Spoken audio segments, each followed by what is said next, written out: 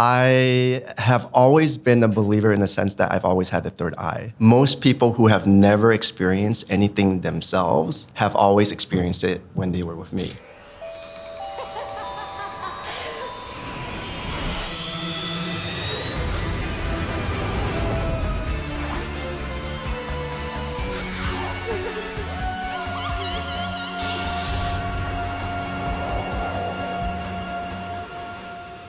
Hi, my name is Utt.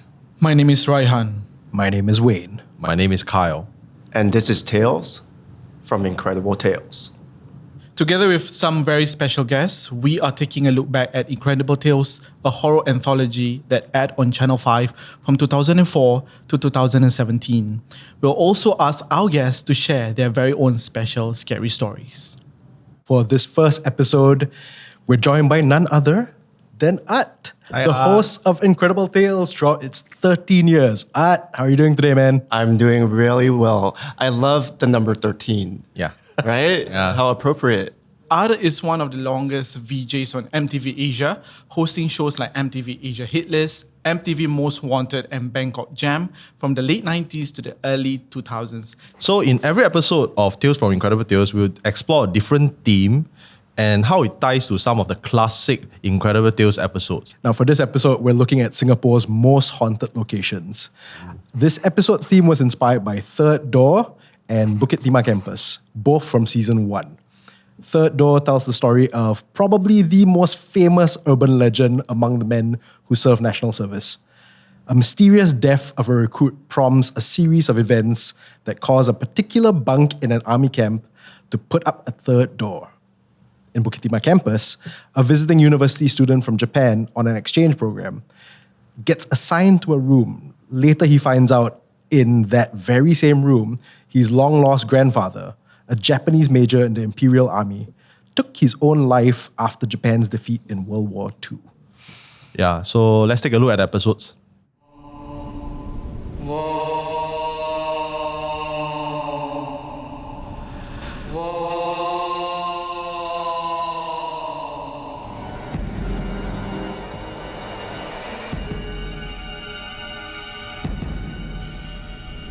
The first video that we show was the third door one. Third door, yeah. Yeah. Do you remember filming those episodes? We had so many seasons that it actually brought me back watching that first season, how it was so new for me and was new for the whole crew and everything. And I look back and it's so classic. It's so classic to kind of delve back into those stories and everything. It has like a very nostalgic yet very, it's like it feels very creepy as well. Yeah. Yeah. The Third Door was based on a widely spread urban legend. Bukit Timah campus was based on a story by Singaporean literary pioneer Goh Sin Tap. But do you think there's some truth in those fiction? I can honestly say now, after 13 years, that I do feel there is truth in the fiction. I couldn't have said that before. Yeah. I've had 13 years of being on location, being with the stories. So I am sort of a believer in some of the truth in the fiction. So have you had any experiences while being at those locations? I recall just being uneasy. Every time we're setting up, because Singapore is such a mecca of different cultures and religions, so the team, the crew, everyone's praying to their gods. And what makes it so beautiful is that then we come together to shoot. Yeah. So I don't recall any particular situation, but just an uneasiness being in that environment. Every time? Or just that one time? Almost every time, but the uneasiness kind of, the extremities of the feelings kind of tend to, depending on where. I think I would give it a scale to maybe like 5 or 6. Yeah. Did you ever have anything higher than like a 7? I do. But once we get to that particular episode, Okay, all right. I'll be reminded. So you have that one episode in your mind? I do. Okay. Because this is kind of like a time capsule going back through to all the different episodes and stories. I might be reminded by something that I might have remembered during that time. For season 1, right, it's your first time going into a horror show, right? I would presume. Yes. So how did young Utt at that point felt like, oh, I'm doing a horror show? It's interesting hearing my own voice because I hear a young Utt narrating the story. It was very interesting for me because for so many different reasons. Like one, having just moved to Singapore at that time. I'm used to hearing stories back in Thailand, but being able to hear stories beyond Thailand and all these different stories in Singapore was just so amazing for me. Were you a believer at that point of time when you first stepped into this scene? I have always been a believer in the sense that I've always had the third eye. Yeah, but I never fully shared that during the time I was doing the show because the producers at the time wanted to keep the host very generic in his thoughts. Understand. You know, whether it's a figment of your imagination or whether there's truth to it. That's why there's always the psychologist Yeah. to balance out the narrative. I like how they wanted to keep it very neutral, Very neutral. And then they got the guy with the third eye. Exactly. So if you see things on set, you just keep quiet. Yes. Oh, yeah. Or I share it with the crew. I mean, Wouldn't that freak them out? well, I mean, like, because we would have breaks and everything. So yeah, we would just sit back and talk about things or like, did you hear that or see that? Or sometimes we don't even say anything. Maybe like the next day before we set up. If you see anything around here, could you save it for like maybe the last day before you tell us? I'm just gonna keep messing with Looking Wayne. around. There's someone behind you. I don't know what you're talking about. I just want to touch on the topic of third door because we were speaking about it. So, do we still have it these days around our premises? Okay, so I mean to set context, right? Third door for it's kind of like a feng shui thing in Asian culture. Basically, if somebody passes away in a certain like premises, then to release the spirit, you usually construct a third door to basically like a ethereal door. But you don't use that door to release the spirit. Third door. That's the purpose of the third door. Yeah. Because in the Malay context, we do have this saying where if someone passed away, you have to cover the mirrors with cloth. Right. I'm not sure whether that's true because there are some saying no, it's not true, but there are some people who believe that if you don't, things can come in and out through the mirror. So that's like a third door for us. It's like a variation of a third. It's quite similar, lah. Yeah. I also think it goes back to what I shared about myself too. It's like for me to learn about the culture here through these stories, it's the same for the audience. When we tell these stories and it crosses to other countries like Malaysian, Indonesian, Thailand, we get a sense of these stories and the people through the stories, through this common link. When you started filming Incredible Tales, was that like the first time that you've been in Singapore for an extended period of time? When I moved over, it was because of MTV. Right. So I was doing music as a genre where I was hosting, and then this was complete opposite. Yeah. I mean, completely opposite of the music genre. So it was very interesting because I was doing something completely different, and then kind of jumping into the deep end. It wasn't like, slowly going into it. It's like, these stories just like smacked me right in the face. So, I came in and there's just so much going on in terms of like, being in Singapore, hosting music and then hosting this genre. Interestingly, I remember I did a casting to host and I guess like I was talking to Daisy Irani years later, and she's like, "It just had to be you," because like it's like kind of like when you get new shoes, it takes a while to warm up. So I think as a host, for me to warm up to the genre was probably the second, third season. So the first season was I was going into it like fresh, like an audience. Yeah. And there were critiques, his accent's off, he's too westernized. And then she's like, just give him time. And I thought that was so cool of her because like, eventually it warmed up. I got really comfortable with what I was doing. I think we can kind of see it as well. Like, it's not like, and in that first season, it's not like, oh no, this is so strange. It was, you can kind of see like, you're really getting into the groove of things. And you're right, by that second season, I don't think, I see what she means because I can't imagine anybody else hosting that show. Agree. Even if you look through the seasons of like like my wardrobe or what I was wearing, it gets more comfortable each season, and I become more myself. Because I think the first season, I was wearing a blazer just like you. Yeah. You look like a psychologist today. I am the expert here for today. You Probably guys coming are all out wrong. with a theory or something like that. So- And then after the first season, second season, we lost the blazer. Yeah. Because I just became more comfortable. Yeah. I would like to pretend like I planned it so that, this is it matches what you were wearing that first season. I didn't actually plan it, but yeah. So why do you think there are a lot of haunted places here in Singapore?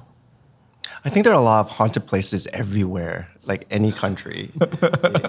But in Singapore, because there's a lot of history. Yeah. There's so much stories because of how compact it is too. But I've been to many places and countries, so I feel there are as much stories abroad as well as there is in Singapore. I'm sure. But it goes back to like the recurring theme where it's like, because it's a Mecca, so you have like different types of stories all in one place. It's like it's a variety of different stories. Yeah. Because it's like in Thailand, it'd be just, usually the stories are just the same stories. Yeah. When I look through the scripts, I'm like, I'm so fascinated because I'm being introduced to something that's so different from what I already know. Yeah. Yes. Now you just mentioned that you went to St. John Island for one of your shoots. Am I right? Yeah, this episode, yeah. Yeah, and this is, and I'm pretty sure that place has a lot of stories on it. So, in particular, when you were there, anything happened not to you but the crew members? I mean, there's an uneasiness. I would probably scale it more higher, like to an 8. So For St. John? Yeah. Wow. Oh, wow. Wow. So that's how we're gonna do things now. The scale. Okay. We have the scale in place now. I'm gonna name it right now, the Incredible Scale. That's a good one. Yeah, that's interesting because, when you reenact something, it's usually when these things happen more often. Yeah. Because, you somewhat or rather calling them by to come over.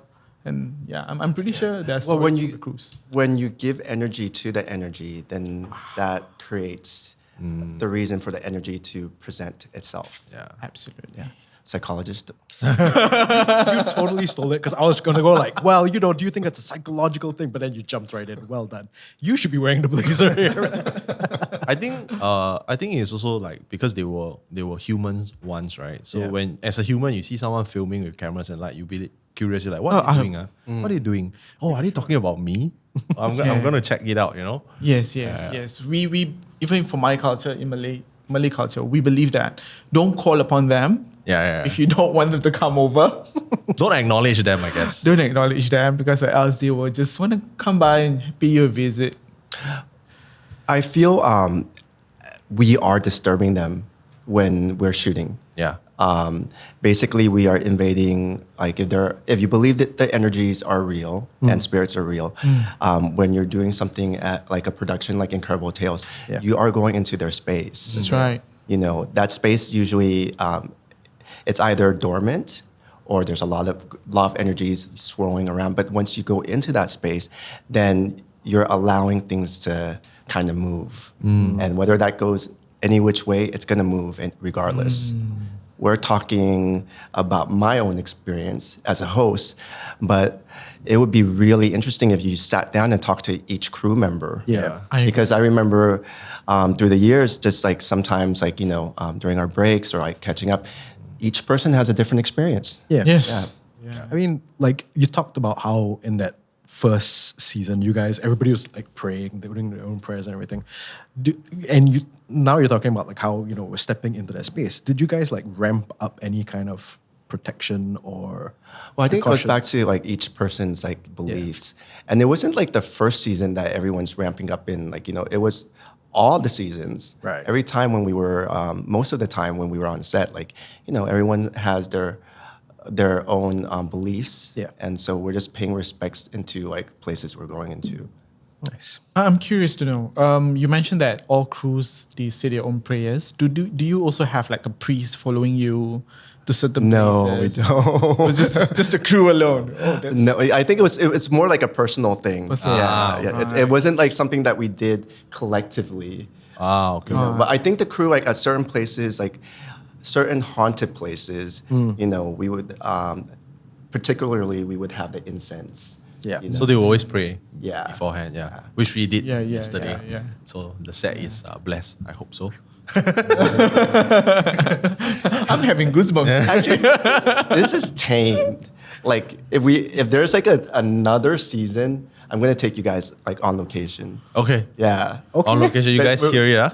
You heard it here. Yeah. We're gonna up the stakes. Yeah. Okay. So one of the bets that Wayne and I have with our followers is that we actually reach a certain amount and then we promise that our viewers that we will do a live podcast recording in a cemetery. Oh. Wow. Yeah, he's not a fan. He's definitely not. But I told him I will make it safe. I will get a spiritual master. He'll be Okay. like a metal detector. Okay. I- You can go home. This one cannot go home. I'm inviting you because clearly you're interested as well. But I'm also inviting you because, hey, if there's more people down there, I'll feel a little bit better. I think the set will have like 20 people. So Yeah. you should be fine. Should be. Yeah. And Wayne, this thing behind you will probably be moving in the real thing. Have you all noticed that I've not once turned around yet? Just to... All right, so this is a question for all of you. If you were to be given $1 million, would you stay in the most haunted place in Singapore? I'm a horror guy. So I feel like $1 million one night, easy. Okay, if I was alone, then I will have to think twice. But if I was not alone, I share the money, then maybe it will be an easy yes. Hey Kyle, let's go together. Okay, let's All go. right. Okay, it's a deal. Yeah. I'm a bit afraid to go with Art because I will be like, Carl, don't stand here. Don't stand here. Carl, don't stand here. He's changing his mind. I think so too. You're seeing where the line is You where the drawn. line is, No, right? because I have friends who also have the gift, and it's very stressful for the friend also. Yeah. Yeah. But I think it's more stressful for yourself because you have seen it. Yeah. You don't want to mention it. Yes and no. I think I went through phases where I felt I was the only one who was experiencing it. This situation happens with me often where people hear stories from me and they always hear all my tales and stuff, my own Incredible Tales, away from Incredible Tales. And most people who have never experienced anything themselves have always experienced it when they were with me. Wow. So in a way, it's made me happy because then I'm like, it reiterates that I'm not the only one who's going crazy. Because I think I went through a period of that. Mm. And then I lose a lot of friendships because of it too, because they Yeah. don't want to hang out with me anymore. Yeah. Oh, It's dear. okay. It's okay. I'll hang out with you. I'm used to it. Yeah. Clearly. I was about to say, you're such a bad influence. Like, he's like, you're going to go, yeah, we're doing this. No, okay, but back to the question. Yeah. Would you do it for $1 million? Yeah, I'd do it for $1 million. Of course I would. Alone. Do it. I mean, like 13 years, like doing this Incredible Tales. Alone, I mean, It's a no-brainer. Alone, yes. Okay. Yeah. Wow. I would. Because I think I have like I'm thinking like more with the money in terms of if I'm there alone, I would probably find a means to appease the spirits and with the money to see what it is that they need in that particular space, whether it's like an altar or like So, bribe lah. yeah. Basically, hey. All prepared. You spend like maybe 20% of the budget. I love how strategic you are about this. You're like, all right, so here's how we'll split it up. I think there is some that I guess there's some like good thing about being able to see because you can kind of communicate to it. But imagine if you're someone who is like a muggle. Like basically a muggle is like someone who has no sense, nothing to the spirit world. And then you're just like bumping into them, being I agree. disrespectful. Then the next thing you know, you gonna haunted. Yeah. So, so it's interesting to hear. If I were to be given a choice of a $1 million, I will probably not because I will be. Really? I will hear someone talking to me. Now I'll hear someone. I'll feel someone touching me, but there will be nobody around me, and I don't think I want to experience that. But you could do so much with $1 million. You can do so much good, Yes. right? You can take half of that and go in like. Now they're bribing me. Vibe continues.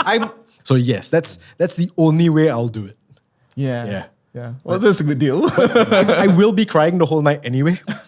So yeah, that's It's going to be a very long night. Oh, I'm sure. Yeah. All right, this has been really great, guys. But before we go, we want to wrap every episode up with something a little weird, maybe a little dark, maybe sometimes even a bit gross.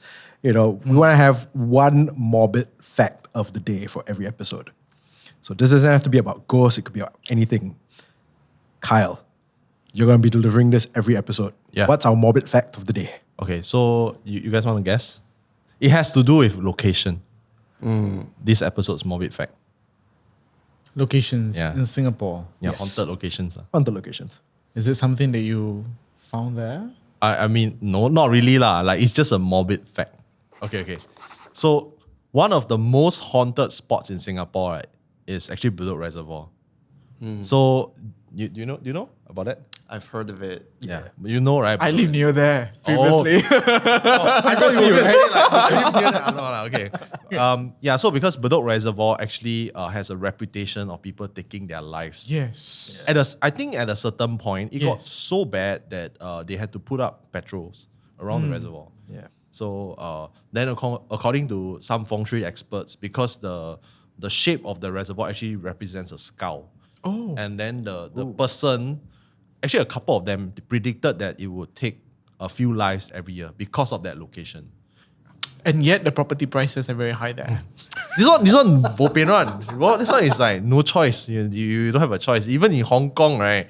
Like the property prices are so insane that people are willing to pay good dollars for houses with a reputation. Oh, I Meaning, like believe people so. died in the Yeah. houses and stuff. Oh, that's interesting. Yeah. That's really morbid. Yeah. That's Yeah. Sorry, guys. That was perfect. I tried to pick up a $2 note. I'm not very proud of it lah. It's not my brightest moment. I tried to pick up a $2 note during the Hungry Ghost Month Oh. at Bedok Reservoir. Yeah, I was a teenager. I was jogging with my sister. My sister always had a very strong sixth sense. She sometimes can see also. So we were just jogging, and it was like 5 p.m. And then I saw $2. I said, hey, $2. Then I wanted to reach my sister. Hey, stop it. You know where are we? I said, yeah, Bedok Reservoir. I said, then why you still want to take the $2? I said, it's $2. He said, no. Some more Hungry Ghost Man. No. Right. All right. Thank you all for tuning in to Tales from Incredible Tales. New episodes goes up on every Thursday evening on YouTube and MeWatch, and on podcast platforms such as MeListen, Spotify, and as well as Apple Podcasts. My name is Utt. My name is Wayne. My name is Kyle. My name is Raihan. We'll see you next time.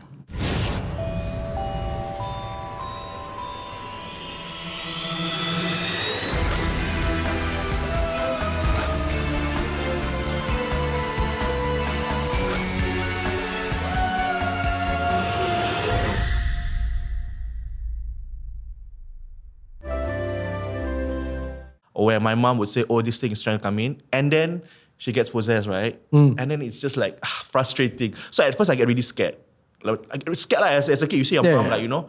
And then as it happens many, many times, you get frustrated because it would happen like during weddings.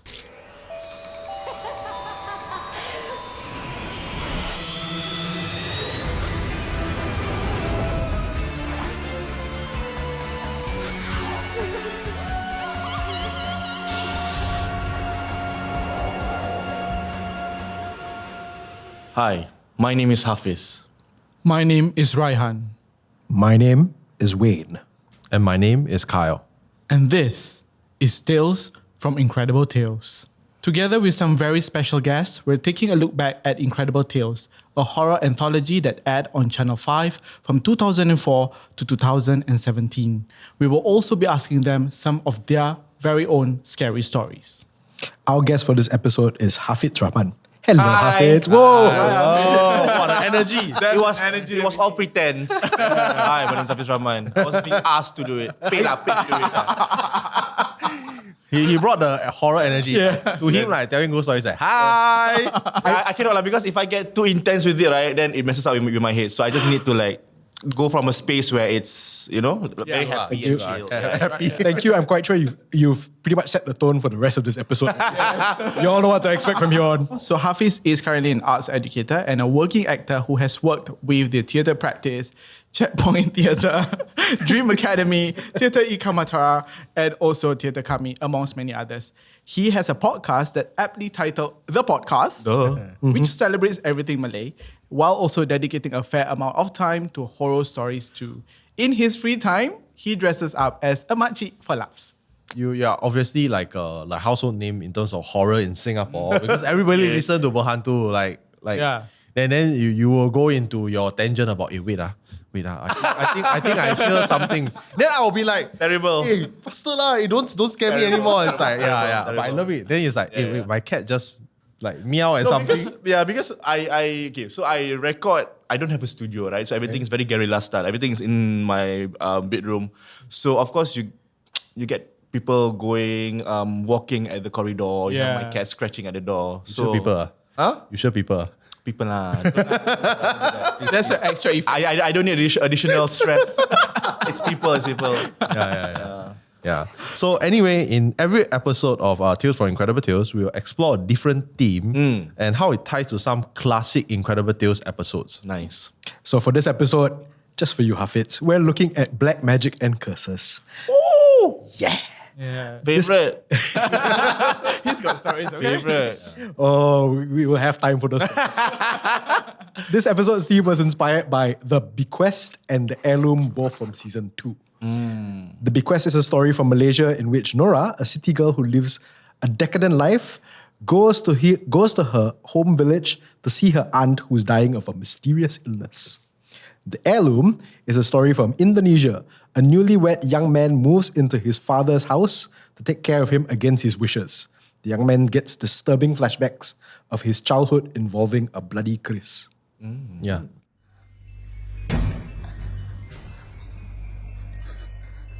Keluar kamu daripada perempuan ini. Keluar!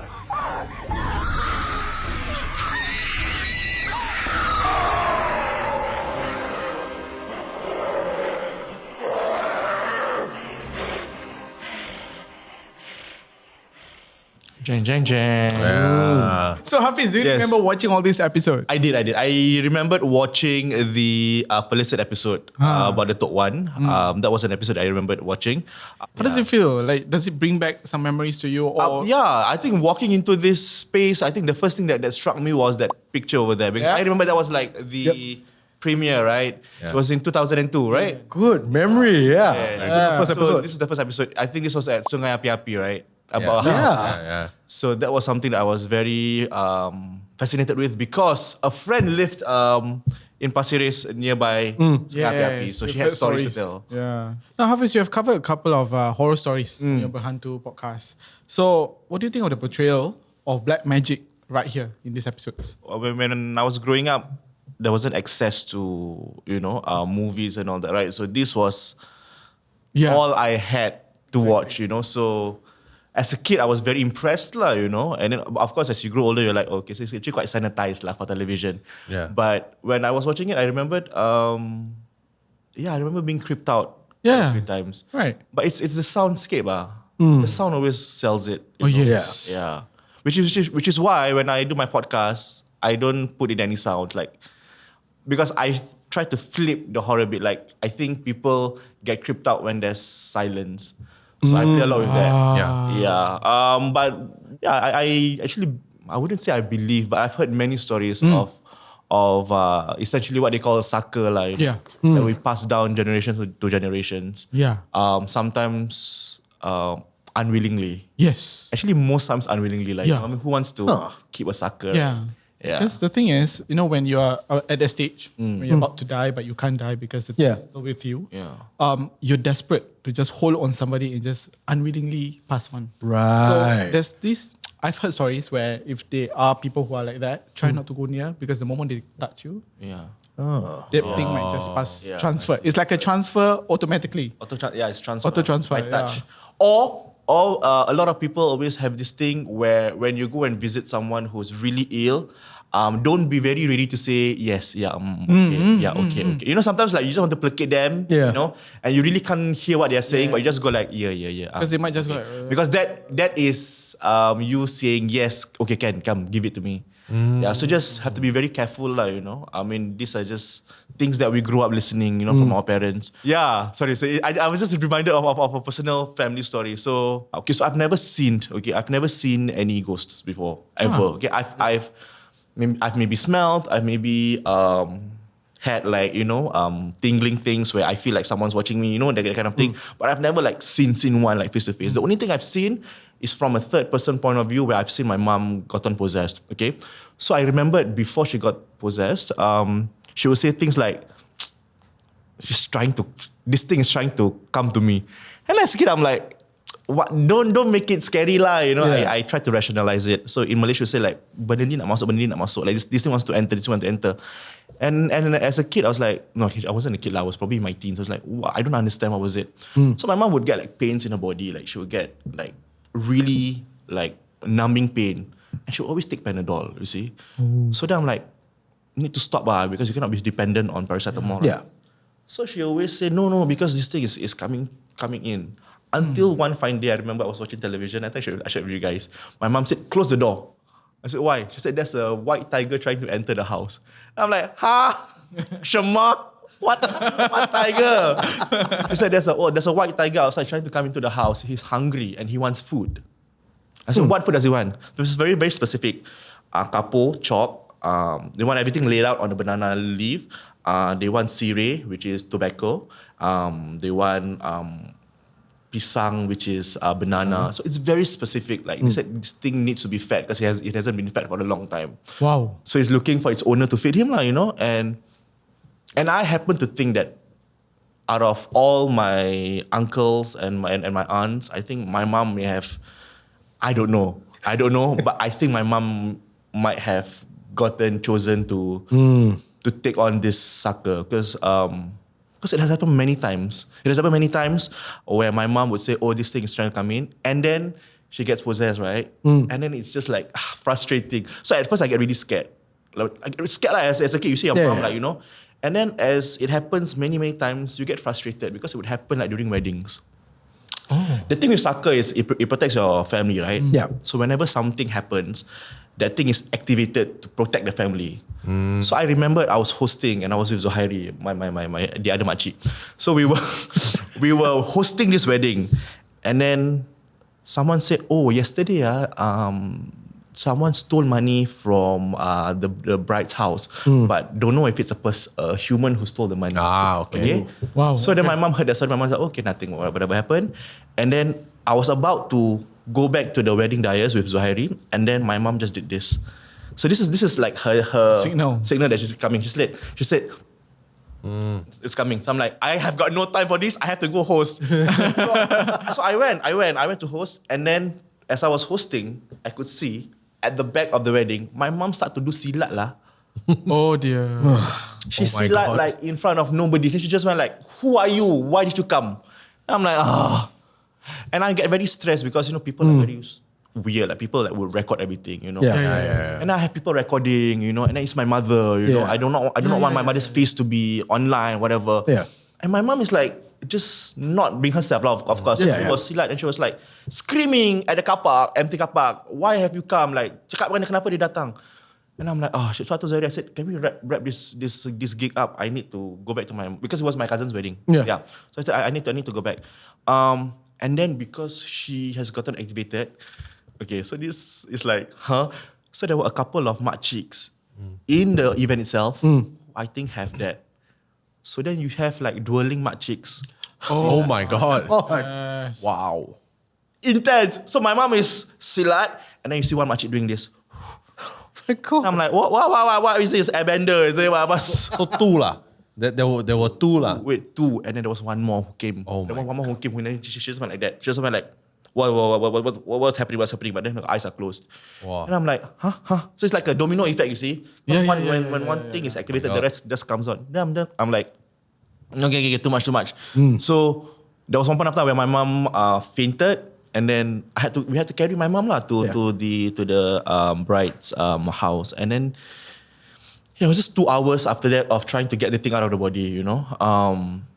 But the thing with these things is that once they enter your body, it's like they mark your body, right? Yes. So that it's very easy to come in and out. So then my mom is very susceptible to it. Thankfully now, my mom is okay. I remember that time we were living in a rented flat. It was at Circuit Road. And Circuit Road is like a lot of Aljunied Chaplau, right? A lot of old people. Yeah. So there was once my uncle came and my uncle said, hey, this place a lot of things. I think I told you guys the story. So there were 2 kids playing outside the corridor. So my mom was doing the laundry. Auntie. The uncle is thirsty. The uncle wants to drink water. Okay? If I ever told you this, okay, so my mom's like, which uncle? No, the uncle inside the staircase, he's very thirsty. And my mom said, what's the uncle wearing? The uncle got the cotton bud inside the nose. Oh. And it happened like 2 p.m. And then my mom said, just tell your uncle that I got no water. You know? So just things. And the best part is that my mom said, I remember going to his funeral the day before. Yeah, and then like in that house, I remembered doubled with the fact that my mom is susceptible to these things. Yeah. So she said like, keluar. Like she'll just run out from the kitchen. And I'm like, what happened? Do you not see the 2 kids running outside? Yeah. I'm like, who got kids? Yeah. It was also in that same house that she said, close the door, the tiger is outside. I have a question. Yeah. Has she gotten rid of it? Do you know? I don't know. I don't think she or one can really get rid of it. Yeah. This is tough. Can you? I think you can. But I think it takes a lot. A lot. So on my mom's end, you know, she has gone through many sessions to sort of fortify her body so that this thing doesn't come in. And the only thing that the ustaz will say is like, don't stop, don't miss your prayers, you know, whenever you can, just zikir and all that, you know, just yeah. Say your prayers and all that. Yeah. Do you have suspicions of who passed it on to her? You don't have to say who, but it's pretty obvious lah. Yeah, I probably think it's from my late grandmother, you know, because I've heard stories of my late grandmother when she was pregnant, like 6 months pregnant with a full belly, just lie down on the floor on her tummy, like a crocodile. Ayo. Yeah. So you see, when this thing has taken over you, you can do non-human things. Like your touch can be magical, right? Maybe kind of things. And the reason why I ask is because if let's say if it's still there, then Who's the one? Who's the next one lah? Yes, who's next? That's the question. That's the question. So can I didn't apply for this.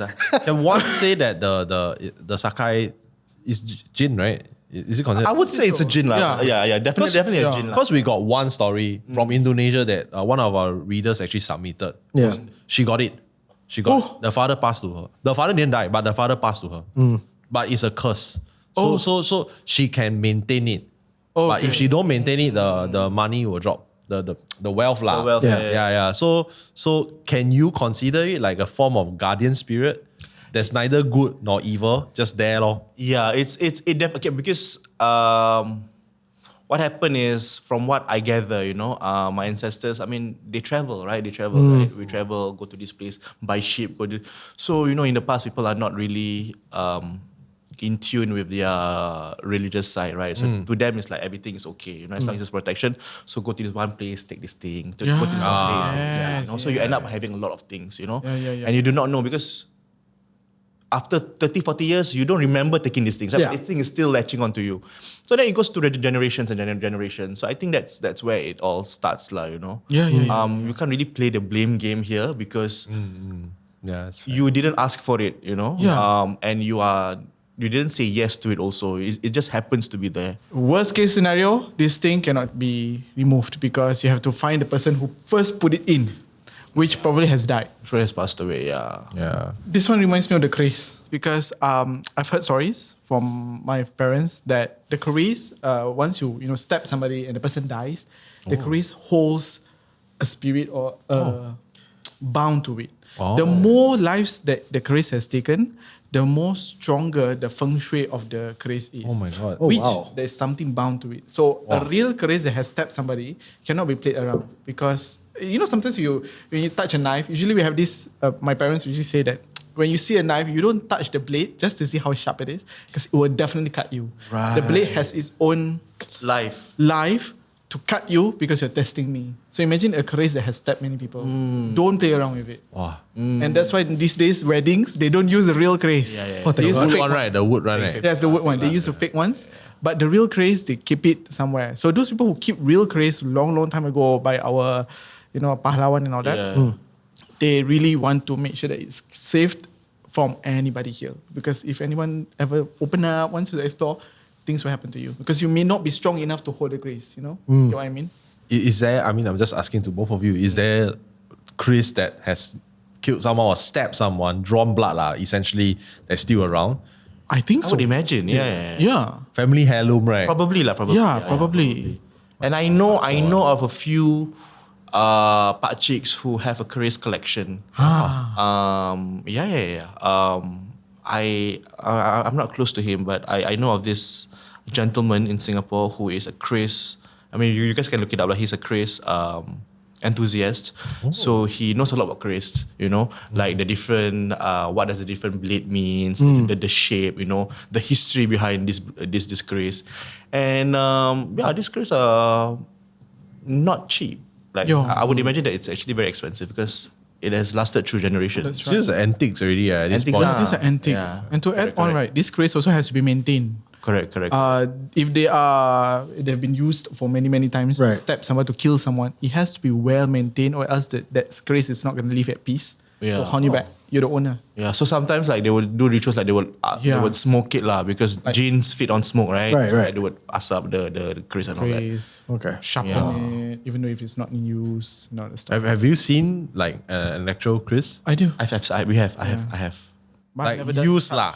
No. No, as in like, not used. As in you've seen a keris that was used before. Yeah. But it's just looking because I remember doing something with Malay Heritage Center, and then they were just interviewing this gentleman, and he brought like maybe 4 or 5 of the keris, and he was just showing us like the different types of keris. And I looked at it, I was like, interesting, very intricate, And it's like some of it is like made with real gold, Oh, wow. so it's really like quite solid. So is it like a taboo to not touch a keris?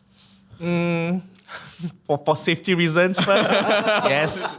But taboo, I would imagine wouldn't lie. I wouldn't. I mean, I personally wouldn't, and I would encourage you to not just indiscriminately just touch things that you don't know. Yeah. So for Carl and Wayne, what's your personal take on black magic? I want to hear Carl's first. Walao, why? Because I'm half Thai. That's a quick assumption, No lah, I'm kidding. But Thai black magic is intense. That's like, I heard of this thing where, and please correct me if I'm wrong. When we talk about black magic, we always use it to just disturb or just to scare. But Thai black magic is like, if they do it to you, it's meant for you to die. Death curse. Yeah. There is a seriously? death curse. It's like to mati lah, to die. But- It's not to like play anymore. Yeah, but I think because the Thais, they are mostly Buddhist, and it is a karmic cycle. So they believe that if you use black magic, it takes a part of your soul. So you go straight to hell.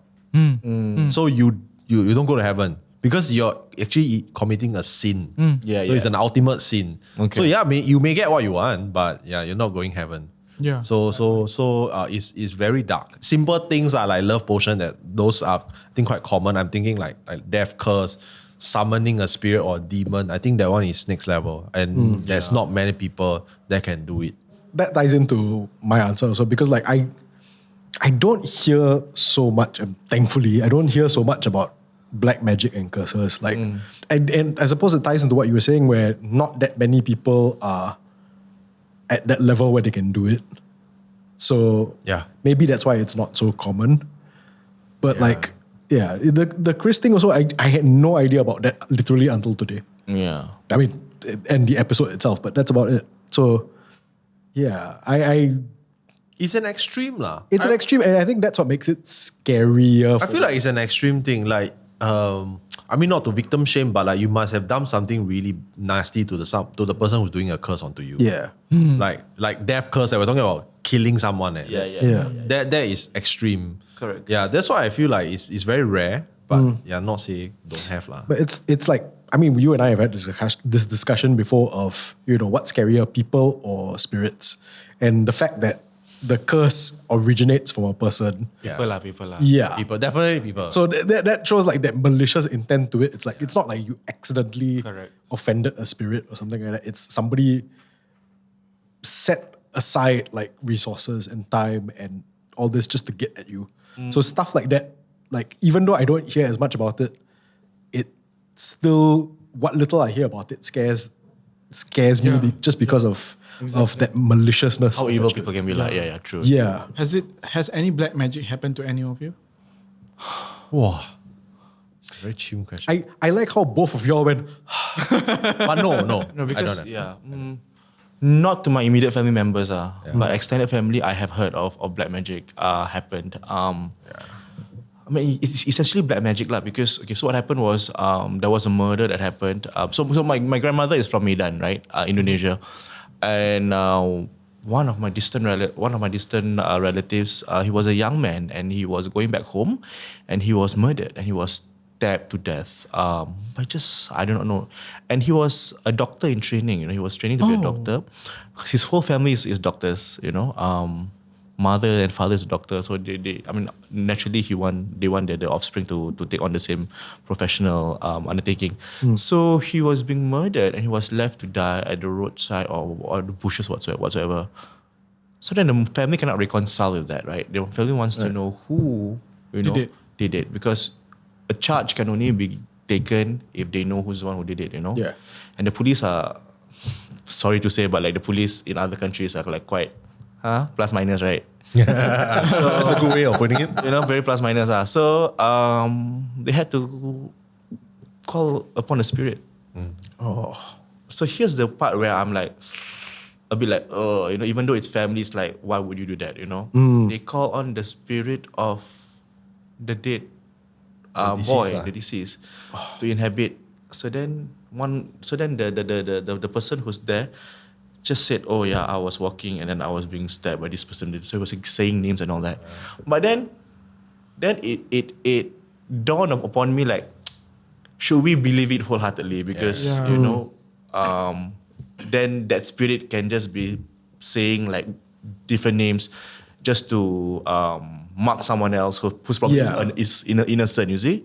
Because we know that these things lie and deceit, right? It's been written in text, in religious text and all that. Their job is to sesatkan, anak Adam, or like for a direct translation is they are meant to stray you away from the truth, right? From the child of Adam, right? So that's their motive, So then you really have to take it with a pinch of salt, But they did that ritual where they call upon the dead person to inhabit the body to tell everyone what's happening. And the police is there. Oh my God. That's interesting. Yeah. But So like take testimony from a possessed person. I was about to say, are they taking notes? Like what? But then like the Thais, the Indonesians are very spiritual, So for them it's probably more real and more true. Yeah. As compared to us. For us we really like cannot. It doesn't work with SPF, right? For them it's like maybe it could, because it's a village and all that. So perceptions and mindsets are very different. Yeah. And this happened like maybe 30, 40 years ago. So did they catch the times guy? are different. They did. I mean, Based on the spirit. Right. But that's where I know the story until that's it. I didn't know what happened next, but it was something happened. It was the one who told me was my mother. Yeah, interesting. Because I read out about stories in the Chinese culture. I think more of ancient China. If let's say someone gets murdered and they cannot solve the murder, right? They won't call up the spirits to ask. What they will do is that they will turn the deceased into a vengeful spirit by addressing he or her in red. Red, paint the nails red, everything. Yes. So the deceased will come back as a spirit and go and basically find the one who caused the death. Yeah, more of a direct approach. You go and settle lah. Yeah. Because they have no way to solve the crime, what? Like, people commit suicide in rape. Oh yeah, that one is It's like they want to be the one coming. They want to come back, but same thing. It's a karmic cycle. They go to hell. Because it's the ultimate sin, one. You kill yourself is the ultimate sin. That's true. Of course. Yeah, so the karmic cycle. It's interesting. So in the episode, right? So most of the episodes, there's the psychologist, Dr. Melgill, the very popular person. Yeah. So he appears and says that he gives rational explanations to it, and then he says that, for example, the mind starts to look for bad things to happen when, let's say, in rituals such as the creeds are not followed. So what do you think of that assessment, of the rational assessment from him? As a kid watching Incredible Tales, whenever his segment came on, I was very frustrated. Same. Dr. Melgill loves my videos, by the way. He has commented one of my videos. You're so funny. I said, so thank you so much, Dr. Mel. Thank you for being such a fan. I like your work also. Really. As a kid, watching him on screen, I'm like, I don't need to rationalize anything, This guy is just trying to, spoil the whole experience, because we all love the experience of but as I grew up, I appreciated his diagnosis and whatever he has to say, because sometimes, because the mind is a very powerful thing, sometimes when things happen, and like I said, and I think I've shared this with both of them, when at the height of my mom being, talking to herself and all that, I have not ruled out the possibility of, is my mom schizophrenic? Is my mom bipolar? Is she hearing voices? Is it really voices from the spirits, or is it because of trauma and all that, right? Yeah. Because she has gone through my grandmother's death, and then she went through a divorce, and then having to take care of 4 kids and all that. So all this trauma maybe has manifested itself into something more sinister in terms of mental health, right? So I've never really said to anyone, or like said to myself, oh, my mom is just downright possessed. No, I've always tried to rationalize it with science, like maybe it's just a way of coping with things. Yeah. But of course, like I said, there is also a point of time whereby there's really no explanation, scientific explanation, and then you're just left with that smoky gray area where it's just, then you just take it at face value, just take it as it is, Yeah, I would never want to dictate your life just being spiritual, I mean, it's important to be spiritual and be religious and be in touch with your religious side, but also understand that your body needs medicine, your body needs care, you need to at least do something about it. Dr. Melgill would be so proud of you. Yeah. So proud. He's going to comment on this video. We need to get him on the show, man. I think it was last year. I think one of the videos I was dressed up as a machi, and it was like, you're so funny, I'm such a fan. I'm like, that's very familiar, Dr. Melgill. The Incredible Tales guy. Yeah. Right, so this question is for everyone. If you could curse someone in a completely harmless way, what would you do? Would you curse them to lose one sock, or curse them to have something stuck in their teeth? To lose one what? Sock. Oh. Or any kind of harmless curse. Or anything. Harmless curse? Yeah. There's no such thing as a harmless curse. Any form of curse is going to give you some form of... I agree, yeah. It's not harmless, the harm is lesser. Yeah. Playful, I guess. But still, the act of cursing someone is just like, oh. Okay, because I'm pretty sure he wrote it, so I want to ask you first. It'll be something stupid, absolutely be something stupid. So, like I said, something stuck in your teeth when you're going out on a date. And that just ruins your date. Something simple. I like how all y'all looking at me now like, oh, you're so weak. You're so weak. You with your Thai. No. It's a harmless curse, guys. Harmless curse. By Thai standards, huh? The incredible scale standard. Incredible scale, this is a negative 5. Yeah, probably. Maybe if you ask me this as a kid, my curse is like, all my teachers could give me good grades. Oh, that's good. It's like a blessing to you. It's a harmless curse. Yeah. But now I'm quite... I wouldn't wish anything for anyone now. Same, but I mean, just for the sake of fun, right? Yeah. It's like every time he take out one change to put, like, you will take out your spare change, like, then the next time he put on the same pants, the change is still there. Oh. So you get very annoyed. It's like, I thought I put the change already, then you can take again. I put the change already. That's a good problem, man. Yeah, you just happen to have more money. So it's like a unlimited money curse, but then at a very annoying pace, like 5 cents. It's like, why got 5 cents again? Nice. Oh, yes. Would you do? No, I wouldn't. You wouldn't? I wouldn't, because I believe in karma. Whatever we do to others, we'll go back to us. Yeah. If we do bad things, it will go back bad things will happen. So yeah, if we see good things about others, good things will happen to us as well. So Frustrating. Sometimes it's frustrating. yes, sometimes it's frustrating. To not be able to Sometimes do it like, sometimes you just want to go like, but yeah. yeah. All right. Well,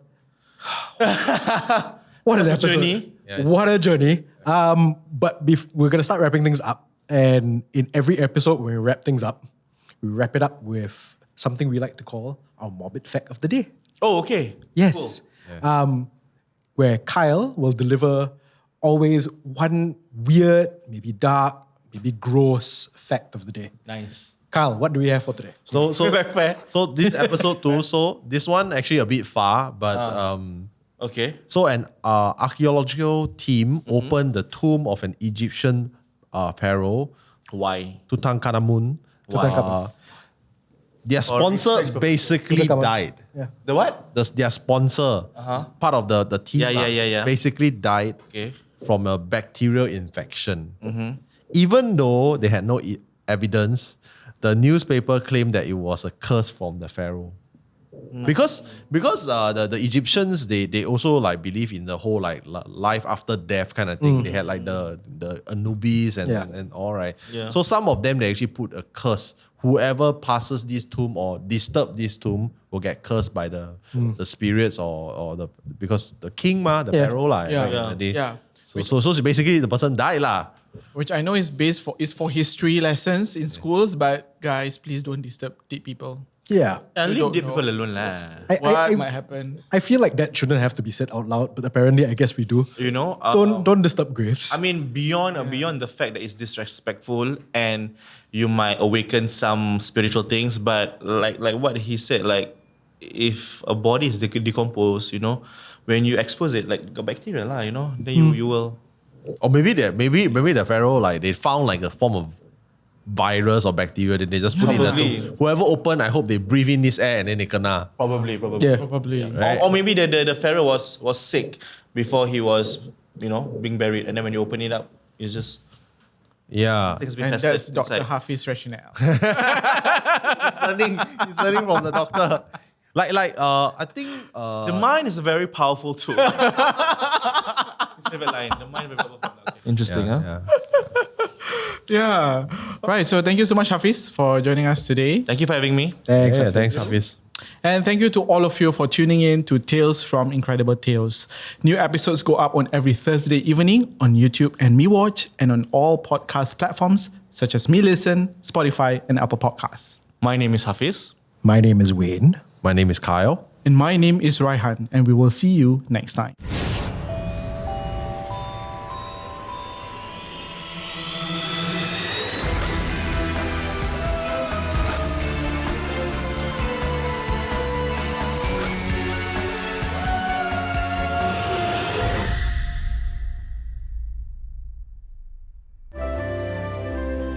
Wasn't anything that felt negative. It was more playful. I mentioned it to my friend, and it turns out that I guess his uncle or someone in the house has that, the guman.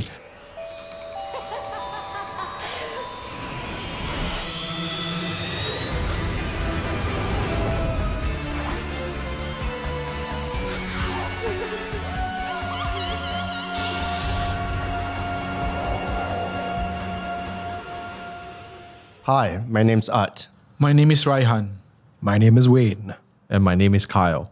and this is Tales from Incredible Tales. Together with some very special guests, we're taking a look back at Incredible Tales, a horror anthology that aired on Channel 5 from 2004 to 2017. We will also ask our guests to share their scary stories. This episode, we're once again joined by Utt, the host of Incredible Tales throughout its 13 years. Hi, Utt. Hi, guys.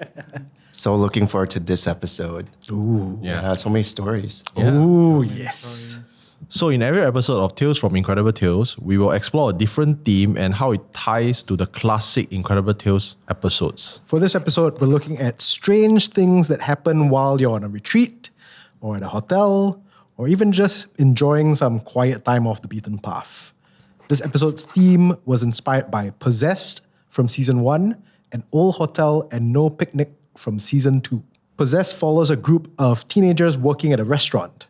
They all stay over at a chalet, but little did they know that the chalet already has an occupant whom they can't see. Soon after they step foot into the chalet, it possesses one of them and wreaks havoc. In Old Hotel, a young chambermaid gets a job in one of the oldest hotels in Singapore. As she dutifully goes about her job through the corridors of the hotel, she finds that the hotel holds a terrible secret behind its creaking doors. Always creaking doors. And in No Picnic, a young couple goes on a picnic in a remote part of Choa Chu Kang. While the boyfriend is preoccupied with setting up the picnic, the girl encounters something that changes her and ultimately terrorizes her boyfriend. Let's take a look.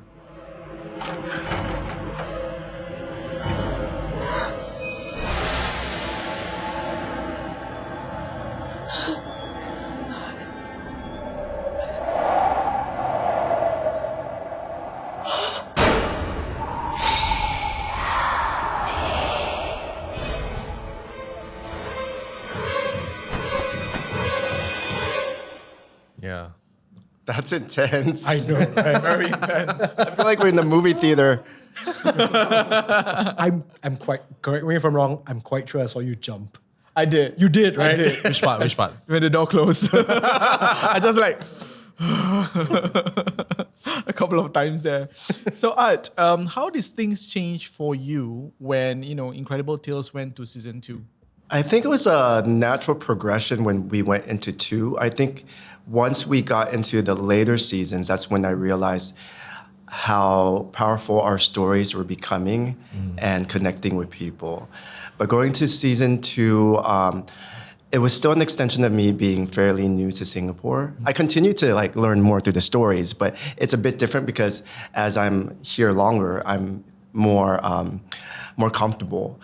But it's kind of like when you're wide-eyed and you have no idea of this new culture or new place that you're coming into. And I have to agree because the second season has even more intensified scenes. Yeah. More jump scares. Yeah. Yeah, I think the second season, they show a little bit more of the spirits. Yeah. Yeah. You see a little bit more of the spirits. Yeah. What was the gap between shooting for season 1 and season 2? Was there, did it jump straight into it? Sometimes we would have a year or two before another season, but the first couple of seasons were sort of back to back. But what I found interesting is basically when you think about these stories, you would think of the scenario and situations being at night. So seeing these stories told where it's in broad daylight gives a whole different context to it. Oh, that's true. Even the chalet was during the day. Yeah. Because you would least expect anything to happen in broad daylight. Like that last bit where the guy walks away from the door and then you just see the lady standing there in this last clip. That's it feels like a very... no, it's not going to work, man. It's not. Again, I had a hard drop there. He thought it was real. Exactly. I mean, whenever okay, never mind. Look, you're an actor. You do this for a living. You can't do this to us, man. It's a little too convincing sometimes. Yeah. Exactly. The stories here, which are Possessed and Old Hotel, they deal with ghosts from Singapore's history, from the time of colonialism to the Japanese occupation. So in your experience, what are some of the places where you think the echoes of our past are still a little louder? I think everything you just mentioned right there, those echo a lot louder because they're more rooted in history. We only get a taste or hear stories, but we don't know what actually happened. Yes. So what actually happened could be so much more darker and further than what we know. I wanted to ask, were you on set for shooting the links? Because I remember some of the links for this episode shown you were in the forested area. Yeah. How was it like? The forest areas, as in all areas, I keep on saying this, is you have to just kind of go into it respecting the space that you're going into. For me, it's always a bit different shooting at night versus during the day. I feel at night there's more energies that are around. But I would be really interested to get accounts from the actors. Because like as we're revisiting these stories, it's interesting to see the actors, and some of the actors are very good, and to find out if they had any experience. Because we're talking about the crew, right? But you also have the actors as well. Yeah. Yeah, definitely. Yeah, I think it would be quite nice to actually at some point revisit some of these episodes with the cast and the crew as well. Exactly, because you never know what might happen to them, right? Yeah. Especially when they are acting out that particular scene. Which speaking of which, because in both Possess and No Picnic, a spirit sticks over one character. So what do you think makes a person susceptible to possession? Or is it like a particular type of person that will always get it, or is it just a wrong time, wrong place kind of situation? Well, I'm not an expert in giving like a formal answer to that, but I can only give an answer from like my own personal experience or like my thoughts on it. Is I feel certain people are more attuned. I think it has to do with your energies at a certain time, whether you're in a place of, I think people who are more depressed or maybe like going through certain situations, their energies are lower. So they're more susceptible to energies that might come in. So if you're not in the right place in terms of like your feelings and stuff, I do feel that energies can come in a way to take over you in a way. To the point of possession, I don't know. It could. Yeah, I've seen real life possession before. It's really weird. Yeah, so basically I saw one of my oldest friends that I trust the most just flip the switch just like that. Wow. Yeah, I had a nun in Thailand who explained deities and spirits, and when deities possess you, it's different. It's a different energy versus like a negative spirit taking possession over you. I think it's a lot has to do with like because it's a whole different territory, and it's like when going back to your question about how people who are more susceptible, I think it's more like a radio frequency when you turn onto a radio station. So you just happen to have that particular signal that kind of tunes in with their signal.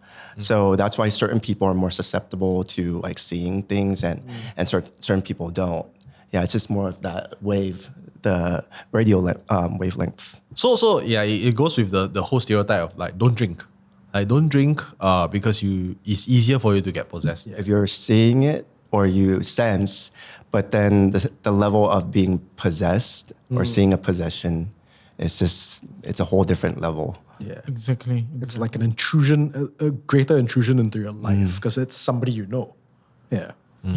Yeah. So in my culture, we believe that possession can happen in two cases. One, it could be a work of somebody else. It could be like somebody else send off something to you, possess you because hatred or something.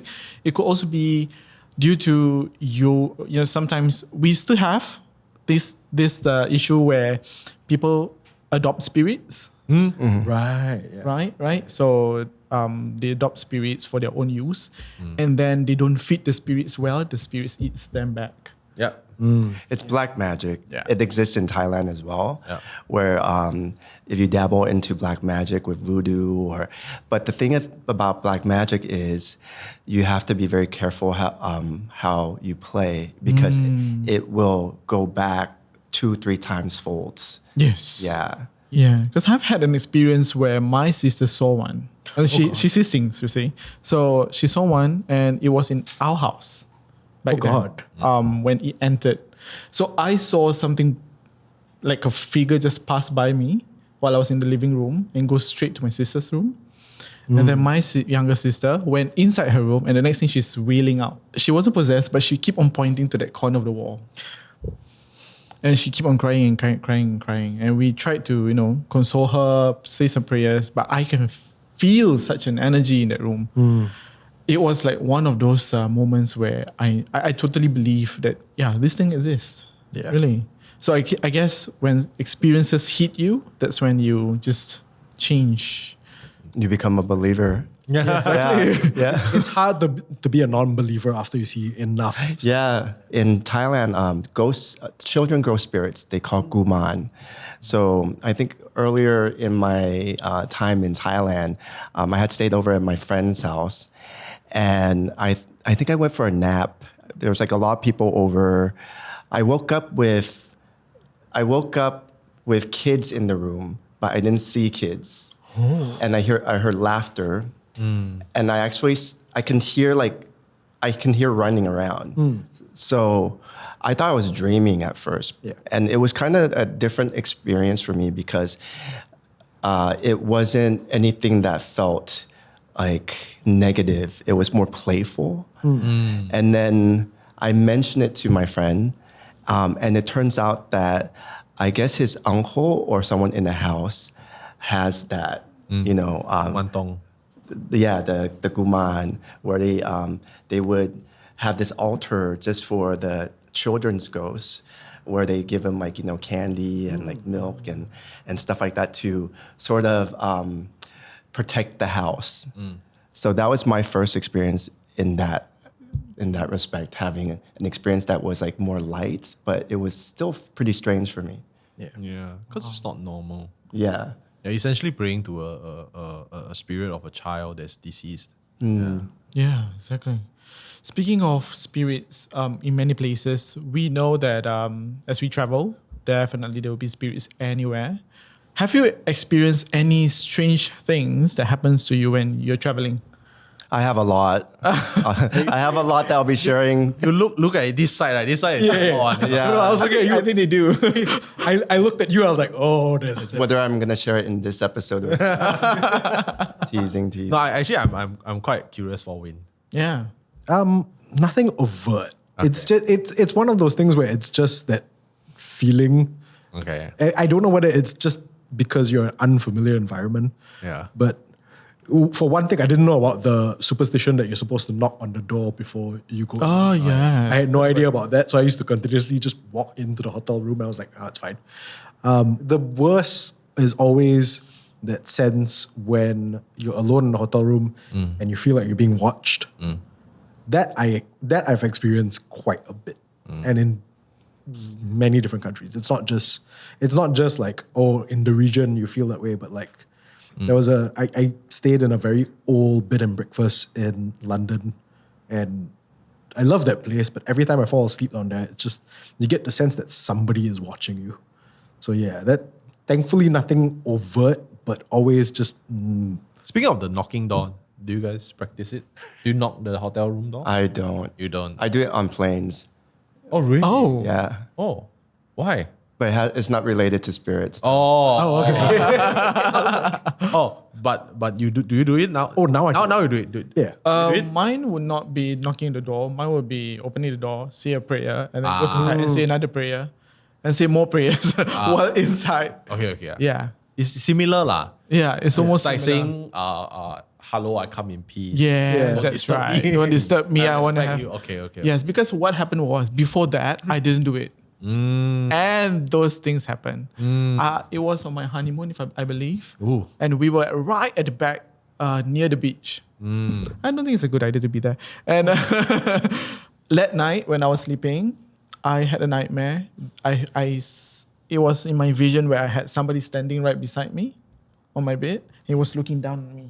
Oh God. While sleeping, I was looking down. So I had, my wife woke me up and I realized that, it was just a dream. But spirits can also disturb you in dreams. It was like, no, I was inside my body, but I was looking up to the spirit that was looking down towards me. Oh my God. Yeah. And I can imagine, I can still vision it, like he's wearing white with black hair, but when I open my eyes, it's not that. It's a he. Oh. So, yeah. Somehow that seemed to frighten you even more. Yeah. Because it's not normal. Yeah, it's not.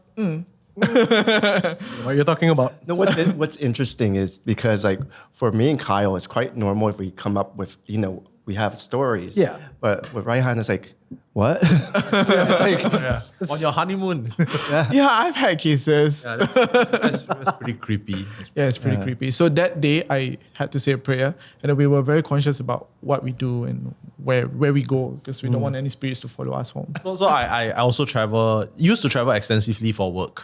There was one project that took me around Southeast Asia. So by that point, I've seen it all. Like, Wow. because when you're doing production, you you're usually trying to save money, especially when you're the crew, right? So you stay in really weird, like creepy hotels, pretty dingy. Then I stayed in a particular hotel in Myanmar. Oh my God. I was supposed to stay 2 more days just to sightsee myself. That was maybe a couple years back. And I left early because I felt that hotel was super dirty. I can feel it to my bone.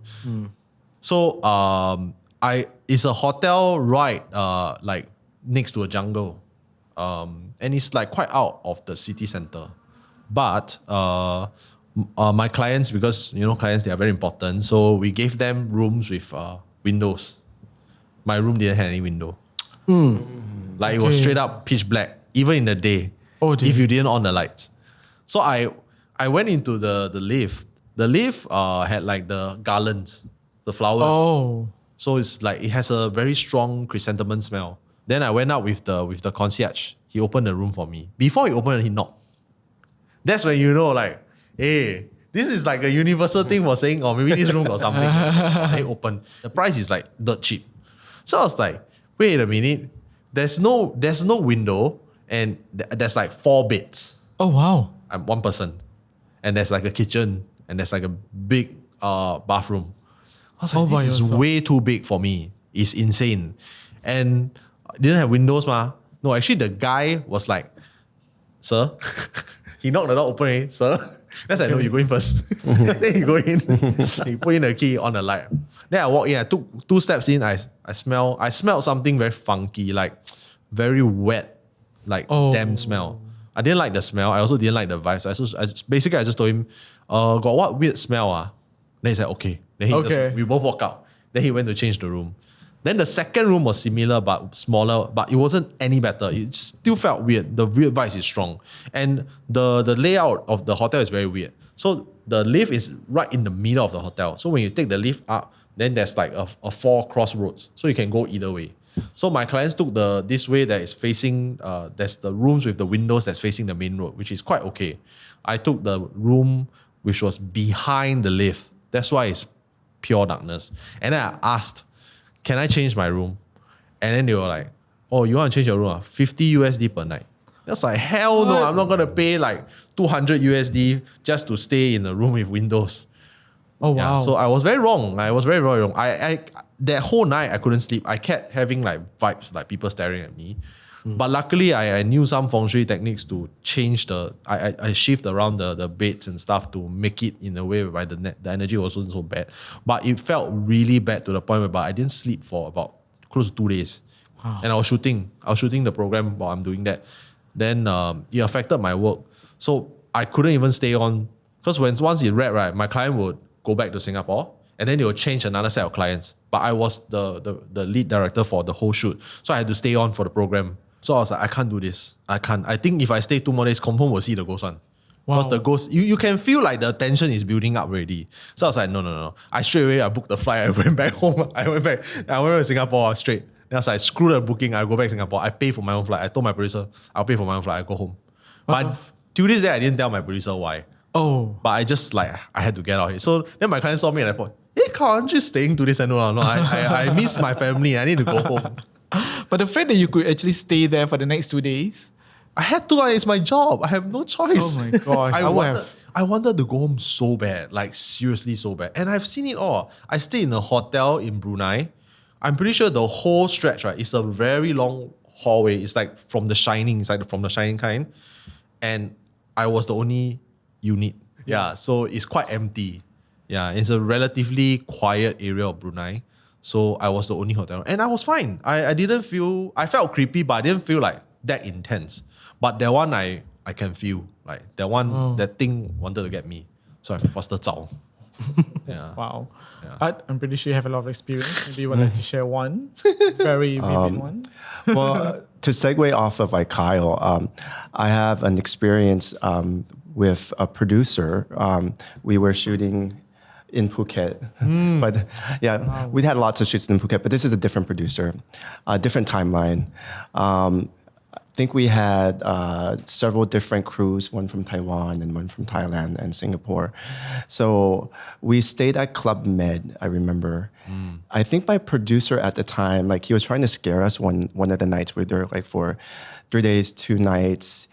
And I think at 11 or 12, like I remember it because like I heard some, like I had my headphones on. So I was like on my laptop, but I think he went around the different different rooms and trying to scare people. So he was throwing like pebbles or rocks or whatnot. And I look back and I remember vividly, I heard like, but for me, I didn't think it was spirits. I just heard noises. And then the next day, I guess we all flew back. And then he didn't come to work for the next 2 days when we came back to Singapore. And the stylist, makeup artist was telling me, she's like, did you hear, like, he's not doing really well. He's like very sick. Oh. Like he brought something back with him. Oh. And then that's when we kind of connected the fact that he came back and he was just very withdrawn, very depressed. And it turned out that he had to get a BOMO to basically, find out what was going on with him. So he had brought the spirit back with him. Yeah. So what had happened was that because he was just running around and probably did not pay respects, and we had this talk about how when you go into the forest or you go into certain areas or you see incense or whatnot, sometimes you might be stepping into certain things or places without knowing that you're actually intruding. So the Bomo said that he actually intruded on a spirit that was not happy. And it was a woman. So he could actually see her. And he said the only way to get rid of her or is to bring her back and do like a little ritual back in Phuket. So that's what he had to do. You was the producer that was playing pranks lah. Yeah. And usually I'm the one who's playing pranks. But like, I took a night off. And maybe because I know better than to do pranks. So yeah, it's a producer who was doing pranks a lot. And then he got pranked at the end. Wow. With like the spirit going by. Yeah. Wow. Okay. So do you all have any tips to ensure that you guys, travel safely? I would say just bring any religious objects that you have, whatever your religion is. I think it's also to make you feel leveled lah. I have one. They usually say that if you would like to book a resort or hotel, try to make sure that it's not in between 2 forests or 2 jungles, because that's where spirits paths across. So I don't know. Before. I've never heard that one before. Yeah. There's a lot of rules. Like there's one like never book the last room in the hallway right next to the fire exit. That's usually the most haunted one. Oh, is it? Yeah, like in some culture, 13th floor is a no-no. Oh, floor is a no-no. Yes. Yeah. Yes. I think in Taiwan there's no 4th floor. Oh. In Thailand, all the condominiums, they don't have it as 13. They have it as 12A. Yeah. Yeah. 12B. Yeah. I've noticed. Like 3A, 3B, M, that kind of thing lah. Like they play around. It's still 4th floor lah, but they rebrand it as a different floor. Yeah. Right. All right. So this is a question for our audience. So what's creepier to you, an old hotel or a resort that's near a jungle or forest? Wow. I feel when things are more older or like it's like it reels in those energies. So you prefer an old hotel?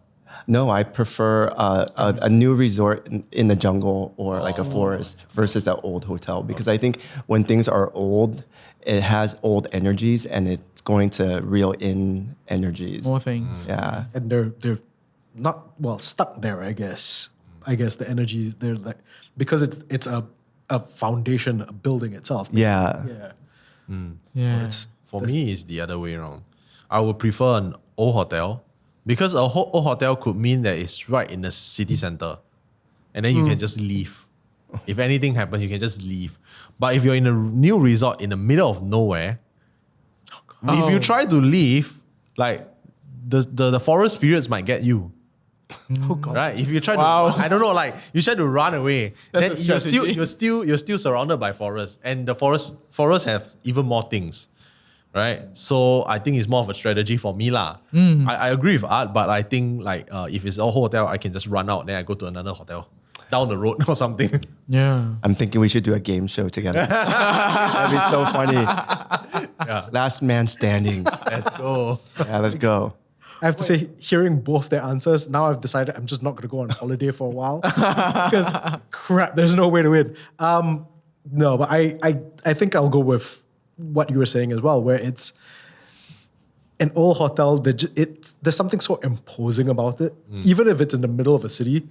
It's like you were saying, the energy. I couldn't put it into words like what it is about these old buildings that just. They're so imposing. But yeah, it's the energy. It's a very oppressive energy to it. I don't know whether the energies are good or bad. Mostly bad lah, but Yeah, probably. But yeah, I new resort in a jungle, yes. All right. So for myself, because I've had experiences for both. Oh. Old hotel and also in the jungle. So this is a very hard pick. It's hard. I don't want both. But if I would have to go for both, either I'll go for a old hotel. Simply because like what Carl says, if anything happens, you can run out. Because I've been in a resort near a jungle, in fact, just beside a beach, where I was touched by a spirit in the room. And when I ran out, it's the jungle. So I'm like, part 2, guys. So I'm not going to do that. maybe that was like the bait. Like, let me touch him, then he will run out to the jungle. That's where I get him. Exactly, maybe. So I'm like, okay, that is not what I want. So maybe the city is much more safer. You know, if anything happens, I can just run out to another hotel. Yeah. So old hotel for me. Nice. There's no winning in this game. Yeah, you lose. It's like a horror movie, right? That's right. It is that time again, Kyle. Yes. Our one morbid fact of the day. As always, we said it before, this doesn't have to be about ghosts. It could be about anything. But Kyle, what is our one morbid fact of the day? Anyone here scared of clowns? Oh, I'm sorry. Are you afraid of clowns? Not really. Are you? Yes. Do you have like what's that word for clown phobia? Oh God, I'm not sure. There's an English word for it, like Yeah, I can't remember what it is, but yeah. the fear of clowns. Yeah, I didn't realize I was scared of clouds until I saw Ronald McDonald. And I was so scared of him. And then recently there was a Halloween party where a little child dressed as clown, and I was standing like 10 feet away, and I was just staring at him. I was like, no. Sorry, before we continue, Ronald McDonald. I thought Can be quite creepy, right? maybe, but I thought you were gonna say like Pennywise from It. Oh, that's I think that one is like on the Incredible scale, right? It's like Oh yeah. that's a 10 plus plus. okay.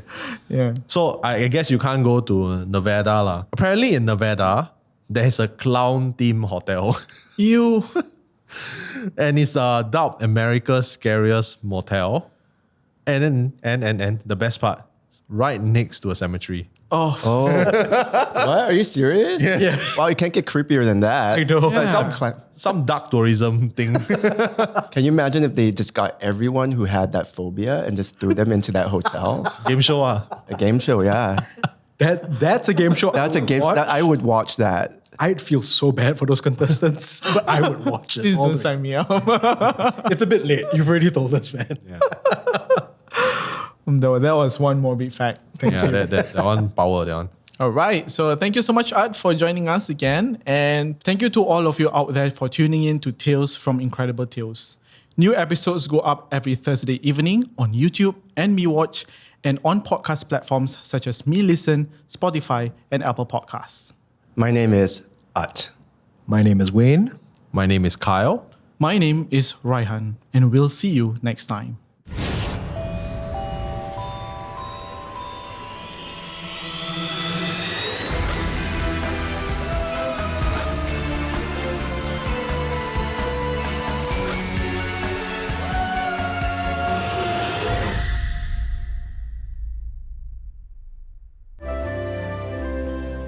About to fall asleep, like the lights go on, off, on, off. Oh, on, dear. off. You were alone, right?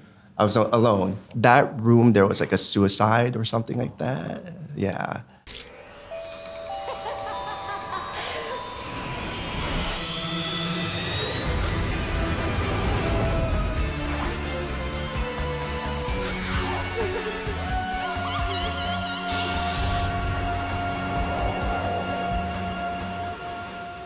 Hi, my name's Utt.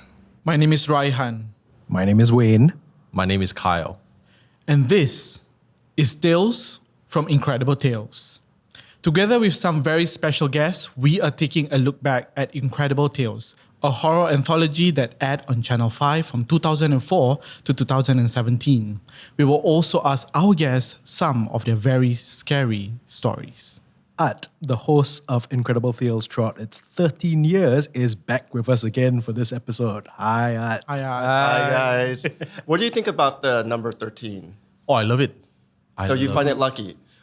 My birthday is on the 13th. Oh, I guess I'm born to do this. I'm born to do horror. Yeah. My 21st birthday was actually on Friday the 13th. Oh, you're Yeah. really born to do this. I don't know.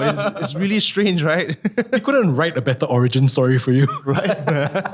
I've always never had a problem with the number 13. I never really understood why people like found it unlucky. Yeah. It's a westernized thing, I think isn't so. it? You're right. Yeah. Because here it's like 4 is the unlucky number, right? 4, yeah. Yes, 4. Yeah, but anyway, welcome. In every episode of Tales from Incredible Tales, we'll explore a different theme and how it ties to the classic Incredible Tales episodes. So for this episode, we're looking at ghostly job hazards. This episode's theme was inspired by Taxi, The Lift, and Previous Tenant from season 1. Taxi tells the story of a cabbie who hits a young lady, flagging him in the middle of the night. To his horror, he discovers that the lady he hit has been dead for 3 days from a stab wound. Since that day, he and his wife have become the target of a curse from the dead lady in a red shirt. In The Lift, a power plant worker is alone on a graveyard shift in the middle of the night, but he soon realizes that he was never alone to begin with. Previous Tenant is about a man who rents an office in one of the posh buildings in Singapore. One night, he gets a call from a client, not his, but of the former tenant who died a year ago. According to the client, he has been talking to the previous tenant all along, as recently as a week ago. So let's take a look at the episodes. I wanted to stop for her, but that would mean missing my reunion dinner. So I decided not to.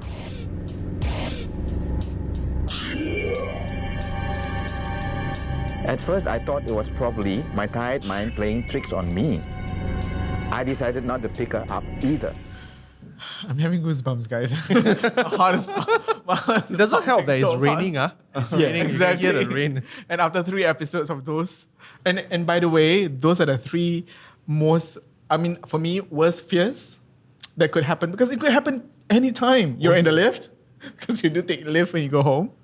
You're driving at night, and when you're in office alone. They're all relatable situations. Yeah. Situations. It's funny because like when we were rewatching these episodes, I realized that Taxi One was the first episode of Incredible Tales I remember watching. Really? Yeah. And it's not like I picked it because like, oh, we got to get the first episode I ever watched. It was only when we were rewatching, I was like, that was the first one I ever watched. Yeah. And I think I think the fact that it's slightly comedic kind of hooked me as well because it's that nice balance between horror and comedy. So I think the way it's shot, it's very interesting going back to watching these episodes. Yeah.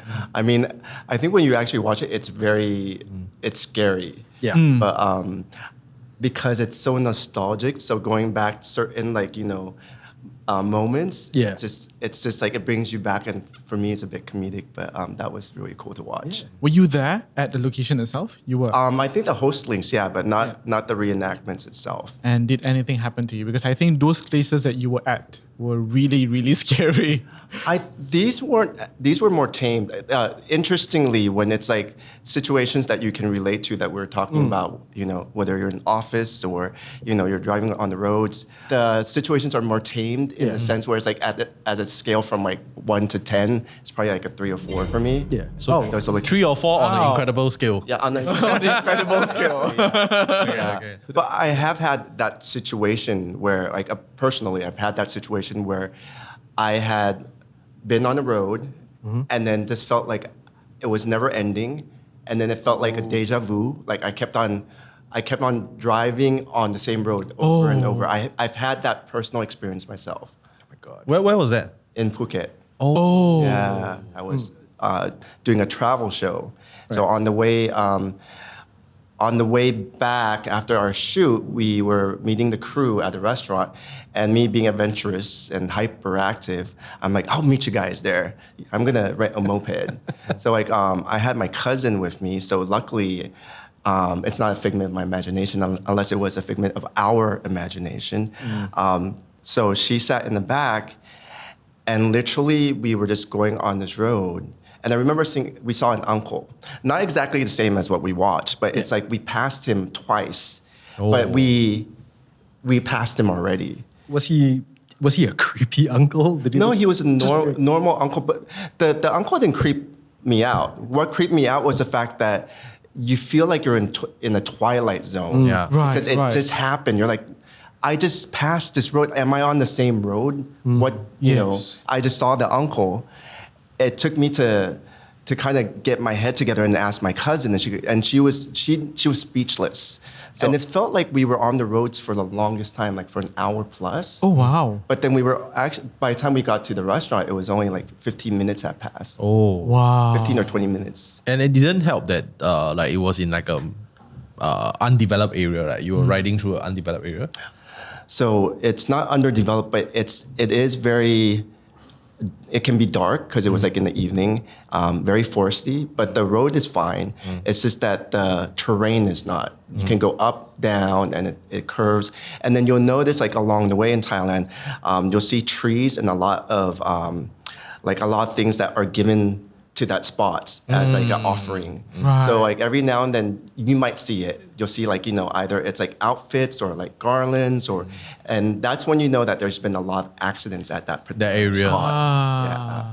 Is for the spirits that's lingering there or like the deceased lah. I think it had to do with the fact that I was playing around a lot during the day, during the shoot. Right. And the fact that when I've since been very conscious of it, like, you know, as a host or as an actor, where when you're in different spaces, different places, different countries, you need to pay your respects because you're working with energies. Yeah. And nothing happened after that. No, nothing happened. So, yeah. But that was creepy enough. Right. Yeah. Speaking of scary places to drive in Singapore, I have one. Not sure whether you guys have been there. Jalan Ibadat. It's near the Home Team Academy. No. Oh, That road I has haven't. a strap. near the Lim Choa Chu Kang Cemetery lah. Yes, That- yes. Literally driving beside a cemetery. There's always something about that place that makes me feel eerie. Especially because I ride. And you ride at night, everything is open. You know, you can feel the cold wind. And you can definitely feel like someone's watching you or someone is around you. I've heard stories of having an extra passenger while driving there or riding there. Yeah. And that passenger is an unwanted passenger or someone who you least expected. But why were you driving there? Oh, because that's the shortcut to like a very quiet place to drive, especially if you need some peace at night. But I guess it's not really peaceful if you have. The long. It's a long stretch. Yeah, the long stretch lah. Beside, so on your left should be the Chinese cemetery. Yeah. Then on the right is the camp, right? It's the camp. It's the camp. Then further down is the Muslim one, right? Yes. Yeah. It's really all the way. They have exhumed most of it already lah. Yeah. They cleared it to build more Yes. camps. Built more camps, which I think 100,000 graves. Can you imagine? They exhumed 100,000 graves. So the camp will be extra haunted. I agree. Yeah. Because I have a story. Oh. But it didn't happen in Jalan Ibadat. Okay. It happened around my old house, which is at Bedok. I think there's something about Bedok. Yeah. I'll tell you later. I was actually behind. Back then, my father was a lorry driver. So I was sitting behind. It was an open lorry. Yeah. It was really late at night. And I was really young. So while he was driving, I smell Frenchy Penny. yes. It smells sweet at first. Yeah. And then it turned into very, very, very The rotten smell, right? Yes. Yeah. And because I was really young, so I didn't know. So I actually mentioned it out. And my brother was with me. He knows like things. And I just said, "Oh, what's that smell?" And he just looked at me and said, "Don't speak of anything." And I didn't understand why. Yeah. So until I went back home, I couldn't sleep that night. And I was having trouble sleeping. So my father had to do some prayers on me. And then that's when I slept. But the next morning, my father said that night he heard someone outside of our house walking around the corridor at a very slow pace. Like something is waiting for me outside. Kakak I have no idea. probably And I've heard that place has an old cemetery there that they now built a hill. Oh, For no, people actually, to jog. Bedok a lot of cemeteries. Yeah. I wanted to ask you guys as well, because both of you mentioned that, like you on the moped and you ride as well. I hear a lot of riders talk about, like, a lot more riders than drivers talk about how they've experienced stuff. Do you guys notice that as well? Like, instead of driving in a car, if you're on a bike, you almost feel more susceptible to it. I think you feel more bare. Yeah. Yeah, because like if you're in the car, then basically you can be scared, but you kind of feel more sheltered. Yeah. Yeah. Because the cold wind plays a part. Oh, Makes you feel chilly at night. Especially when you're alone, right? Especially when you're Somebody can see, you know? Yeah. If you've seen those old movies, right, the spirit will glide down from the tree. Woo! Yes. That kind of feeling, that kind of thoughts. Oh, that's And then especially when you creepy. try to look at the side mirror, just to glance back, and then you just try not to. Hopefully, nothing is behind you as you glance back. So that's the. Are you riding back later on? I am. I'm so sorry for Kyle. So those are one of the roads. Now let's go back. Let's go to the other area that we talk about, which is the lift. Okay, I still get scared of lifts, especially if they're old industrial lifts. Oh yeah. Yeah. There's just that vibes. Even though maybe it's not there, but it's just that vibes there. Have you had any experiences in lifts? Not spirit-wise, but just being stuck in a lift. Oh, Yeah. Also frightening. that's frightening. That is Yeah, very well, because I get claustrophobic. Right. Really. So that was more like a panic attack. Oh, God. So I think the longest I've been stuck in a lift was like 2.5 hours. Oh wow. Alone? No, I was with my brother. And it's funny, it's like kind of like a few minutes into it, I'm like, we were telling each other to like, chill because like the lights went off and everything. And then it's funny because he tells me not to yell or scream. We need to conserve. Let's just figure this out. And then a minute into it, he goes, help, help. So he's telling me, but then he freaks out. But eventually, I guess we got someone, and then they informed us that they talked us through it. It was a bowling alley in Thailand. I mean, to be fair, 2.5 hours in a lift. Yeah. Even if you weren't claustrophobic, holy cow. Yeah. Yeah. Exactly. I have a story of a lift. It's a warehouse lift. So this actually happened a couple of years ago, like two years ago. During the pandemic, there were a lot of live streams. So I was doing a live stream with my friends. So that particular lift, I think one of the crew members was with me. That lift, right, that warehouse lift, right, was extremely dark. Like the light was as dim as this, super dark. Only one source of light, and then the lift was black in color. Oh. Yeah. So and the lift was extremely slow. So from first floor to the 7th floor, right, it took about close to 1.5 minutes. I don't know why. It's just slow. And then it was going up, right? I could feel like, because I have the sense, I could feel something was there. And I was just like, bro, not today. I need to work, man. I'm not today. And then, right, suddenly the lift just, It shook. it got stuck for like half a second. And then it just, it's like something jammed for a while and then it went out. I was like, wow, this is not normal. Because after that thought, right, it did that. Then I was like, this is not normal, man. Yeah. Then I did a live stream and it was in the day, by the way. So the studio was like the top floor of the whole warehouse. And then because my mouth is itchy, so sometimes I say things that I shouldn't. So I just asked my friend, I say, I feel like your studio a bit, And my friend is also in the film business. He's like, let's not talk about it. It's like it's not clean, this place. Oh. And I say, why haunted? They say, yeah. Then he say, I asked. Then he say, don't say already. He say, I can only tell you that the receptionist is a Thai person who saw something. Then immediately, right, after that, I went home, right, I slammed on my finger for some reason. The door slammed on my finger for no reason.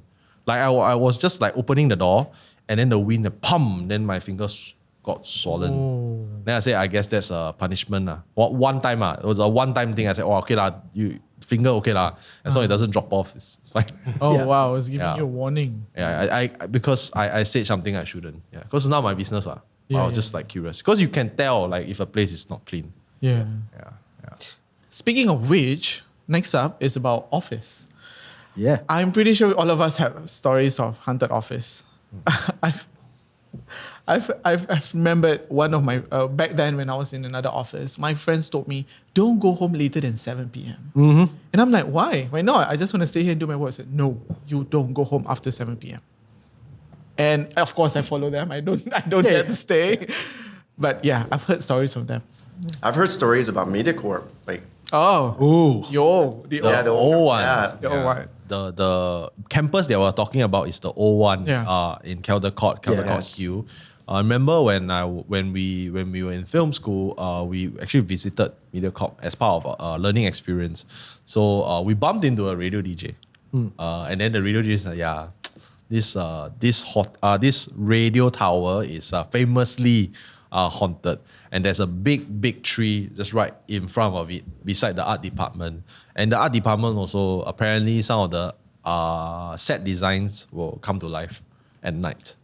Yeah, so it's that whole place because it went through the World War. It was I think it was like an office for the Imperial Japanese occupiers and stuff. So a lot of things happen. There's I think a family of British spirits also. So it's very well documented thing. And then there was a very famous photo of another radio DJ who took a photo, and so you can see half I think a body without a head. It's on the internet. Yeah. Later I show you. It's creepy. It's creepy. I was about to say the moment the cameras cut, all of us going to be like, which DJ was it? It's creepy. It's creepy. Yeah. It's very well documented.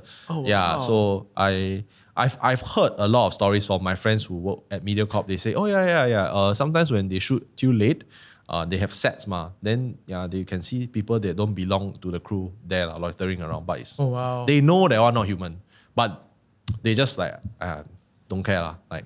We done what we can, but you can't stop them. Yes. They're there longer. So Yes. it is just what it is. it goes back to the history of the place, the space. Yes. Yeah. So there's a lot of what Kyle said basically because the Japanese used to stay there and the war and everything. So a lot of history, but there's a lot of stories from there. Yeah. Speaking of which, because the psychologist Dr. Mel Gill, he mentioned that, he explains that ghosts are just residual energy, and anyone who has this energy are more likely to feel it. Do you agree in that theory? Anyone who has The kind of same energy or can sense it. can sense it. Yes. I'm just saying it from my own personal experience. Right. Yeah. Yeah, I agree. Yeah. I think it's an energy thing. I'm sure everyone has had that one experience where you got this very bad gut feeling, like a punch in the gut that I shouldn't proceed. I think that's a form of energy. Yeah. It's like something that's telling you don't do it.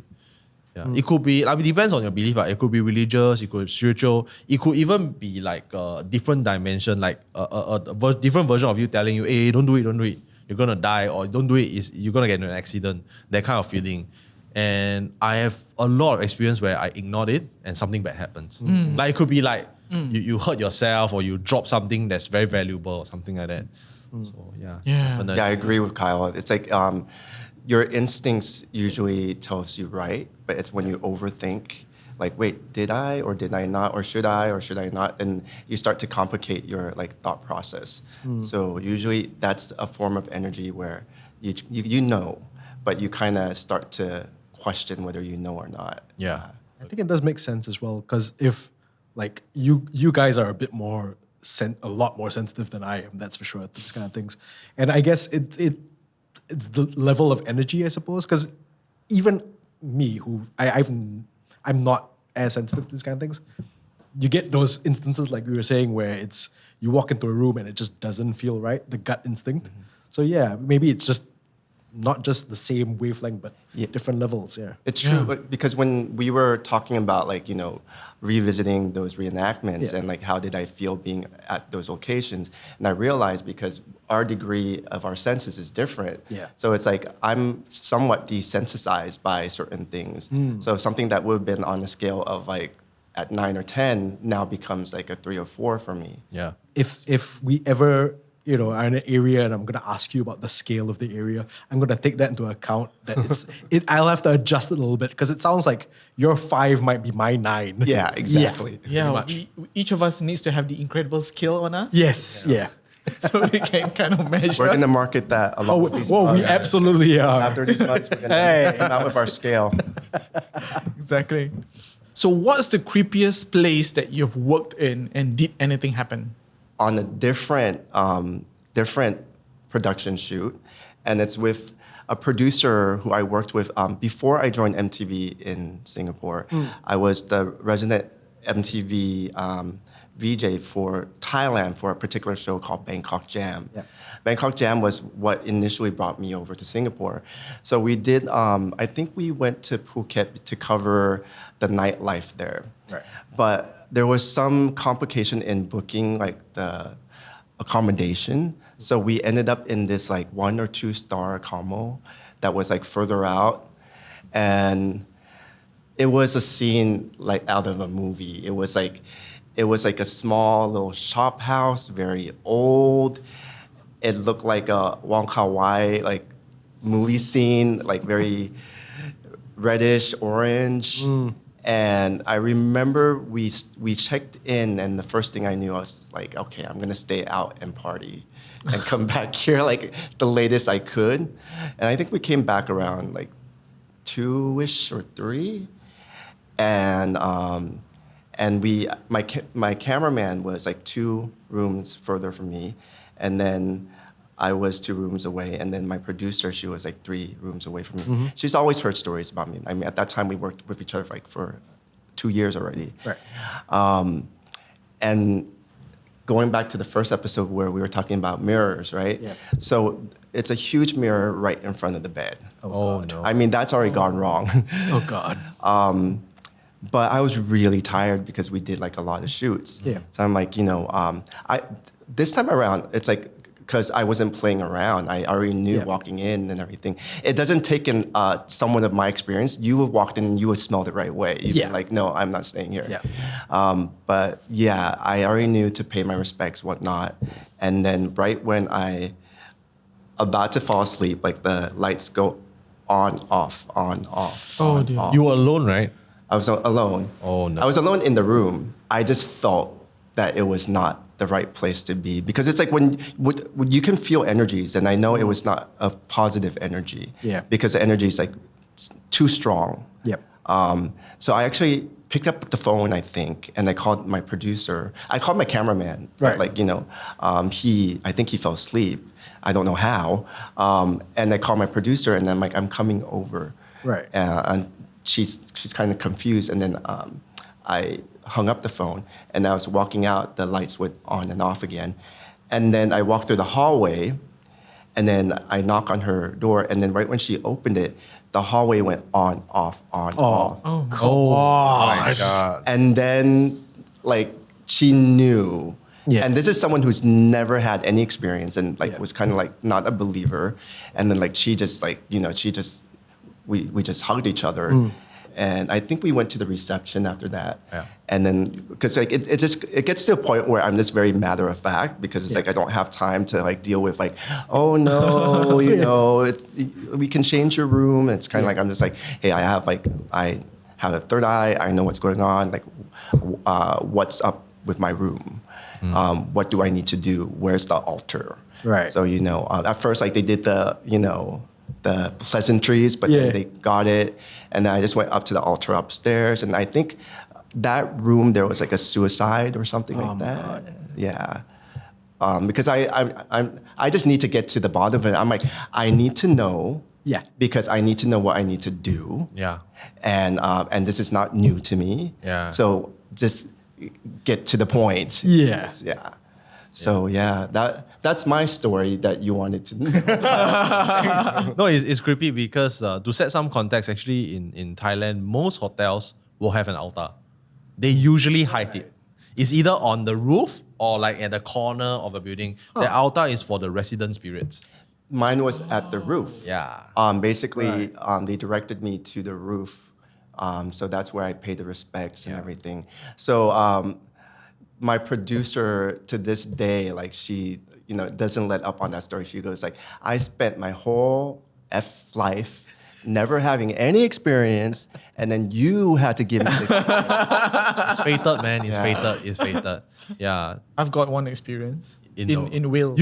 You always say like you don't have, but you. I do. Unpacking. It's like, I've got one.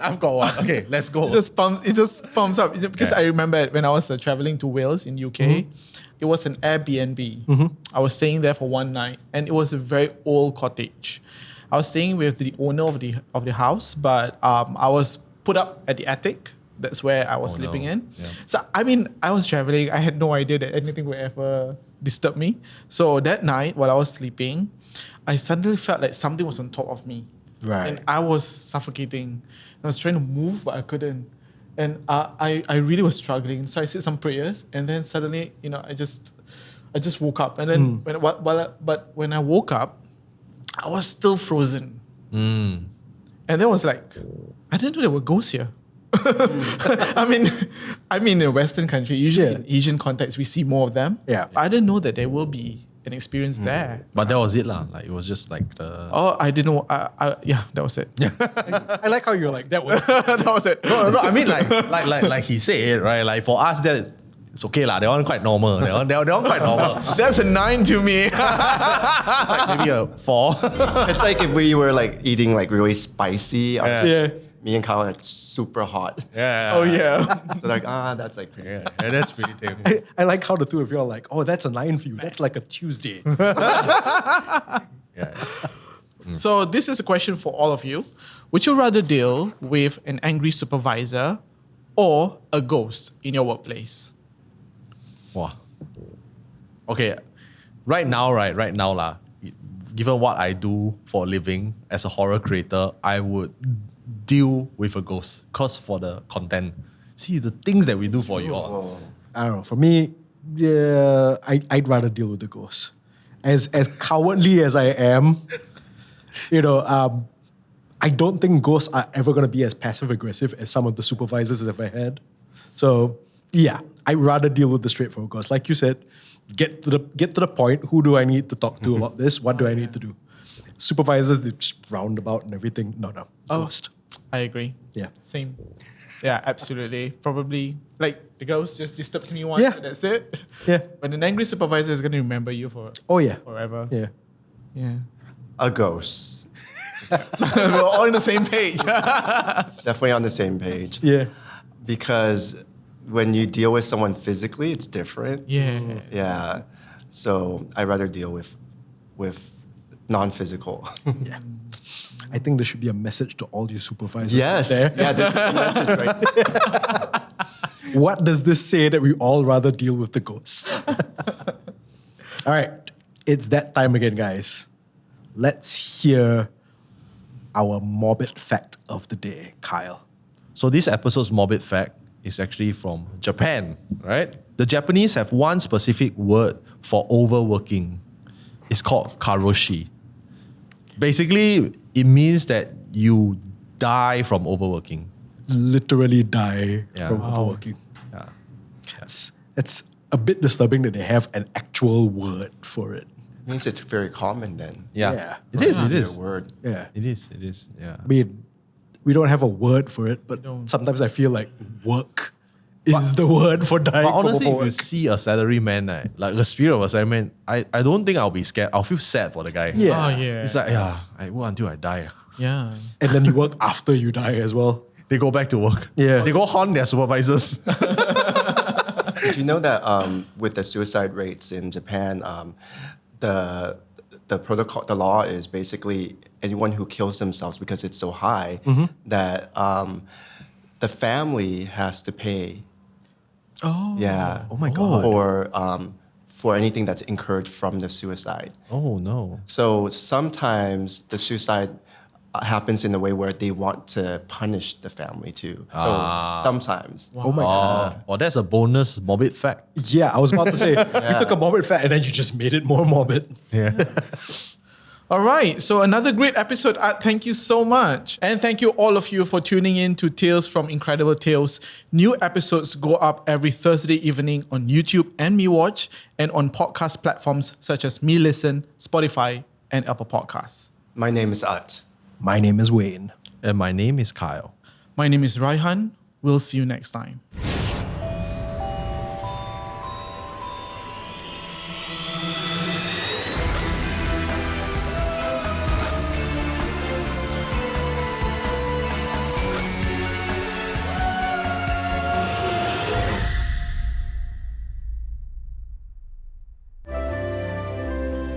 It started cooling down. I feel like, oh, maybe what if all of this was just planned? But when I said that, I saw like, I think it's a Pontianak or something that looks like a Pontianak just walk past.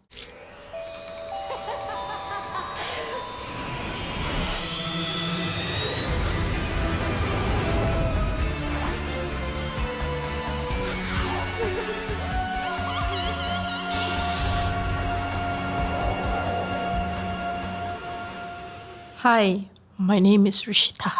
My name is Raihan. My name is Wayne. My name is Kyle. And this is Tales from Incredible Tales.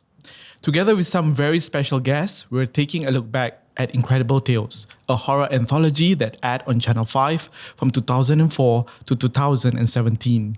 We will also be asking our guests to share on their very own scary stories. Our guest for this episode is Rishitha.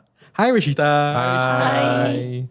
Rishitha, aka Devil Wears Bata on Instagram and TikTok, is a digital creator who focuses on travel, fitness, sustainability, food, and actively pushing kindness. She's a co-founder of the YouTube channel Tanglish Studios, which provides you with your dose of relatable brown content. So anyway, in every episode of Tales from Incredible Tales, we will explore a different theme and how it ties to the classic Incredible Tales episodes. For this episode, we're looking at haunted homes. This episode's theme was inspired by New Flat from Season 1 and It's Not Over from Season 2. In New Flat, a young couple with a child and one on the way moves into a new flat.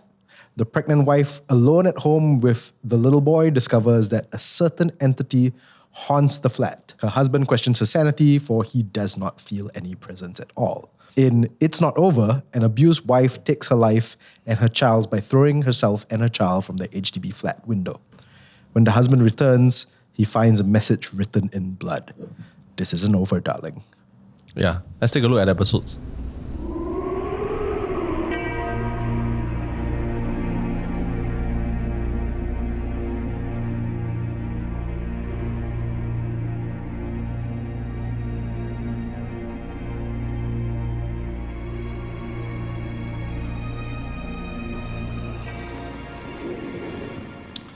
Whoa. Wow. I have to say, looking back on all this stuff, right, the lighting that they used for, like, I mean, you know, everybody's like, oh, the production's of its time and everything, but the lighting is kind of way ahead of its time. That's what I told you. Like, Very classic. I mean, aside from the 480p resolution, Yeah. but like the lighting was Yeah. actually pretty good, especially the first season. I really like how they light the first season. Yeah, it Yeah. sets the mood there. So Yeah. you Oh, yeah. watch it, especially when your room is dimmed. Yeah. Then it adds a bit more flavor to it. Rishitha, do you remember watching all this and how does it feel watching it back again?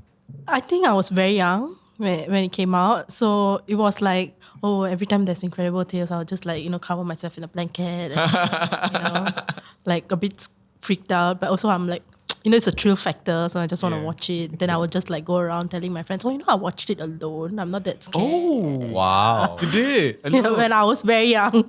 Yeah. Okay. What was the fraction of it that you actually watched versus like the coverage? Most of it was covered blanket. Yeah. So the sounds help. Yeah. The sounds are already scary enough. Like, Yeah. I agree. This whole like theme of haunted homes, right, is not like new to you. 'Cause Yeah. you visited haunted places. But I just want to touch on like the two episodes that were shown. The first one is the season premiere of Incredible Tales period. Like episode 1, season 1.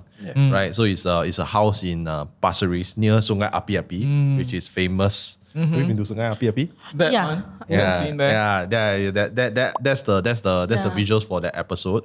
So the other one, right, is actually quite near Pasir Ris. So it's at Bedok. It's this flat where basically the abused wife took her own life with her child to punish the husband, and then the husband moves into this same flat, which is, I don't know what he was thinking lah, with his new wife and new child. So then they get haunted lah. This is quite a famous thing that actually happened, apparently. Oh, it was real. It was real. It was real. Oh. And Incredible Tales actually adapted it. They didn't put the block number. Okay. But I've been to the block. Right. Oh, you. Like outside lah. Oh, okay. Oh, is it closed or Is someone staying there? Someone's name. Oh. So like there's some when I went there with my friends, of course you don't want to disturb the neighbors, Yeah. but you can see the unit, and the unit is newly renovated. And this was maybe a good 10 years back. So it had like a Christian verb from the Bible itself outside the house. Then I did ask around, and then they did. Some of my Christian friends, they said, yeah, it's to actually bless the house. Like basically saying that God is looking after this house. Right. Probably because of the tragedy lah. And the urban legend is basically, in the end lah, the spirit took the second child.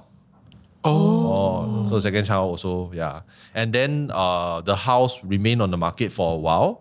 And I think every anniversary of that tragic incident, the neighbors would hear the child playing something inside the house with the mother, like the mother. So now the mother has two childs. The ghost basically. So Rishitha, you've had the experience to visit and even stayed overnight in a haunted house. So what's the reality of staying in such a place like that versus what you saw in the episode? So basically, it was for Incredible Tales. So we were brought to Tanglin Hall. So it's like abandoned, completely abandoned. So it's me and Raviji. He's also a radio host. Both of us were given individual tasks. And unfortunately, my task was to sit inside an abandoned home all alone. And then they would do like a ritual, one to call the ghosts and one to protect myself. And they would just like leave cameras there. And then they will go. So I will have to stay there for 30 minutes. Oh my God. So initially I was okay with it.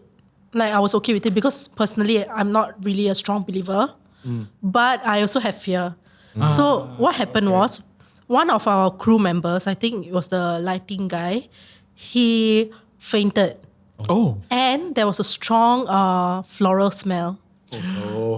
So there was a strong floral smell and he fainted because he saw the Pontianak. Oh my God. Yeah, and he took a picture of it. What? So Wait. You mean, do you have the picture? apparently he didn't want to share it with anyone. Wow. Yeah, he said that he deleted it Okay. after he saw So the he picture. It took was the too photo, scary. then he fainted lah. Yeah, he fainted. But this happened before the shoot started. Yeah, before the shoot started. Oh. And then they fainted and everyone was crowding around him and then like giving him water and everything. He was just wet. He was just sweating profusely. Then I was like, oh my God, they're sending me in. And the worst thing is, if I see something or hear something, I can't get up and leave because of the ritual and everything. And they won't be there also. They'll be a bit far away from the home. So my signal to call them is basically they'll give me like a headlights, and I need to press it 5 times for the red light to come. Then they will enter to help me. Then I was like, if I'm going to die, why would I be counting, right? How many times to press?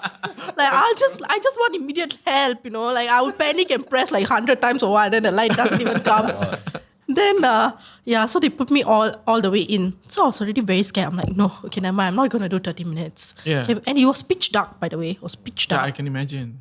And I was also scared of like insects and stuff, like more than the ghosts. Don't know what snake gonna come on me. So they put one candle, just one candle. There was no other light. One candle and another candle at the side for extra light or something for the camera. And then like they drew like a circle around me. And on top of that, they did like a Malay ritual. I'm not sure how to pronounce it. Kuda keping. Kuda kepang Serious Kuda They did that yeah. Kuda kepang. What's that? The horse. The horse dance thing. horse dance, the trance. Oh, trance. Yeah, like but why did they do that? I'm just really curious. What did they do? Actually, I didn't know as well that they did that. It was like they were praying and doing some ritual. Then when I went back home to watch with my friends, then they told me that, oh, this is the prayer they use for that. Wow. So they were doing that. So they gave me 2 sticks to hold. One is to invite the ghost, and one is to protect myself. So I had to burn both the sticks. and then they will just leave me with like all the ghost radiators, and they will go far away. Okay, how far is far? I just want to know. Are they downstairs or are they? Yeah. It was the first floor, thankfully. I imagine me running down and the ghost also chasing me. Yeah, it's just the first floor, thankfully. They will like go like 100 meters away from the apartment. Yeah, so that far. Okay, so you were at first floor. They are 100 meters there. Yeah, 100 meters is far away. Actually. Yeah. But you can still see them through the window lah. Okay. Oh, okay. Okay. That's fine. Yeah, so anything, even if they cannot, I don't know if they can see me lah because it's pitch dark, but I will try to like, in case if there's anything. Yeah. So they left and it started. I was like burning the steak, everything was okay. Then the EMF slowly started. Oh dear. But every time it started going off, I heard someone like banging the storage. So nobody was in the house. Oh my God. So like nobody was in the storage, but I still heard someone banging it. In the house. In the house. So there's a storeroom lah. Yeah, storeroom. Yeah. So it's locked.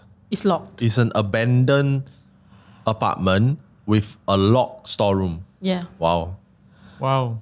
Okay. Did you ever find out what was in the storeroom? Like, No, they don't want to open it up. But as in like, it was caught on camera, the sound. Yeah, sound. But you can clearly tell it's from the storeroom. I heard like it's from behind, but when I went back home to see, it was from the storeroom. God. Because there's nothing else. Oh my God. Then what were your thoughts? And I was already scared, so I was like, oh my God, no, I cannot stay longer. And exactly when my one of the incense sticks, which is the one to invite the ghosts, it started burning way faster when the thumping sound was there. It started burning way faster. The EMF went even louder and brighter. It literally went off when the incense sticks to invite the ghost broke off. And I felt like something was like holding me. Oh my God. Yeah, just exactly, all this exactly when the incense sticks broke off. Did you stay for the whole 30 minutes? No, 15 minutes. Wow. No, not even 15. Still 11 to 12 minutes, yeah. Still strong. Yeah. Yeah. to be fair, more than 5 minutes. It's already quite impressive. But then they were already like a bit like, so we had another crew with us. So it's every episode we have a guest. So the guests were like, oh, actually you have to sit there for 30 minutes to experience the full thing. What? Yeah. So there are some of their own people that sat there for 30 minutes. And I'm like, oh, give me a pass because this is my first time. Yeah. Yeah, I've got to add on because you're one of the crew member fainted earlier on, right? Yeah. Because he saw something. Yeah. Before you went in. Before I went she in. went in. So imagine, Oh my God. imagine having to know that something. Yeah, happened that's before. scarier. Before that, I was okay with 30 minutes, really. Did you know that he saw Kaka already? Everyone was like, don't say her name, don't say her name. But And then, everybody knows. Yeah. yeah, Oh they my were like, don't say her name. And I smelled the floral scent. It was very strong. In the house? Yeah, but then there's a saying that in the house I didn't smell. It was fainter. Oh. But then there's a saying that the stronger it is, it's further. She's further away and So- it's fainter. She's nearer. So it's just imagine something pressing on me and the smell is so faint. So what happens is, what we understand is that if it's floral, means she's far. But if it's stench, she's near. Oh, that's the. So it's like Like rotting meat rotting kind of meat. smell, She's right? very Oh, I haven't. When I was inside, I don't think I smelled anything rotten meat. right. But I didn't smell the flora anymore. Maybe the whole house smelled stenchy. It's like abandoned, right? Yeah. Could be. But I'm really curious to know why they did the Kuda Kepang Me too. ritual. Because Kuda Kepang is usually for, they have some protection perhaps, but they also call upon. Yeah, they call upon. Yeah. So maybe purposely wants to Yeah, they have it want there. to. They want to bring it in. Yeah. Yeah. But they told me beforehand that they will try whatever they can to call the ghosts. Wow. Yeah. Because if I were there and they do that, I'll get up already before we even started. I didn't know what they were doing, so I was like, I thought they were praying to protect me. So you have another friend along with you, right? Raviji, Which yeah. is the Raj. He is a believer. He's a believer. Yeah. Did he also go through what you went through? He had another task. Okay. So something similar, but it's like a alleyway, like a foresty alleyway, and it's like pitch dark. He has to walk and come back, kind of a thing. So they also did the same ritual there, and they did like I guess they tried to induce the ghost or like call upon the ghost, and he tried walking in, but as he walked in, he saw something. He saw something, yeah. And he was like, and then apparently the ghost was like, don't come, better go. You mean? The ghost told him. Yeah, the ghost was warning him not to come. Wow, a nice ghost. Did he continue? They kept pushing him to continue, like just go and just go all the way lah, just complete it. Then after second time he really said cannot. The ghost is really like angry. Then they just let him come back. Yeah, but the crew members also saw. The crew members that were supposed to do the ritual also saw the ghost. Yeah. Wow. So after we were given the dare, we always have an aftermath where we share our opinions and stuff. So they were recording it in a corridor, one of the block corridor.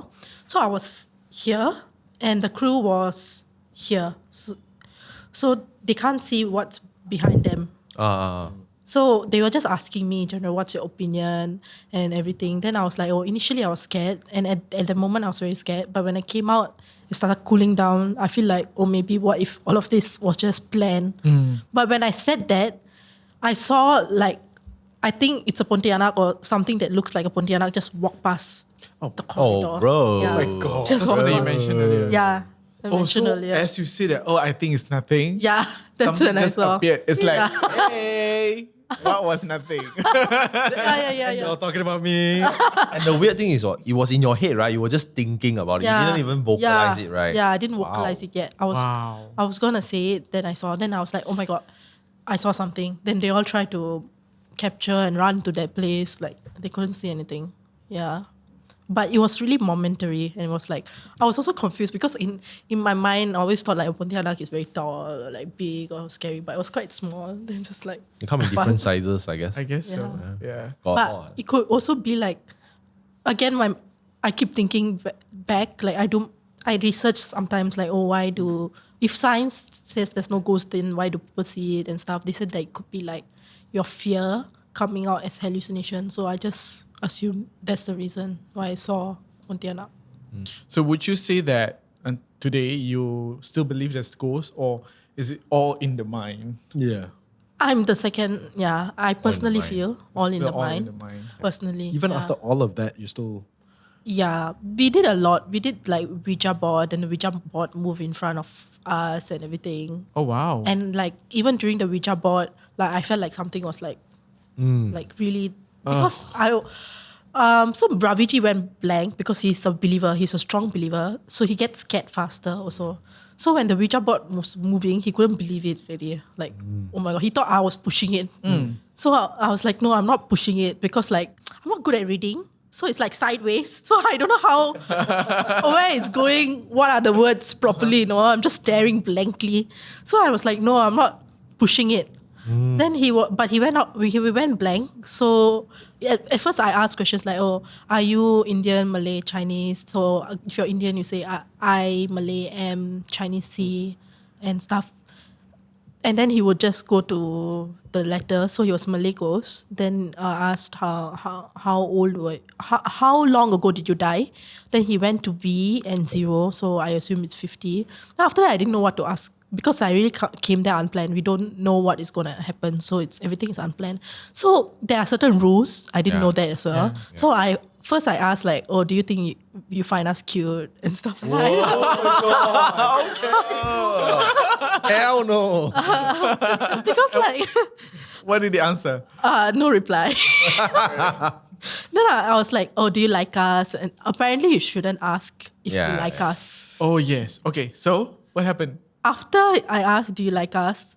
A coconut randomly fell, firstly. Wow. Because we were doing it near a beach. So a coconut fell and rolled down.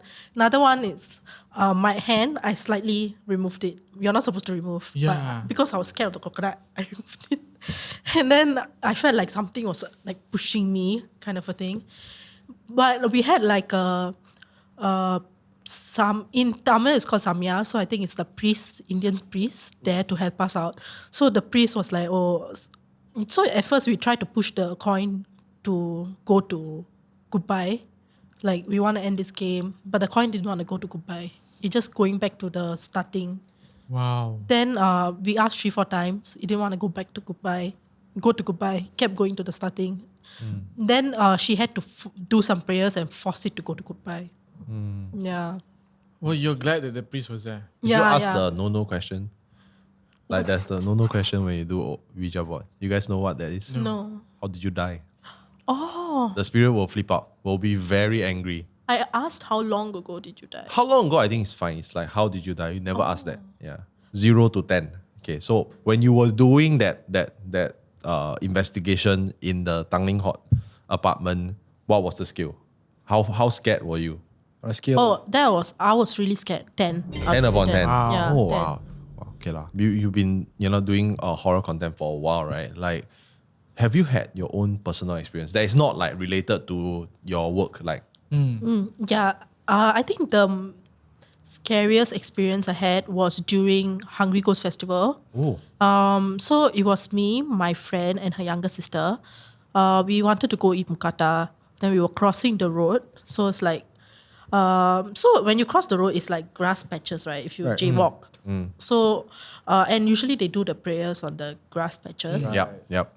So we crossed the road, and her younger sister fell onto the prayers. Oh, yeah, my God. but it was a mistake. But she didn't say sorry. So at first she was just laughing. She was a very young girl lah. She was like 7 years old, 8 years old, around there. And then she was just laughing it off and stuff. And then suddenly her whole face got pale. Like her whole face got pale. Her lips got pale also. And her eyes just rolled back. So it's just white now. And her hands started twisting. All in front of me, you know. Like really like this, you know. I thought she was having fits. So I watch a lot of movies, then they will be like, bringing a keys or spoon or something. So I try to find like metal. This is why you shouldn't trust movies, I guess. But yeah, I tried to search for metal or something.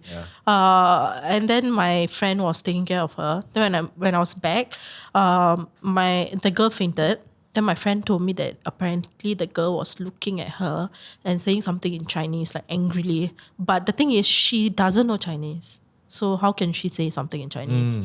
Then, but then I'm like, okay, maybe because I didn't say it to her, but in my mind I was like, maybe she just like freaking out, then she just hallucinating. But we went to the doctor, and the doctor said that they can't seem to find any issue with the young girl. Like she seems fine. Like they check if she had any stroke or anything, also don't have. So like after that we just went and prayed and stuff, and she was fine after that lah. So same night lah.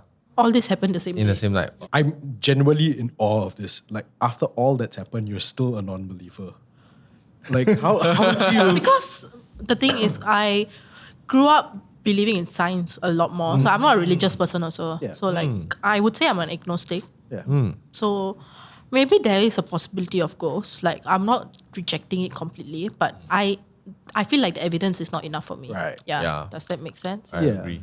It's a bit like the Carl Sagan approach of until I want to believe in it, Yeah. until I see it. Until I see it. Because like every time I research, something happens to me, I will immediately go back home to research. So when I research, they have explanations to it. They're like, okay, if you see a ghost, it could be fear and your brain playing tricks on you. Right. And then Ouija board, they're saying it's idiomata effect. Yeah. So would you believe, like, let's say for example like you see a ghost, the ghost just straight walk up to you, then say, I'm a ghost. Hi, I'm a ghost. But then you start asking, do you see this guy that's standing right in front of me? Everybody say no. Would you believe? If nobody else saw and I saw, I would probably think I'm hallucinating. Oh, Yeah. Okay. I think That's the thing that's a I would fair think. statement. Yeah. Then if everybody saw it, Everybody saw, then I would think, maybe I will. like translucent one, the guy like. But then there's something called shared psychosis also. Yeah, Wow. I was like, I like how even then you're so I think maybe. you need to dress up like him. Like he's like the rationalizer. Okay. Yeah. I think that's fair. Yeah, I think that's personally. very interesting. Going back to Southeast Asia specifically, I think that's a very Southeast Asian thing where even like you yourself said, I can explain everything that happened to me. Or there's some reasonable explanation for everything that's happened to me. But still, and it's not just because you have to do it, but you're still being very respectful as well. It's quite interesting that there's that dichotomy down there where it's, I don't believe in these things, but the way that we've been raised and the way that we do things, we still have to show some respect to them as well. I always find that like very interesting. Yeah.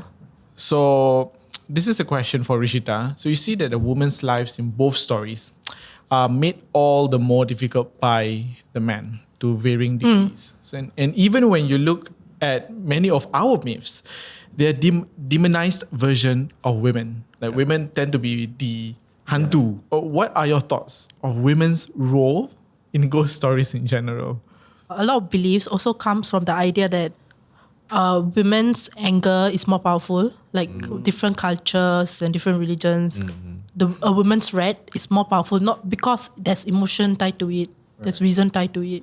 Yeah, and revenge makes sense also because like a lot of the stories we hear is that women are the one that have been like, at least from what we hear, is they are the one who are victims. Yeah. So it would make sense from a story perspective to make them a ghost per se. Because Just gotta say that I just got a short scare earlier on while she's talking about this, because when I look at behind you, there's reflection, right? That camera looks like a long hair of some lady. So I was like, what is behind you? We got both. I know. I'm like, oh, okay, that's the camera. And right in the moment where she's talking about like women being wrong, do you see long hair? You're like, I'm like, oh God, okay, yeah. So, all right. So this question is for everyone. yeah. If you found out your home was haunted, what would you do? Either you move out, ask the ghost to pay rent, or start charging people for a ghost tour. third option. I knew she would go for it. Third option. I was like, I can get more views and more, there's a possibility of this being viral, isn't it? Prior to meeting you, I wouldn't have been able to guess what your answer was, but after the last couple of minutes, I was like, Yep. I'm quite sure Rishitha's going to go for option 2. Yeah. Welcome to my home. Come. Yeah, I would just like try to like talk to the ghost and see if there is a ghost and be like, will you be up for it? Like Casper, what is Casper, right? Like a ghost, friendly ghost. Casper. I like how it's a very proper business relationship, and you see Yeah. you seem invested in making Yeah. the ghost a partner. Yeah, exactly. Ask for consent. I will first. kill a few rats for you, just like pretend to scare people, I'll sacrifice some rats. It's a good one, though. That is a good one. It's a good one. What about you, Wayne? My immediate instinct is to move out, but also at the same time, like my wife and I have just gone through the entire process of getting a flat. So I'm like, I don't want to go through that again. I would say I would go for your option, just because if I was going to ask the ghost to pay for rent, I don't know how they'll feel about it. If anything, I feel like at this point, I should probably be paying rent to the ghost. Actually, yeah, I'll flip it. You know what? I won't even make a business out of it. I'll just pay rent to the ghost. I'm like, you know what do you need? Bring it to you. I'll bribe them. I'll bribe the ghost. Paying rent, not bribe. Yeah. Paying rent. It's a sign of respect. Yeah. Don't disturb me. I'll pay you. I'll pay you. What do you need? Rats. Okay, yeah, sure. You want me to burn some? Yeah, here you go. No problem. Yeah. I'll pay rent to the ghost. I'll flip it around. What about you, Carl? I'm more curious about you, because my one is a bit weird. Okay. Okay. I'll probably chase the ghost out instead. Oh. Find a way lah. Yeah, I'm like, this is my house now. Yeah. This is my property. I like the complete flip of just 5 minutes ago, you were like, oh, I thought I saw hair in the reflection. Now, like, I'm going to chase them out. Yeah, I guess when it's there and I'm like, wait, but this is mine. No, No, that's fair. That's fair. It's like, have you seen the property prices? Yes. It's mine now. This is mine now. Okay, I don't want to go through that. So get out. Yeah, so in the worst case scenario lah, like even you hire the most powerful one, spiritual master, cannot get the ghost out. What would you do? Oh, I'll move out then. You bo pian lah. Yeah, you try lah. You try. After I've tried and nothing works, I'll move out. Yeah, I mean, I don't know whether we can make peace. Depends on the demon as well. Yeah, it's true, right? that's So true. if they can make peace, then okay. But if they can't, then okay, bye-bye. Yeah. Also, I don't feel safe having somebody to always look at me in the house. Yeah. That is also true. So for my answer, right, I will do a little bit of both. So cause horror creator, right? So I will rent my house out for ghost shoots. Oh. First, I will prove that there is a ghost in my house with evidence, like cannot fight on the evidence. It's very substantial, airtight case, right? Then I will start renting it out to other horror creators. You want to spend one night at Kyle's house? Spend one night with the ghosts. Then you can take the whole house. Then I will turn it into like a horror creator community. In like every horror creator will go their house. That's like a test of courage, like maybe level 2. Then after that I will move out. Finish already, then I'll move out. I like how other creators. I would love to hear what your version of proof is. Like, what's the showbiz term for like, oh, I've got a reel of myself, and then it's like, hi, my name is Pontiana. I have this top, I have dark brown hair and green skin. No lah, I will probably do something that's non-edited lah. I will probably get really high resolution cameras that can see in the dark. I'll live stream it 24 hours. I'll put flour on the ground. And then I'll put things that it can actually control. Then I'll just leave. Then I'll just live stream it. Yeah. You've thought about this before this episode. I've thought about this. I've thought about how to shoot a paranormal show before, like properly on like the evidence is conclusive. I said, you go and look at it yourself. We should open up a business podcast on how to hunt ghosts. This has been really fun and a lot more informative than like I would have ever have thought. Every time we wrap up the show, what we have is something that we like to call our morbid fact of the day. It doesn't necessarily have to do with ghosts. It could just be something gross or dark or weird. And Kyle always has the honor of delivering it. So Kyle, what is our morbid fact of the day? It's something to do with housing. Okay. It's in Singapore. Can you guys guess? I give all three of you a chance to guess which estate. It's either Yishun or Bedok. It's either where I stayed or where I'm staying. Everybody was okay. Well, at least you've been in both those neighborhoods. I was about to say everybody in Yishun and Bedok was like, Raihan, really? Really? I'm just gonna guess it's Jurong. No. It's not Jurong. No. You? You know the answer. Yeah, I was like, you can't answer me this. Okay. So actually both of you are wrong. Actually, it's in a very nice area, Potong Pasir. Oh. So a family learned that the previous owner of their Potong Pasir flat died and decomposed only 3 weeks after they moved in the same flat. Yeah. See, this is what Creepy, right? Yeah. You know those rented houses at Circuit Road? Yeah. Actually, there are a lot more cases there. Oh, I'm sure. Yeah. I've heard from the people around me. Yeah. Yeah. Like Hafidz share, right? Like Circuit Road. That's where like it's happened. It's very happening lah. Yeah. That's one way of putting it. Yeah. Very happening. Yeah. That's right. I also heard that there were like some cases where they found like skeletons, like random skeleton parts in the house. Yeah. Oh God. My secondary school is actually quite near Tanah Merah MRT station. There used to be a small forest near the MRT station, one of the exits. So apparently they found a skeleton of a woman.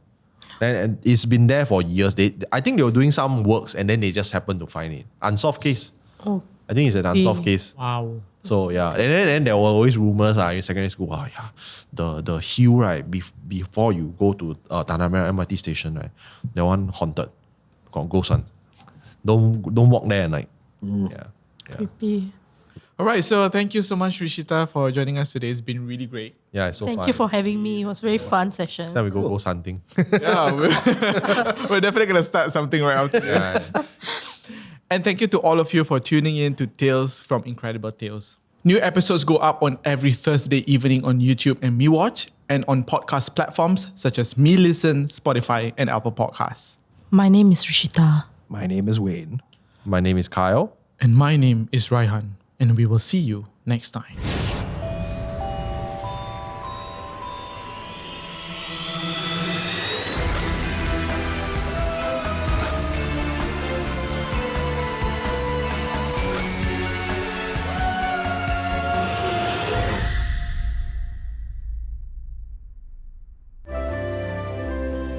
And he was walking through an area and this woman started walking next to him. He was still a single man at the time, so he's like, all right. Then he looked down and she did not have feet.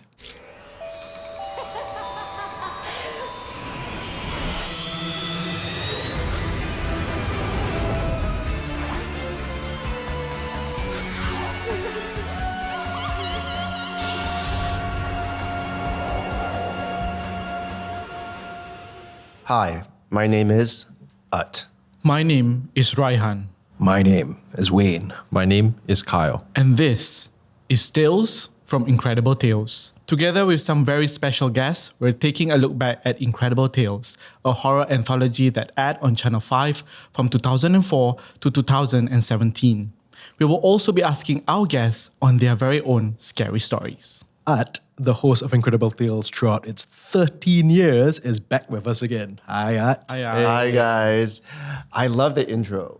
The intro has been such a classic when I see people like on the streets and everything, like, hi, my name is. Oh man, yeah. You started a trend. You Yeah. started a trend. I still remember when we first met, you were like, come on, could you Say it. say it? Just say it. Come on, say it for me just once. We don't want to be weird, but just say it for us. Did you come up with it? Like hi, my name is Utt. No, that was actually written in, and I remember the first time I did it, I said it lightly, like, hi, my name's Utt. And they're like, no, you have to change the tone.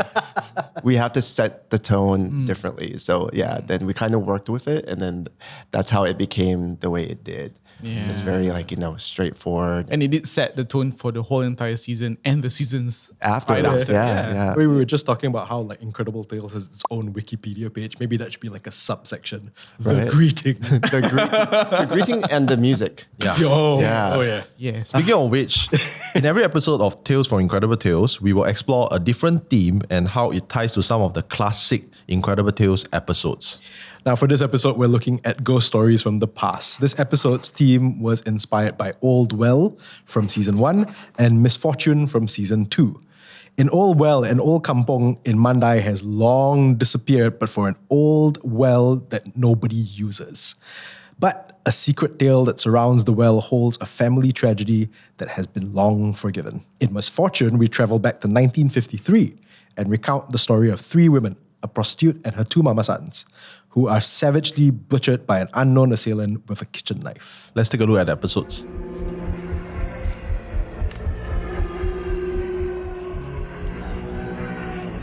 Apa lagi? Nak terjun ke?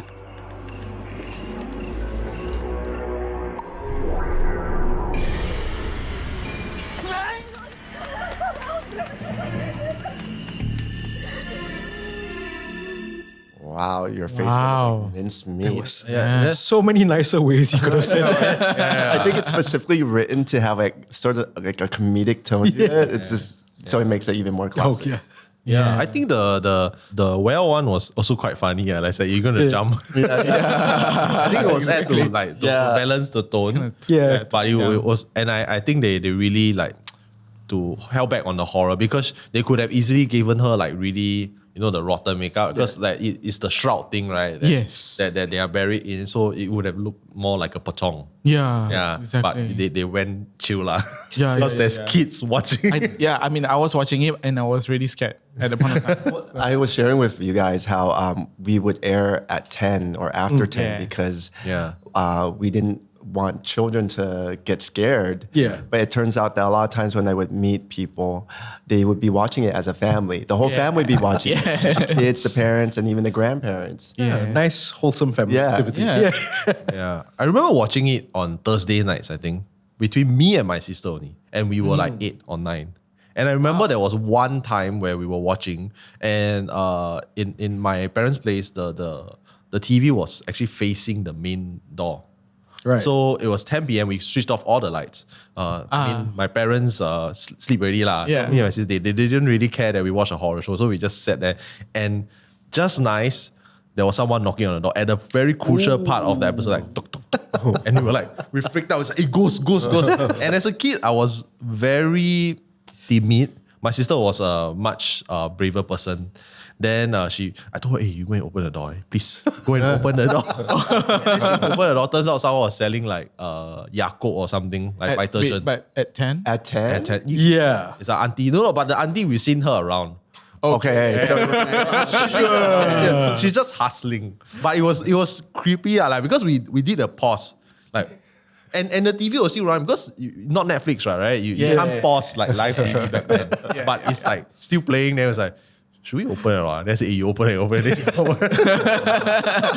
Very close call, huh? At least it's someone you know. Right, so speaking of the episode, so in Misfortune, the fortune telling plays a huge part of it. So do you believe in fortune telling? I feel with fortune telling, you need to take it with like a pinch of salt, like basically what you can use from it in order to like better yourself or where you're going to move forward. I think that's okay, but I think when you rely on it, because it's relying on hope, and it's like I'm a firm believer that everything is destined by you where you're going to go with yourself. But if it's going to kind of give you that added guidance, then it's okay. But when you rely on it, I think it just puts you in a whole different place. I know of some friends who are in the business of like fortune telling, and they're like, some people can't take it. They say, if I tell you something about you, you won't be able to take it. So I would rather not tell you because it's a psychological thing. Because you will become a self-fulfilling prophecy. Yes. Yeah. Is fortune telling based on feng shui of the person? Is a gifted individual. It's either through like the tellings of higher power, or like there's some calculation based on your birth time and birth date. Right. Yeah, and at least that's for the Chinese ones lah. Yeah, I mean, there's different forms of fortune telling. It's like what Kyle said. Some of them are based on like the calculations, the astrology, and there's different types of astrology, Chinese astrology, and then the international astrology. And then there's the ones where it's like a higher power, where, a deity comes, you're linked to a deity. And then it can be quite subjective because as in all things in the world, like there are people who are faking it. So you don't know whether or not they're really telling the truth or not.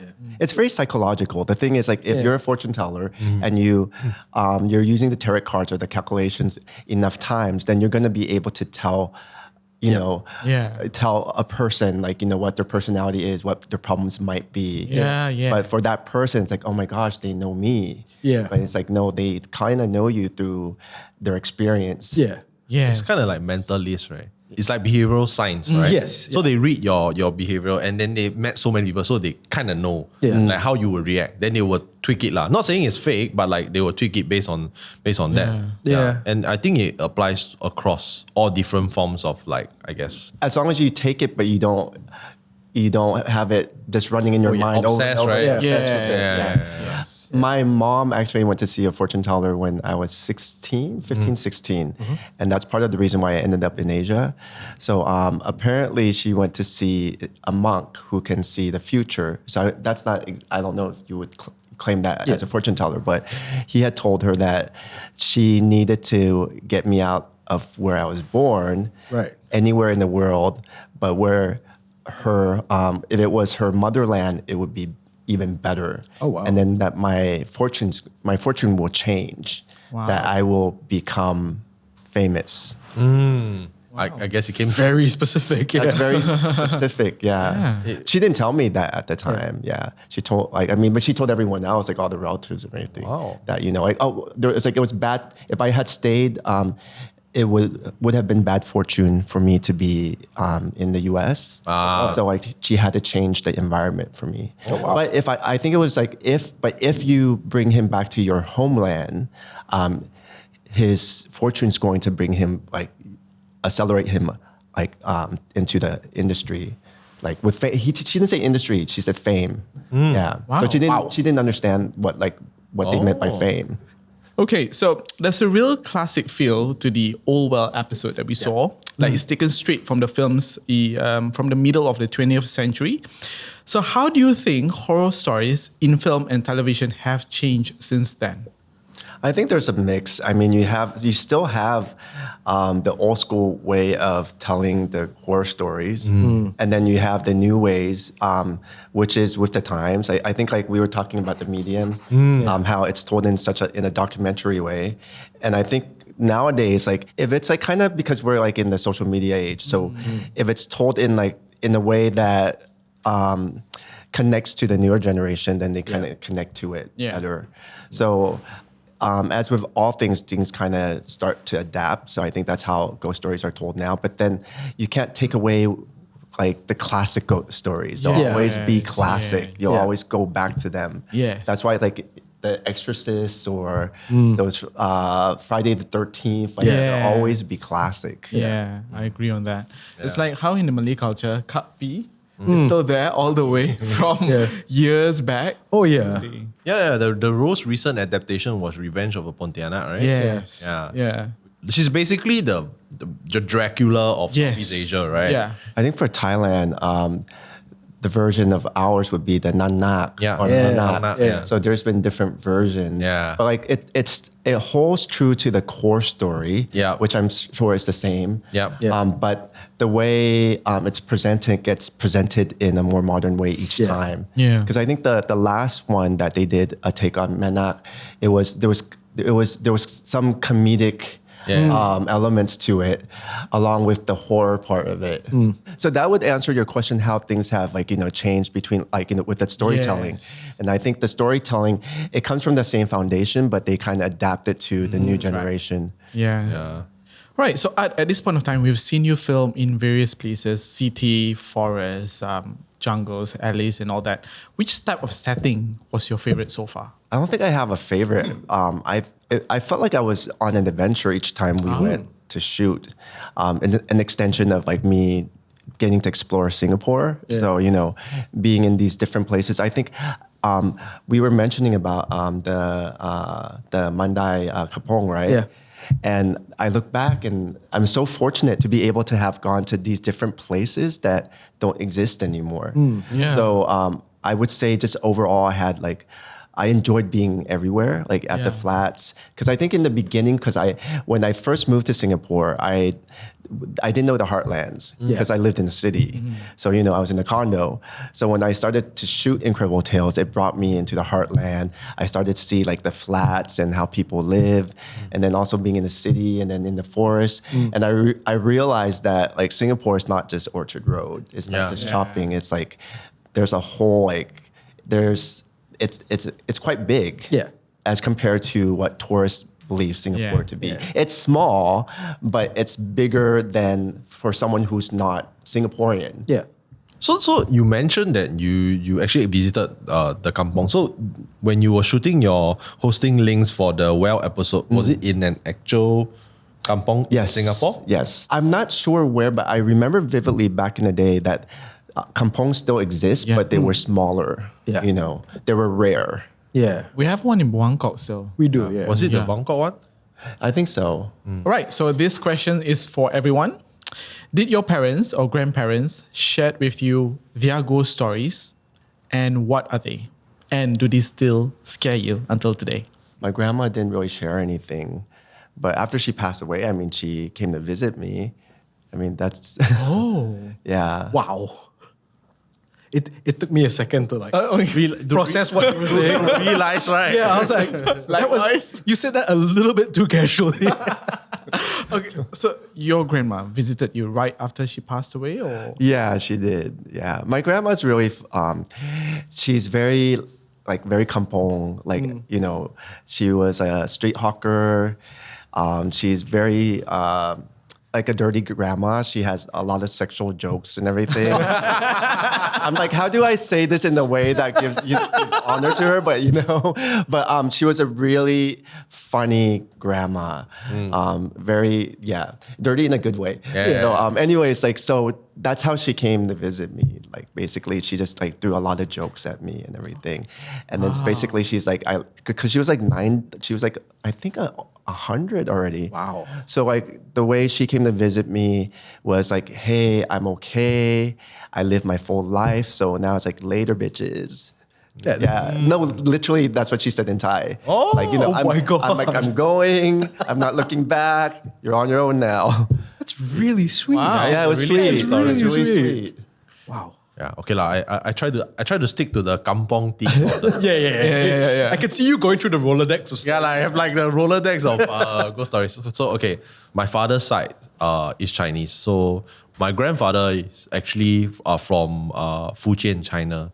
So when they moved to Singapore for the first time and married my grandmother, they lived in the kampong-ish area in I think Dakota. And their house was a rental. a rental house, and it was very old. And they were facing a forest. They were surrounded by forest. And I heard from my dad that there used to be spirits living in the house. So it's a 2-story kind of kampong-ish house. It's all made of wood.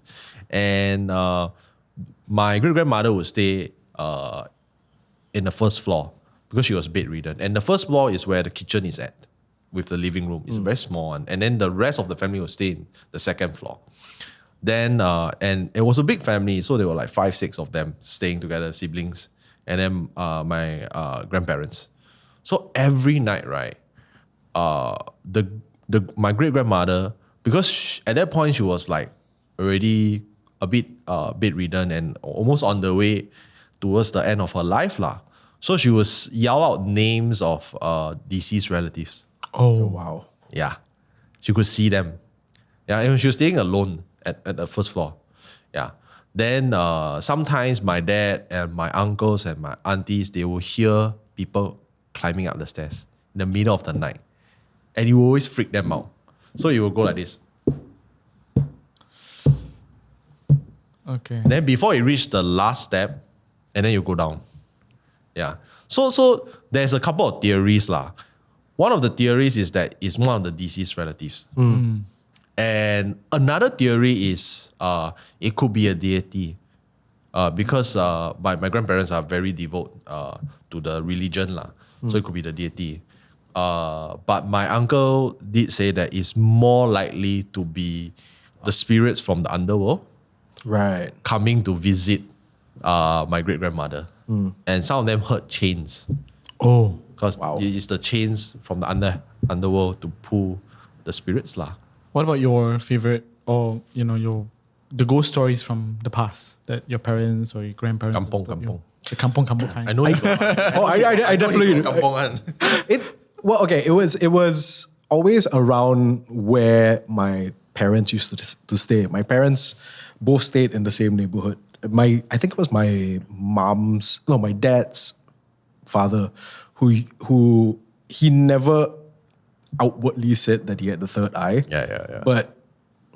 And he would never tell his kids, oh, I see this, I see that. But he always stood on guard at the house to make sure his family was home safe every night. And the way my dad used to describe it was he had this look in his eye where you could kind of tell he wasn't, it wasn't a case of, oh, I hope nobody comes and robs our place. It was a case of something else. Like he was always looking for something else out there. And it will always reach a certain point in the night where he just decided, okay, I think we're safe. My family's all here. Everybody's in the house. And we'll just, we'll call it a night. But yeah, the one story from the area that I do remember my dad telling me was his own encounter with Kapi. And he was coming back late, which is precisely what his dad told him not to do, come back late. But of course he didn't listen. So he's coming back late and he was walking. I will say it's along like Serangoon Road. At some point he was walking and it was a very dark and creepy area. And I can say this with full confidence because even now when I pass by the area, it's still, even with the streetlights, it is dark and it is creepy. They've like got in more than enough streetlights there, but it's still for some reason just very dark at night. And he was walking through an area and this woman started walking next to him. And he thought, oh, okay. He was still a single man at the time, so he's like, all right. Then he looked down and she did not have feet. She was just floating next to him. I don't know whether he's exaggerating this because my dad has been known to exaggerate, but he claims that he kept his cool and just continued walking. He was very polite to her. He was like, oh, good evening, and everything like that. Because she said hello to him, so he just responded, good evening. And they just kept moving forward. And eventually he reached his house and he walked in and he turned around and there was nobody there. Wow. Yeah. Wow. I'm like speechless. Yeah. I wasn't expecting that. Yeah.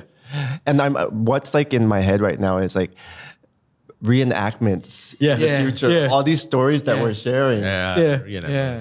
And it's such a funny thing because like my dad never told this to us when we were kids. And it's not something that ghost stories were never something that I bonded with. Like the closest thing, and I'm not just saying this because of the show, but the closest thing me and my parents had to bonding over ghost stories was watching Incredible Tales. So it was all of a sudden, I can't remember what prompted it. He went, "Oh yeah, I have a ghost story." And then he just told me this. I was like, Nice. where have you been keeping this for the last like 30 odd years? Because you never told me this before. I guess the kampong vibes has definitely elevated the ghost stories around it. Yeah. Because my parents have never told me anything about their experiences in terms of ghost.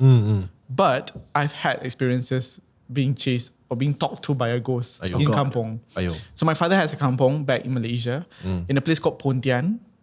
Oh, Yeah. It sounds a little Right, familiar. the Yeah. one tummy. And back then, the toilet and the house is far apart. It's outside. You have to go out. It's like about 40 meters away.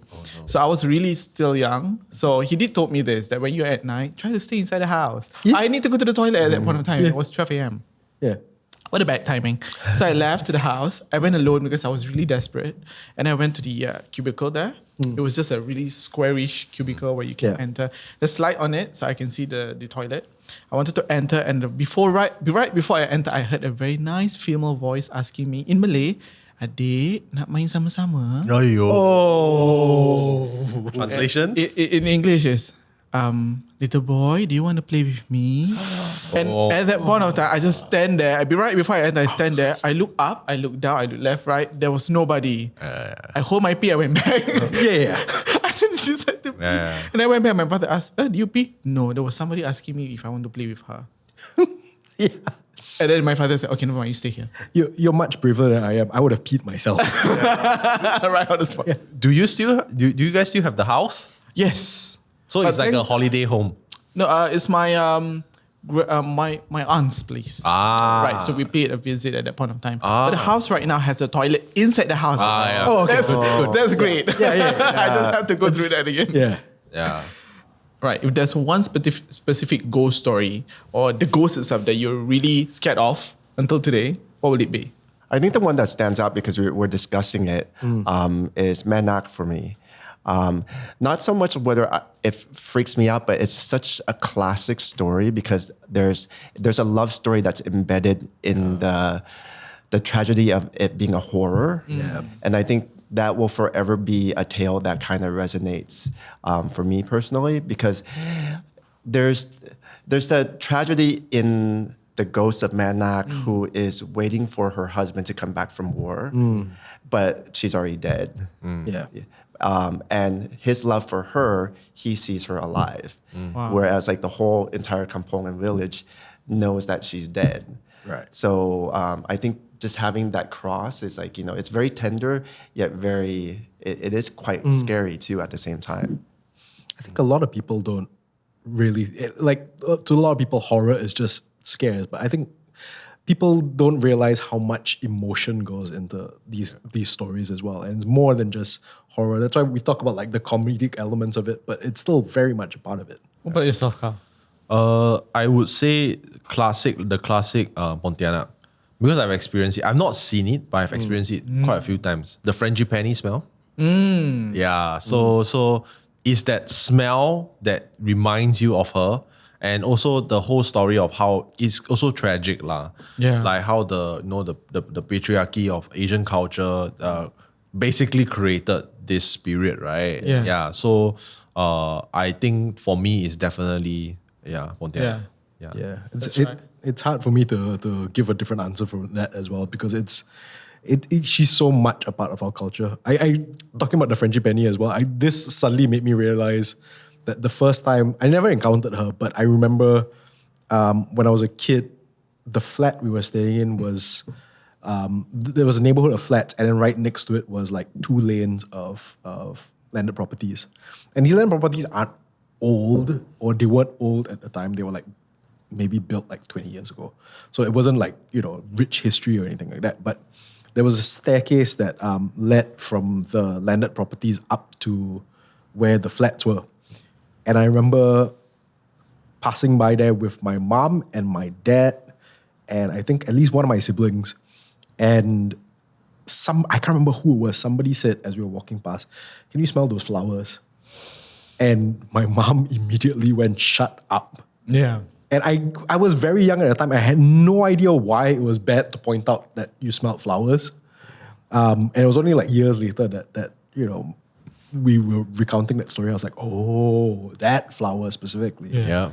But yeah, for me, I think it's the Pontianak. She's just, when I think of, at the very least, Indonesia, Malaysia, and Singapore, when I think of ghost stories or supernatural, that's the first one that always comes to mind. That's right. Yeah. As for myself, I'll give a different answer than Pontianak. It's Penanggal.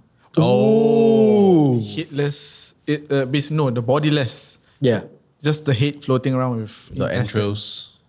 Is this one, is it tied to trees? I'm just curious because we have like a similar one in Thailand. Yeah, I know the one. Yeah. But, so it's different. It's slightly different. Okay. It's like but it's floating head. it's similar. Like it has entrails and a head that will fly around. Head will fly around. So for me, that's creepier because I don't see a full body. Yeah. So I see a head flying and with those things hanging on. Yeah. Right? So and in Malay shows, Malay films, they usually have it like, if you open your window, because this would need some space to come in, the head will just enter effortlessly. Yeah. So that scares me. Very, very compact and very... And also like it's a matter of like laundry, because like the legend goes right. Oh, the, right, the okay. blood of the angel on right. your clothes, right? You will get cursed or something. Yeah. I thought you were saying that her laundry is like a mess because of all... Oh no, then you can't do laundry at night. Yeah. But sometimes you just got to. I thought the laundry at night thing was Pontianak, right? No. Oh, okay. Actually, a lot of manners of ghosts. Yeah, actually, even until today, my parents still say don't hang laundry at night. Yeah. That's just good advice, lah. Yeah. Later the wind blow, then your laundry gone. That's fair. All right, we're coming to the close on this episode. And you know what that means. It's time for our morbid fact of the day. This doesn't have to be about ghosts. It could be about anything. You've got one as well, but Yes. let's hear Kyle's first. We'll save yours for the grand finale. Kyle, what's our morbid fact for today? Okay, so this one also Japanese. During the Japanese occupation of Singapore, apparently severed heads of spies and criminals were hung around Anderson Bridge by soldiers as a deterrent.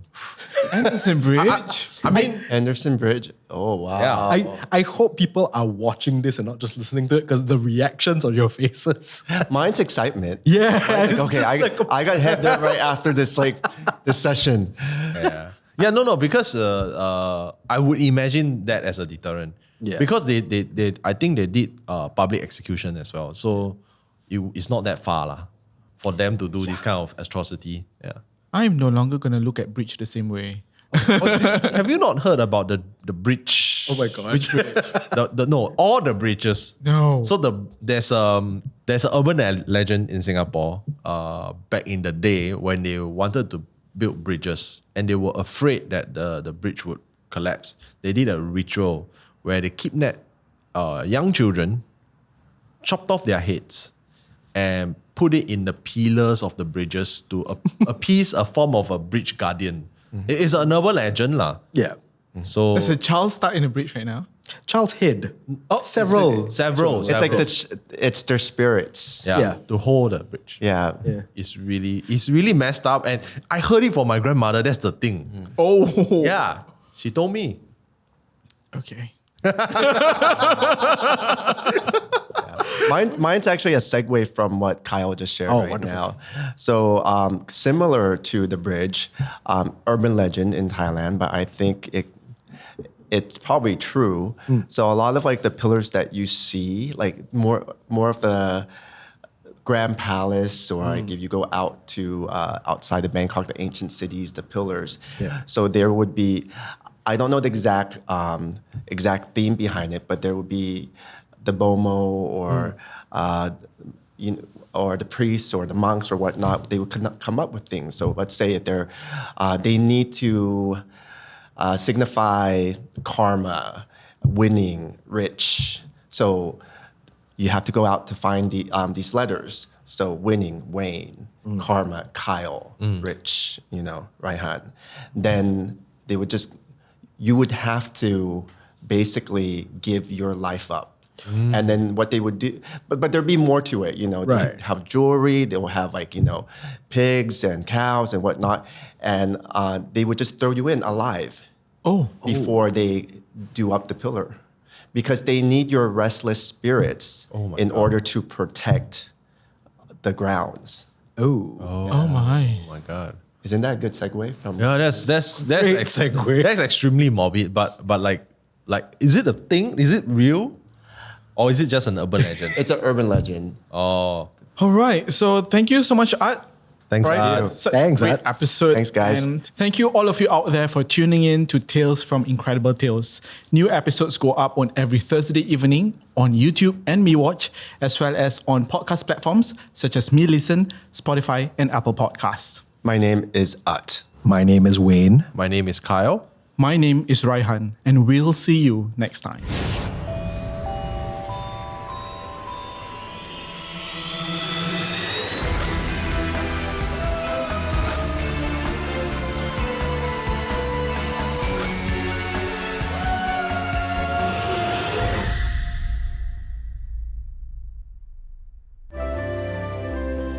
They wouldn't full on believe that there was something there until one guy actually spotted something crawling on the ceiling on the other side of the room. It's pure black. It's like a full body apparition that's climbing.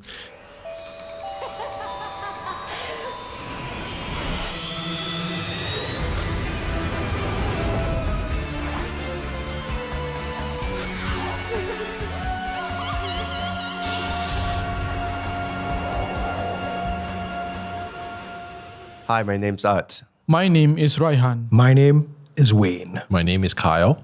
and this is Tales from Incredible Tales. Together with some very special guests, we're taking a look back at Incredible Tales, a horror anthology that aired on Channel 5 from 2004 to 2017. We will also be asking our guests to share their scary stories. Utt, the host of Incredible Tales throughout its 13 years, is back with us once again. Utt, welcome back, buddy. Hi, I am really excited. I mean, this is 7th episode, right? Yeah. Yeah. Yes. And the amount of people who are just enjoying what we're doing. yeah.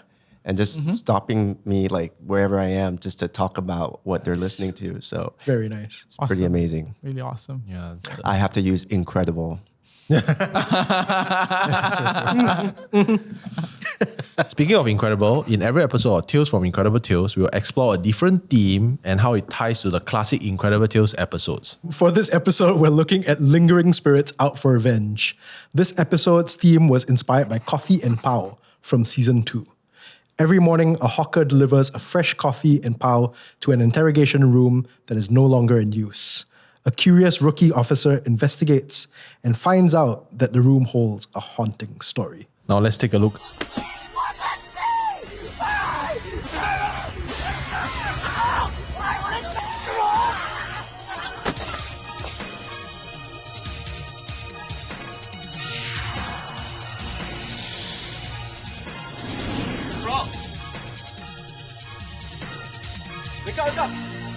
Oh. Yeah, the 2000s music is No, but I love that music though. It feels very classically horror. When I watched it back then and now it's different. Like when I watch the reenactments and hear the music, it's so classic now. Yeah. But Yeah. when I watched it back then, I found it a bit cheesy. Yeah. But it added on to the reenactments, Yes. and now I'm like, oh, it's perfect. Yeah.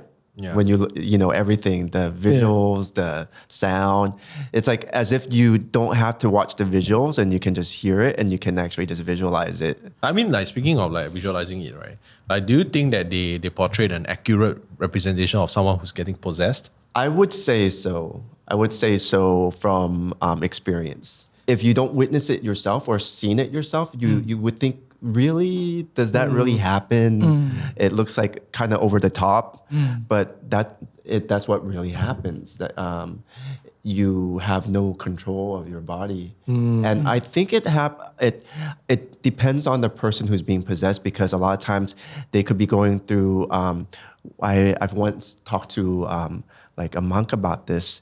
It was when I ordained. Right. Yeah. When I ordained, I asked I would call him my master monk, or like the teacher monk, as to why am I witnessing or experiencing so many things.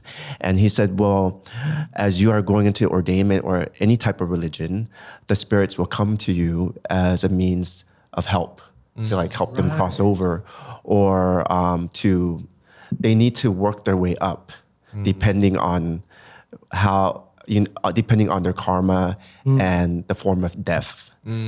And people and it's like two ways. This is like the spirits, right? On the other side of it, people who are living who have low energies are easily targeted. Right. Because they might not know that they have low energies. And low energies meaning it's like they might be depressed, or they might be down, or they might be going through things in their life that gives them a lower vibe and lower energy that allows a possession. Yeah. Yeah. Or they might be dabbling in bad stuff like black magic or whatnot. So yeah, I from hearing accounts and from seeing it myself in certain situations, I don't think it's over the top reenactment. I really think that can happen. Yeah, but I feel like this reenactment is actually quite mild. It's not like the Hollywood one where like he starts walking on four. That's like super over the top, because it's like so normal. He just walk past and then he see a spirit, and then the spirit possess him, and then he just walks. Basically the ghost is trying to say that I'm innocent, I'm not a murderer. So yeah, I think it's quite possible that could happen. And based on the episode itself, it's one of those Incredible Tales episodes where they have like an unknown interviewee. So it's based on actual events that happen and in a particular police department in Singapore. It's very interesting because we always see, spirits trying to get revenge, right? Spirits trying to hunt other people. Why do you think we're so drawn into them? Into stories of revengeful spirits? I think it's because it's been sensationalized that way. So that's how we see possessions. But like with this is a reenactment of being appeased for something that spirit did not do. And I think that exists because a lot of times, like what I just mentioned earlier on, for them to be able to move on, they need to be able to move on from what they're holding on to. So I feel like with this reenactment, in order for the spirit to move on, she needs to be heard. She needs to be seen as to what she did not do. And I guess it adds a bit more drama. I mean, if there's a drama where somebody is getting revenge on somebody else, it's more interesting than just a... Well, yeah, it's like it's basically like watching a TV drama, but it's like in the spirit world, basically. So it's more entertaining. Have you ever seen a vengeful spirit before? I mean, not against you, like just around. A what spirit? A vengeful spirit. Yes, I've seen and experienced dark energies. Oh. Yeah, dark energies. Those are considered dark energies. Yeah, I would term them dark. That's how I would term them. Dark energies for me, it's like when I know the spirits are quite revengeful, quite evil, quite dark. Yeah, and that's when I feel really uneasy because I feel they're quite powerful. Yeah. Usually they are quite old, right? To be still lingering in that same area. Yeah, I mean, like in terms of like if we're thinking about souls, like quite old. But I mean, revengeful spirits. I mean, they could have died young. Yeah, but but it depends on the circumstances. I'm really curious if there is a vengeful spirit out there who has yet to fulfill their desires. Will they still linger until they finish whatever they need to do? Oh God. Yeah. Yes.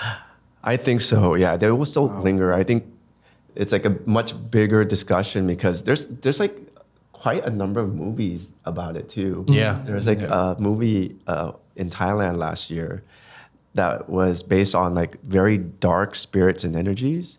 And then usually like with movies, like you have like at the end of the movie, you sort of have a good ending, but this one looks like there's no good ending. Basically, the spirits, the dark energies still linger.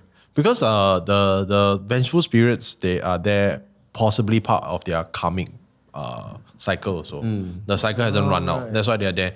They're either wrongly murdered or they committed suicide. It could be that for certain reasons, and it has not fulfilled. There's a cycle. Once the cycle is completed, then they will move on. Yeah. But that's why certain rooms, they are sealed off. They cannot be used.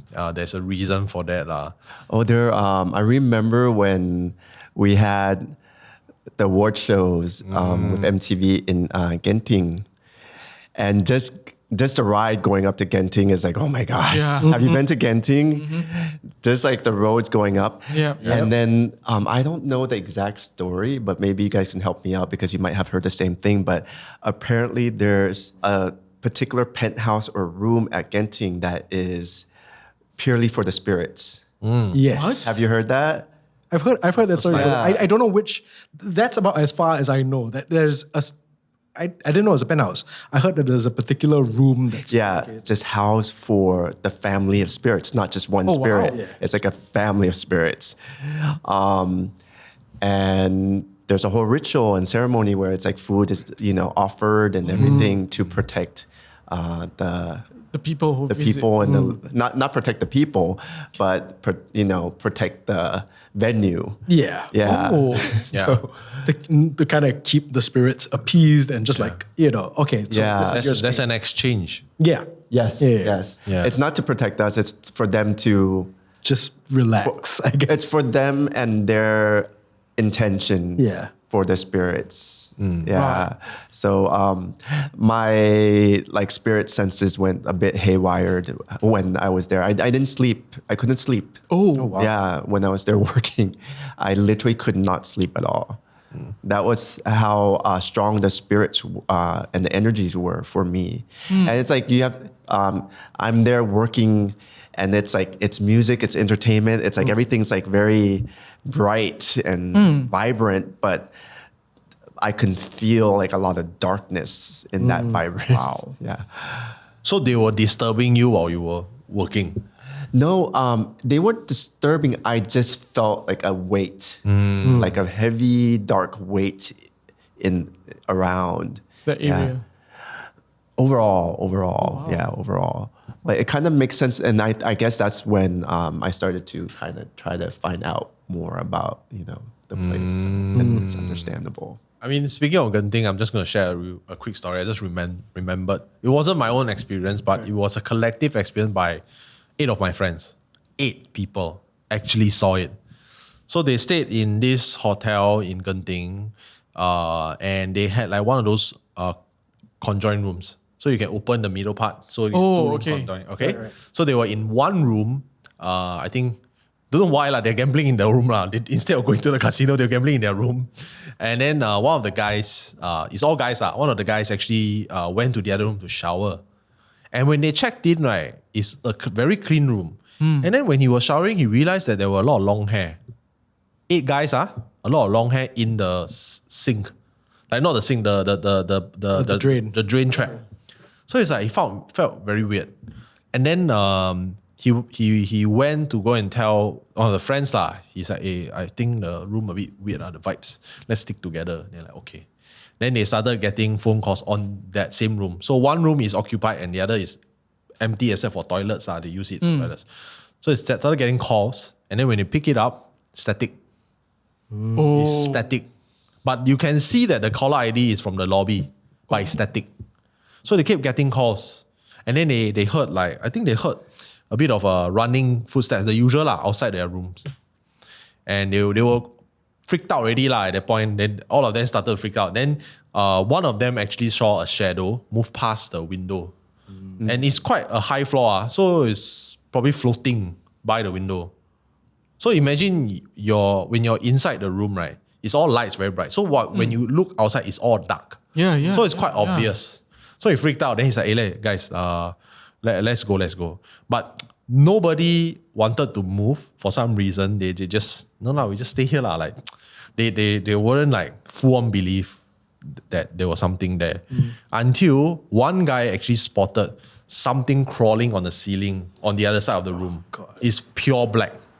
It's like a full body apparition that's climbing.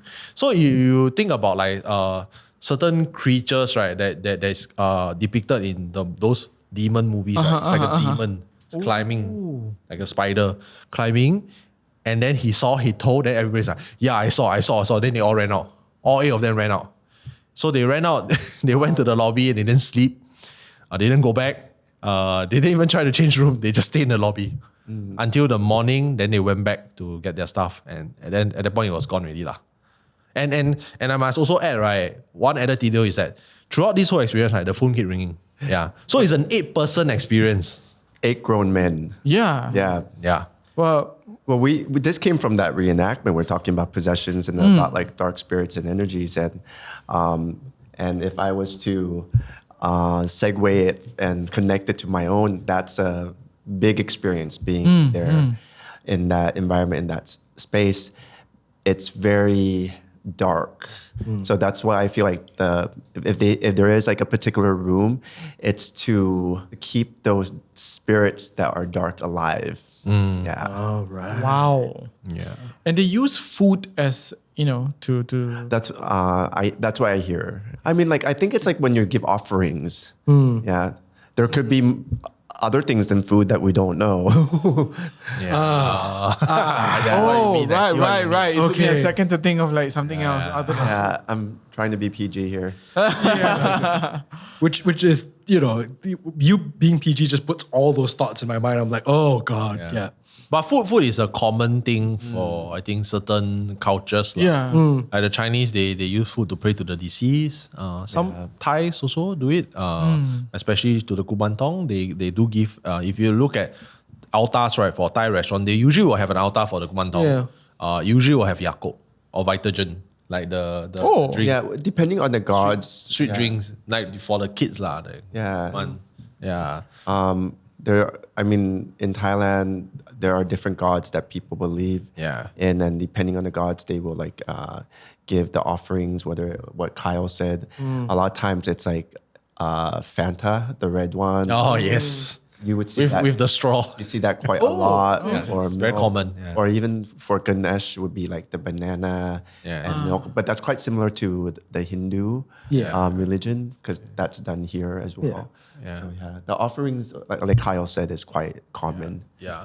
The meaning behind like lighting up the incense is because you light up the incense while you give the offering. So when it's burning, that's when they're able to consume what you're offering to the spirits. So that's how it links. Yeah. So the incense, right, is actually a connection. Right. That's why they always say, don't, if you walk on the pathway, please be careful. Yeah. I mean, there's a few uses for it.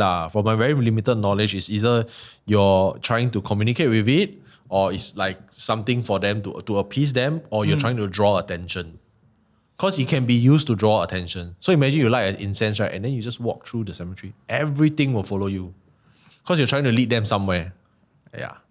That's why there's certain incense, right? That it needs to be running all the way on. Yeah.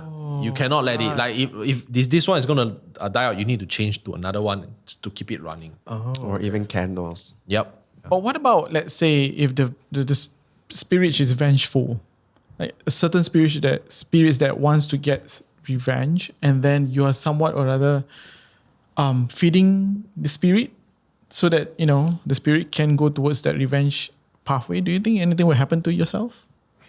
I don't know how dark energy reacts to a person itself. Or like... well, you probably have dark intentions if you are going to work with dark energies. Yeah. Yeah, so you probably already... True.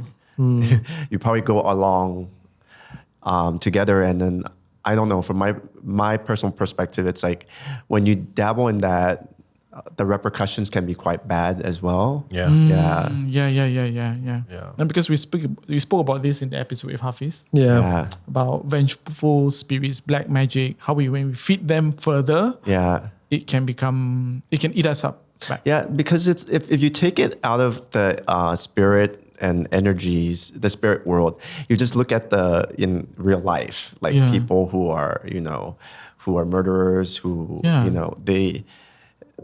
there's different variations of people in real life. And I think in the spirit world, it's the same too. Yeah. So it's like if you flock in the real life amongst people who aren't having good intentions, what does that say about you? Yep. So it's the same with the spirit world. If you're dabbling with the spirit world and with that intention, what does that say about you? Okay, so I think I just want to touch on, I think one of the episodes where Hafidz mentioned that, when a family member of his passed away, they actually engaged, they actually called upon a spirit to possess somebody within his family to somewhat confess to the police To solve the case. solve the case. Do you think like paranormal investigation or such a thing, supernatural acts should be in place here? My personal perspective is like, I think it's subjective because then you might have a lot of con psychics coming in. Yeah. And then that's just going to ruin and just make things really confusing. Yeah. But I do feel and believe that there are psychics who can solve, but it's very subjective how you pick one. Oh, that's going to be hard. Yeah. I mean, how do we know who is genuine? Exactly. So it's better not to rely on a psychic. Or on the side Because it can't be proven. Yeah. It's also a question of whether the ghost want to go direct to the source. So because the ghost ran directly to the investigative officer. Yeah. It would, like, exactly. Yeah. So what I'm actually curious is that are there, and I'm pretty sure nobody will say anything, but are there any police officers out there, right? Please share if you have, that they have actually experiences where, like maybe a victim of a murder actually approach you, hey, I think you're looking in the wrong place. You should look at here. Here's the clues. Or like, I don't know, like a coroner. Yeah, because they deal with death on a daily basis. Yeah, So I'm sure there is some experience there.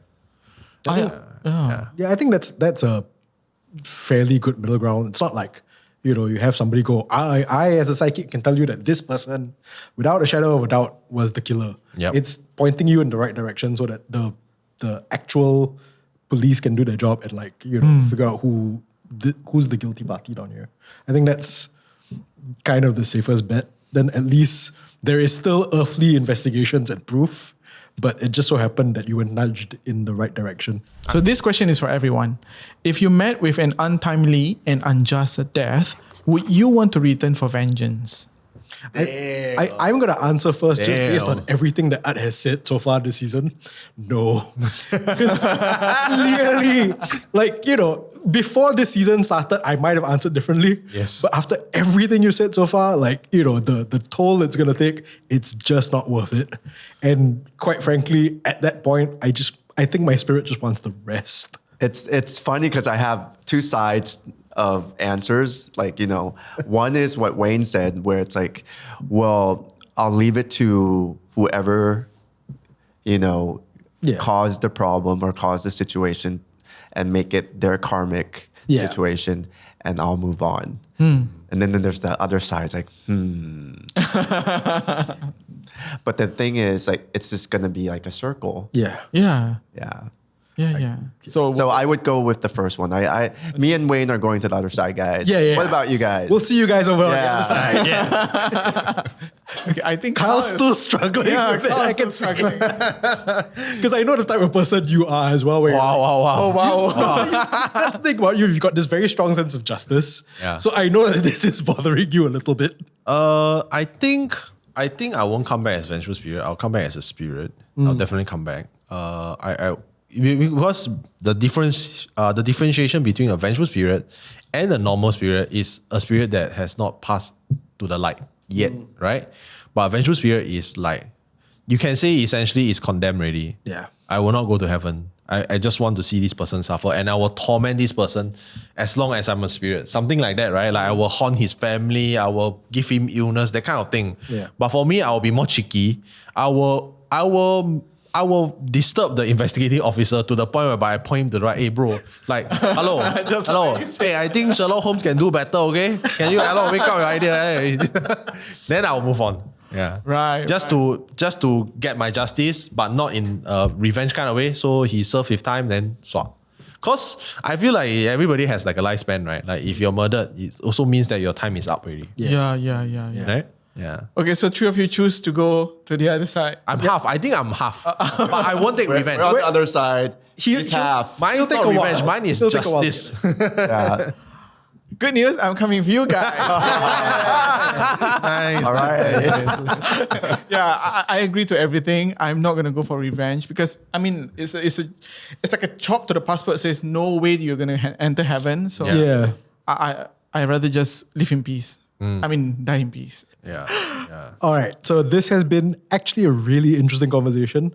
But before we go, it's time once again for our morbid fact of the day. So, can any one of you guess what morbid fact is? It has something to do with murder. It's a thing that happens in developed countries. The statistics in developed countries of murders are higher than undeveloped countries. Very close, but actually no. Actually, the morbid fact is, in 2011 there was statistics done that actually revenge is cited as a key factor for murders in developed countries. But this is in 2011? Yes. Oh, wow. Yeah. Oh, so it's like a statistic of like the reason why I kill you. Yeah. It's one of the main reasons why people murder. Yeah. And we can go into a rabbit hole. That's why there's a thing called manslaughter. Because murder is premeditated. Manslaughter is in the heat of the moment. Yeah. So it's two different legal terms, right? Right. Yeah. Wow, and then we have to have another statistics. The number of vengeful spirits that became vengeful after the murder of the in a developed country. No, but how you find you need to find a whole bunch of arts to count the spirits. Utz and Kyle's. Yeah. You need the ticker thing. So 1, 2, 3. Oh, sorry, there's two of you too. Two of you guys in the cemetery like, doing a survey. Booked, dude. Yeah. Like, Kyle, where are you? Oh, hey, dude, I'm booked in Oregon right now. Yeah, we're just doing a survey. Oh, with people? No. No. Statistics, bro. Yeah. It reminds me of like scenes from Men in Black. Yes. But this is like Yes. Men in Black, the spirits, the spirit world. No, there's one. It's called RIPD. Oh, really? Ryan Reynolds. Oh, yeah. Ryan Reynolds.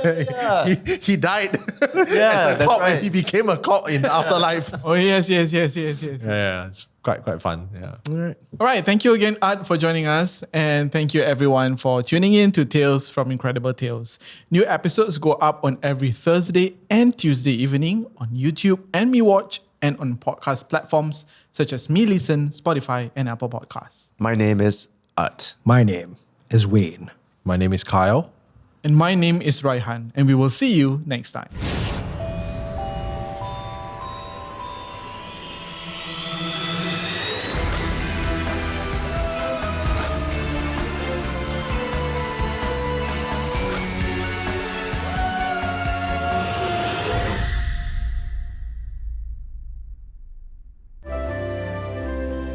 On camera, I was stunned. I was like, trying in my head, I was like, is it the wind? Is it something? It's like, you try to go through the rational route first. And just as I was like lost for answer, and I thought to myself, okay lah, I'm going to go with the wind. Then the door started to open again.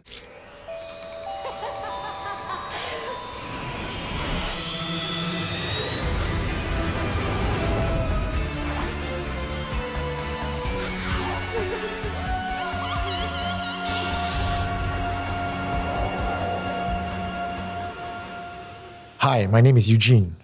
My name is Raihan, My name is Wayne. My name is Kyle. and this is Tales from Incredible Tales. Together with some very special guests, we're taking a look back at Incredible Tales, a horror anthology that aired on Channel 5 from 2004 to 2017. We will also be asking our guests to share their very own scary stories. Our guest for this episode is Eugene Tay from Supernatural Confessions. Hello, Eugene. Hi, Eugene. Hey guys, Hey. Yeah, it's good to have you here. nice to be here. It's like so nostalgic. Yeah, we saw you looking around the set and everything. Where's your EMF? Within. Now he trained already. Now he trained is on a different level. It's good. So Eugene Tay is the man behind the widely popular YouTube channel Supernatural Confessions.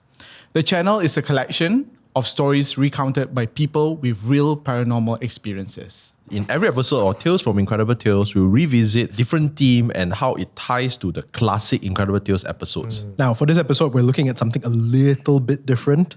Real-life paranormal investigating in the Ford Factory from Season 1. So the old Ford Factory sits along Upper Bukit Timah Road. Many pass by without a glance at this once dilapidated building.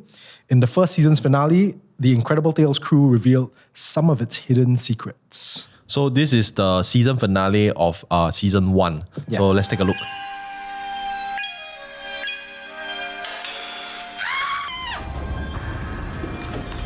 I heard this funny sound. Breathing or? It was it's a man's voice. It's very low, and it's like coming towards me. You see, so obviously I will run, right? Wow. This is actually one of my favorite episodes from Incredible Tales. Yeah, because I noticed when, he mentioned old Ford Factory, I saw a Yeah, you like you were like, Very weird gleam in your eye. Like, yes. I think when you guys invited me down for this particular show and to show me this segment, you probably don't know my history with SPI, with Ford Factory, right? Yeah. So there's a lot of layers of stories to share with you just based on one episode alone. Wow. Yeah. What is it about the place itself that gives you that, the glimpse in your eyes? Well, Ford Factory, when we grew up in the late 90s, early 2000s, was one of the main place to visit if you're a we won't say paranormal investigator, just, a thrill seeker, right? Old Changi Hospital being one of them. There's the Red House, the White House, and on the west side is the Ford Factory. And that's where the Japanese, had that signing with the British. Yeah. So there's a lot of history behind it. And because it's abandoned and it was actually a heritage site. Yeah. So all the more there's a lot of depth to that place that we wanted to go in and investigate. And again, back then, why I say we're not paranormal investigators, because we didn't know what we were investigating. We just went in, we screamed like a girl and we ran out. I watched this and, with the guy screaming and the girl running, I sit here and I remember very clearly how I felt then. And watching it again, how I'm feeling now. It's like, whoa, worlds apart. I guess the way to explain it is like, if you are not into filmmaking and you watch a movie, you watch it for the excitement, the horror. But when you're a filmmaker, you'd be like, okay, the lighting's here. I think the shadow is there. Okay, Conti problem. You're looking at all the details of the filmmaking and not enjoying it for the story itself. So that's kind of where I am now with that. I'd be like, okay, there's an op flying by. Did anyone not notice that? Or could it be a dust? Are we debunking this? And so the guy's laughing a lot because he is scared. So I'm reading all these things. And looking back and watching this again, comparing it from now and then, there is so much more that I can do with this one scene compared to the guy who says, "Are you crazy? Haunted place?" Yeah. But when you explored that place, right? It was abandoned. So I believe now it's like conserved and it's like a museum, right? Yeah. So why do you think that it's so haunted? Nobody died, right? Like it's just a signing place, right? Why is it so haunted? Exactly, Kyle. So that's that's the question mark. So when I watched it before, and when I went down to Ford Factory, abandoned, Japanese, the mere mention of the word Japanese brings to mind viciousness, death, and murder. So it is with this connotation that you think that place is haunted. But you're absolutely right. Where's the death? Where's the tragedy? Nothing. So what brings horror to the place? And as investigators now, you're going to ask this kind of questions. What happened here? Right? And I cannot answer that. I would not be able to answer why there's haunting. And when we watched this episode 13, season 1, the hypothesis was that the Japanese would come back. Right. I don't think the Japanese want to come back here. There is nothing in it for them to come back. They didn't lose, they won. Right? It's a happy place for them. But if anything at all that would come in is because the place is empty, it's deserted, right? It's a lot of yin energy. So all these homeless spirits would then come in and take residence here. So they're not going to haunt the place. They're going to try to chase you out. So if you go in and you step on their piece, they're going to try to scare you to leave the place. So not the Japanese. I think it could be any random spirits. I'm just going to tap on that. my belief as well, back in my culture, is that if a place is abandoned, it can be anyone's else home, but it doesn't mean anyone else as in human form. Spirits. So the longer it is, it could be some spirit who just wants to rest, but we have intruded their space. Back when I was in NS, whenever we have field camp, right, my encik's from the specific koi will go down to that place together with a priest and invite to, do some rituals. And they say, I just came back with so and so. I'm like, oh, must do that at that point of time. Because it's not written, but it's done. Tekong Camp 2 or Camp 3, the Rocky Hills area. Oh, that's my place. That's your place? Used to be my place. It was an abandoned camp for some time, and I was the batch of army soldiers moving from Pasir Laba to Camp 2. So when we moved to Camp 2, one of the things we did was, and I volunteered. I didn't know what I was volunteering for. They never tell you. They say, any volunteers, you just put up your hand. So I went down and I was with the Taoist priest holding his sack of rice as he went around blessing the place. And there were 5 of them, not just him. Okay. Different religious heads. Yeah, so that one I can tell you for a fact, it happened. Wow. Apparently there's a shrine in Pulau Tekong. Yes. There's a shrine that they pray to. But it's usually not the high ups, not the officers. It's usually the enchiks or the master sergeants. That somehow they will be tasked to do it. Because I have a friend who works with a temple, then they do mediumship. So they were invited to bless a certain camp because that area way too much. And even then the guy who got basically he invited the deity to come. The deity said there's too much.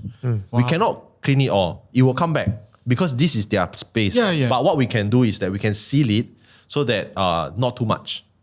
So and then he actually took photos of the place for me. I was like, isn't that related to a certain office? And he's like, yeah. So Wow. Yeah, so it happens, but it's not documented. Wait, so the deity can't clear the whole space because there's too many. Yeah. I wonder whether is that the case for other famously haunted spots? Well, that's a very knowing look on your face. Do elaborate. There are a few places in Singapore, not going to mention the names, famous buildings, right? Some of them have already been torn down, and some of them are still standing. So there have been many different masters who went down either voluntarily or have been invited by certain agencies to cleanse the place. And it says, cannot clean, too many. Yeah, or sometimes they can even make a pact. And this is up to the spirits to agree or disagree. And most of these haunted places, there's usually one head spirit. Even in human villages, you have the penunggu, right? Yes. In spirit world, it's still the same. Actually, the spirit world and human world are very similar. So if you treat spirits as if it's human, abandoned place, homeless people come on in, and now you tend to get out. They're going to ask you go where? Yeah. Right? They're not going to go.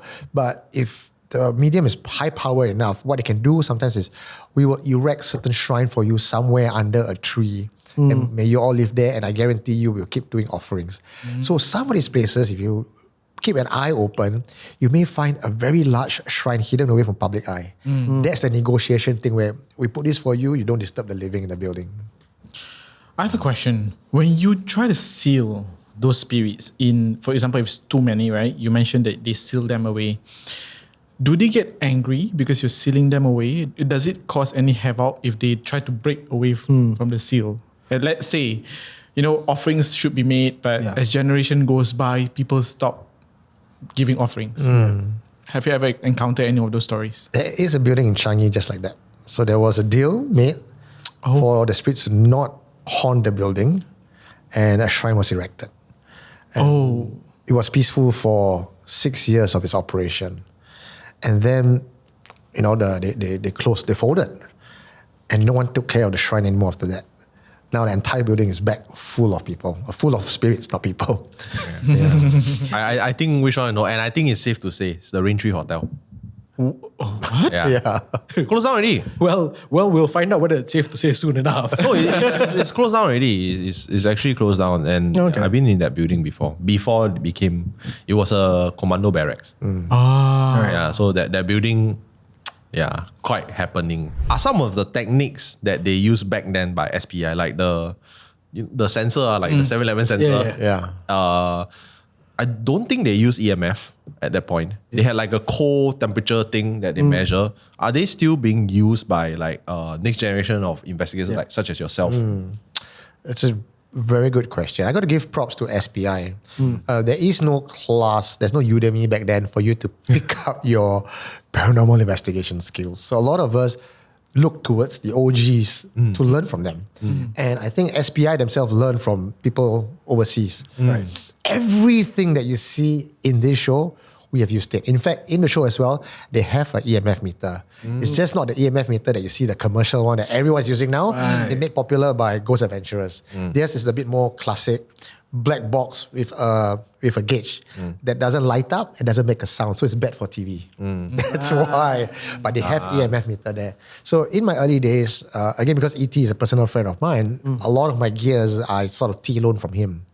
And with the motion sensor and everything. And I'm not one person who just puts the item there and say, okay, now I'm done. I always want to find out, how does this work? Like, why would a 7-Eleven ding dong work with ghosts? There's no physical form.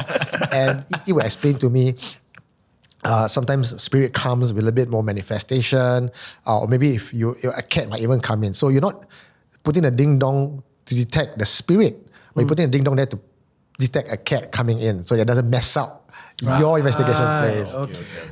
And then also motion sensor, because if this candle suddenly move in the middle of the room and we're not looking at it, but then when we turn around, it's like I see the sleeves of that Pontianak just moving like that so slightly. It's just freaking me out. Win. Yeah. We hope. Just win. So we want to be able to document as much of our finding as possible. So that's SPI's role. So a lot of what we do now follows what they did back then, except to set up a thing like that takes hours. Is they go down and create a very scientific, sterile environment first. Here's the temperature, here's the pressure, here's this, here's that. Let's document it down. And then later on tonight, if something happens, I have a compare and contrast to tell you something has changed. And why is it changing? Is it because of the temperature? Is it because of something? I can then remove all possibilities, and whatever that remains is an unnatural phenomenon. But today, we're not so much, we as an industry, is not so much bothered with the science of it, because audience have no patience to sit down for the first 20 minutes, see you set up. Right. We just want to see the ball move. Want to see the chair fly. Right. So a lot of paranormal investigations today is more paranormal entertainment. It's like WWE lah. You know, you have your, I'm sure the work is real. The athleticism is real, but it's choreographed for entertainment. And you as audience, you kind of know, but you still buy into it. Then there's also wrestling, where it's really technical skills and MMA. There's also a demographic of people for that. So usually, they don't really cross over. Like if you like the scientific stuff, you like the no BS stuff, you're not going to go for the paranormal entertainment route. The 3 minutes TikTok video where something fly. Because you're going to go, I'm going to question that. But the majority of the people, that's enough. That's great. That's my Saturday fix. That's where paranormal investigation still becomes a mystery that makes people want to watch it. Putting on your Mel Gill hat, are you? In a way, it's like I'm like, are you sure you see those? Because I mean, if I were to see one, probably I faint. But even if you faint on the spot, is that real? That's a question. Right. I think anything on video is going to be up for question. I was sharing in another episode, right? Like how I find it very, very hard to believe in like even the technology, because how do you even prove that certain cameras can actually capture ghosts? Like, I'm not saying it's not possible, but like the science is not there to support it. So you've worked with the SPI, and I'm pretty sure you've been in many paranormal situations, investigations, etc. Have there been a situation where you come in, you have not set up the camera yet, and things has already happened? Like hanging out with SPI, the boys will tell you 99 times out of 100, there's nothing. Even in this particular episode, they still said it's nothing. Our equipment did not capture anything. There's only reaction from human. And SPI is a lot more stringent than even myself or a lot of other groups these days. They refuse to believe in it, even if something is rolling right in front of their eyes. Wow. They're like, I want to know why this ball is rolling. There must be an explanation. But I'm going like, hantu. I'm going to go for that. But most times you would, in investigation, you would, by right, 7 p.m. to 7 a.m., 12-hour shift. Right. No perfume, no smoking, nothing. You don't want to contaminate the environment with any scent. Your equipment must be all there, and then you cannot be putting it on full charge all the time because you don't want to generate EMF. And you always have redundancy because if one camera fails, is that technical or is that hantu again? But times where after we set up everything, we waited for hours, we were just bored shitless, we wasn't even thinking about ghosts anymore, and then things happen. They have. My most recent one, which came to as close as an immediate haunting as possible. So you see a lot of technical gadgets in what SPI did. For me, I've moved on towards more of the spiritual side of things. I would burn a Kamayan, I'll put a blessed or a cursed oil to infuse the smoke with the scent that the spirits want, and I want to bring them to me. It's a very warm way of saying, I'm here, I come bearing offerings, please show yourself, right? So I did that, I lit it up, and I turned to the camera, which was on a tripod, and I have a friend behind, there's only two of us. I walked to the camera. So this was just like really just set up, put it out down there, didn't think anything would happen. I expected to wait for a while. Walked to the camera, stood down, talked to the camera, and everyone from the audience could see the door behind me start to close by itself slowly. And then I was looking behind my camera at my co-host, and he was doing this. Like, what's going on there? I turned and I saw the door. Boom. And on camera, I was stunned. I was like, trying in my head, I was like, is it the wind? Is it something? It's like, you try to go through the rational route first. And just as I was like lost for answer, and I thought to myself, okay lah, I'm going to go with the wind. Then the door started to open again. I was like, okay. And I look at the camera, I look back at the door, and just to confirm it, like they want to tell me it's not the wind, my friend, doom. Like, okay. Loud lah. Yeah, doom. I just got a jump scare again. Why? I was so invested in the story. Why jump scare? From him going doom. Oh, because your eyeline was there. I was like, okay. As a paranormal investigator, how has things changed in terms of doing the things that you do right now as compared to maybe watching this episode? I was not born with a third eye. I was never sensitive. I avoided haunted places and ghosts as best as I can. I watch a horror movie, sure, that's for the fear. But over time, I've generated a certain level of sensitivity to the spirits. And I think what Kyle said off camera just now is that this industry chose you, and I think I was chosen despite not wanting to be in it. I was kind of forced into it and to face whatever I needed to face.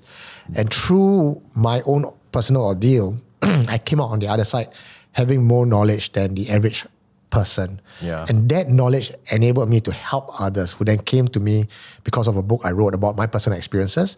And that was how Supernatural Confessions grew. Giving people a platform to talk about it, having a support network. And while I don't do this as a service and I don't charge for it, there were times I had to go down to people's house because I was called to help.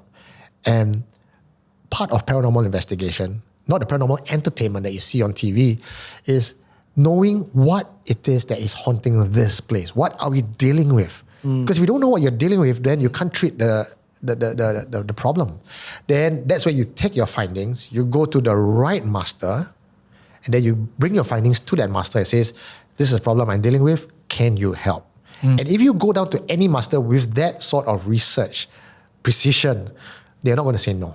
What is the main problem with a lot of mainstream people who needed help because they are clueless, and masters, is that you go down, you chicken and duck talk. You don't know what you're dealing with and you're wasting time. And then is he going to charge you a fair price for his time? And if he did that, you might call him a con job because it's a business, right? So on this side, then you have people who are clueless, don't even know who to call. And they end up calling people on Google or any website, and then they get fleeced. So there's this big divide between people who are in the scene and people not in the scene. So a good paranormal investigator would go down, breach this gap, find out what's going on, tell the human side of things, don't worry, I got this. Because when you are frightened, all you want is someone to tell you, it's okay, I've got this. And that's what I really do when I go down to people's house. Wow. So that's the difference between then and now for me. And it sounds a lot an awful lot like how the Warrens did it. You see, because in the States, right, most of them are either Christians or Catholics. So to perform an exorcism, there needs to be proof. They need to get permission from the Vatican. Yeah. So they need people like the Warrens to prove that there is a haunting, there's a demon in the house. So basically the same thing lah. Proof the breach law. So they're scared. Okay, I get paranormal evidence. Then they go down, they capture evidence, hard evidence, and then they present it to the church or whichever spiritual medium lah. And then okay, so you have this, and it's up to you now. Okay, Eugene, just simple, short precautions that we all should take if we ever choose to, step into paranormal investigation. Okay. Do it respectfully. There are a lot of young influencers come out to challenge these spirits because they don't believe, right? Yeah. These things are there way longer than you have been around. And I always borrow this from what my grandma used to say. Don't believe, never mind. Just do what the old people tell you, you live longer. Yep. And I think there's a lot of wisdom to that. And precaution-wise, I will share with you the Asian superstitious belief. When you go home, wash your feet. I don't know how that works, but I do that anyway till today. Likewise. Right? Before I step into my house, I still do this till today. I turn around, I face my outside of my door. I said, I revoke entry to any beings out there unless you are for my good. Right. You don't even have to say in those words. The intent is to say, no permission granted. You don't get to follow me in. And rules, right? Or like what Carl says, there are rules. They need permission to enter. So the whole Dracula myth about being welcome to come to the house, that's not just a Eastern European belief. That's also Asian. Yeah. Right. And I mean, like we mentioned before, so there's house spirits, right? For each house. I think across different religions and beliefs, we believe to some degree there's house spirits. Yeah, and I think that will protect you to a certain degree. That's right. Yeah, but for me, what I would do after I go to somewhere like there's quite keras, right? I will go to the ultimate safe zone, which is mamak. So you basically anything that follow you dump it off, but you must spend at least like 1 to 2 hours there dump it off. That's interesting. The two places that we go is 7-Eleven. And you're going to spend some time there for the energy to diffuse. Yeah. You just drop off the energy, the sense lah. The poor people who work at 7-Eleven. I was about to ask. They're like, I'm just here to do a job. You keep dumping your spirits on here. Okay, so before we go into the midpoint question today, right? I have a very special thing that I would like to share with everyone because Eugene Tay, the man himself, was actually on Incredible Tales. Like 15 years ago. He was in one of the episodes. So I want to show Eugene this episode.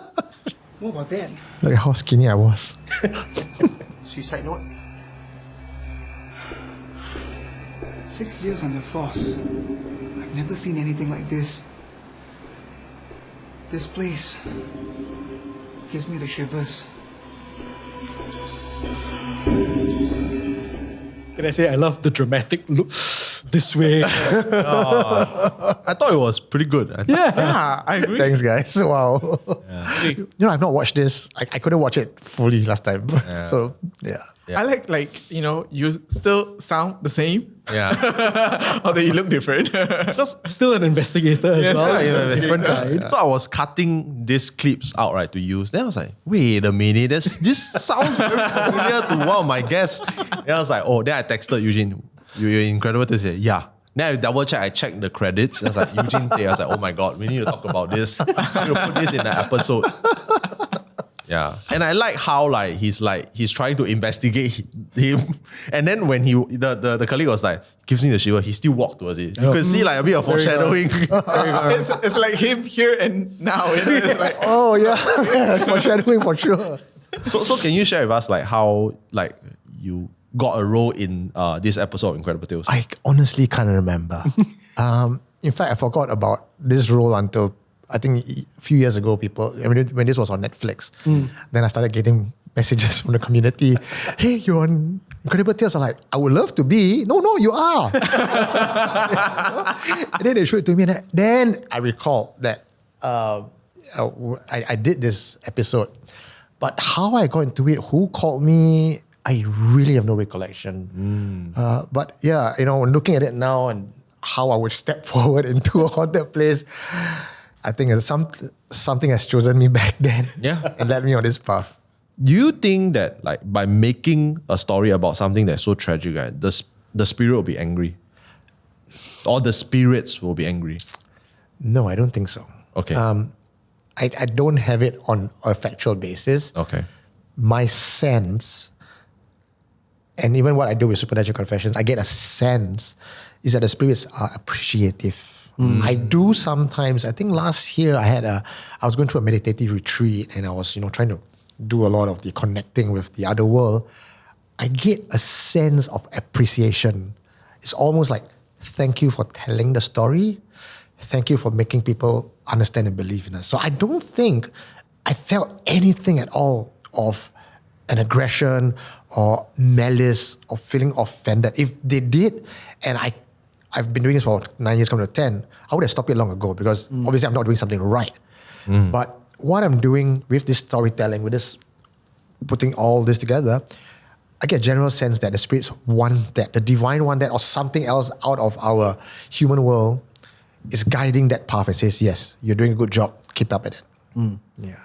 I think we feel a similar way, right? For us, Wayne and I. There are instances where we can feel that very, very strong, like that things are there on set with us. Can feel it. But I don't feel malice. Yeah. Yeah. Yeah, I think that's the key point, that we don't, whatever we feel, it's not malicious. Yeah. I think for us also, we try to find clear boundaries of what we can, or what we will and will not talk about when we tell our stories as well. And I think, I mean, it's not like they give you a guidebook like, here's what you can and cannot talk about when it comes to supernatural. So we try to err on the side of caution. And I think, we've used this word several times during the season, but I guess it's all a case of respect. So we try to be as respectful as possible. Like even if the account itself has been fictionalized, I think also it's a case of, just still try to be as respectful as possible about it. Yeah. Okay, so this question is for everyone. Who are your favorite paranormal investigators? Is it Supernatural Confessions? Or maybe Ryan and Shane from Ghost Files? Well, Eugene's on set today, so I'm going to say Supernatural. Locally, definitely I would choose Eugene. I think he has been, he's a household name. Yeah. But if you were to ask me, my favorite is definitely Edward and Lauren Warren. I think they are, the balance that they do is very well. They are not like, certain shows, right, that is, they're doing it for the gram. Like they purposely go and agitate the spirit. No, I don't think they are like that.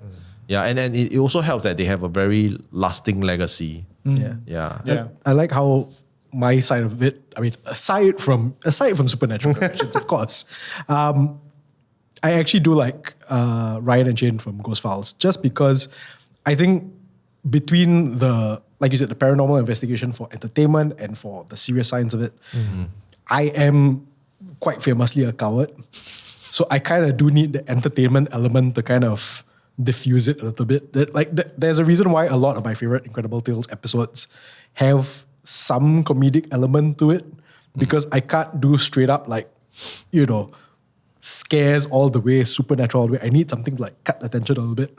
So for me, and then it might not even necessarily be Ghost Files in particular, but any paranormal investigators that have that slightly entertainment factor to it, while still being respectful as much as they can be.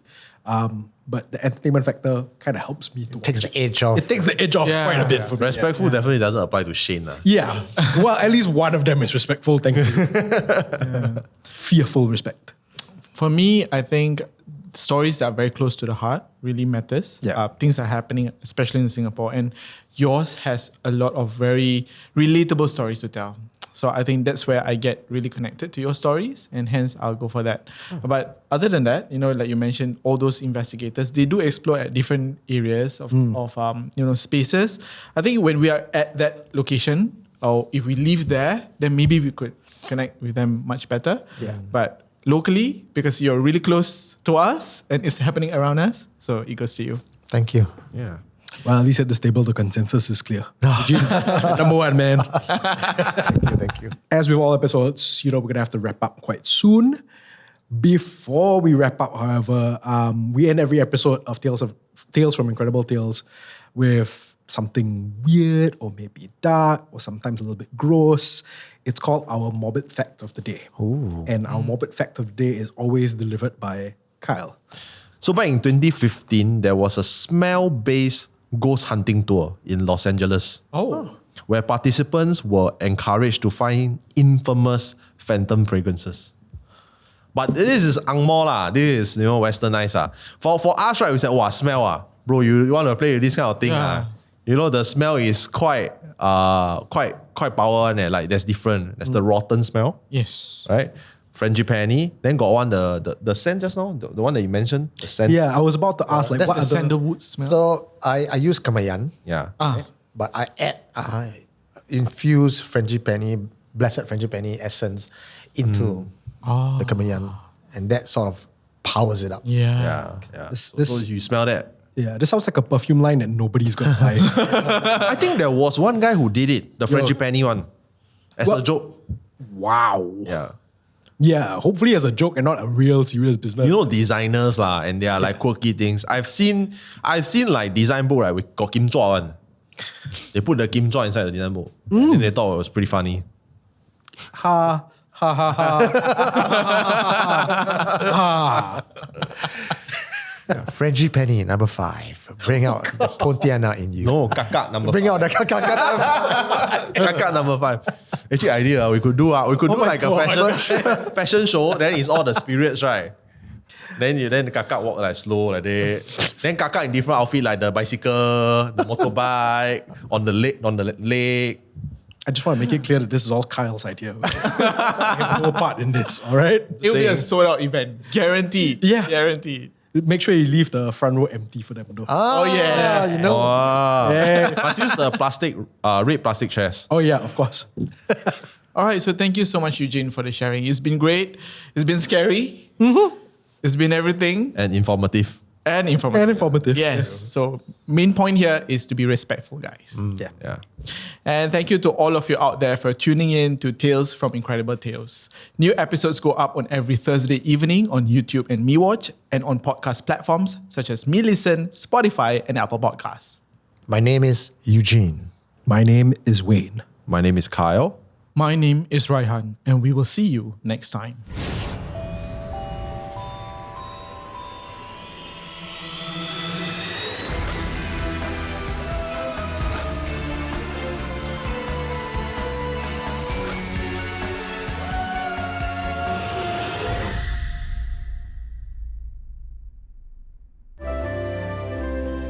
Back then, when you ride a motorcycle, the ladies would sit slanted, right? Ayub. Yeah. Right.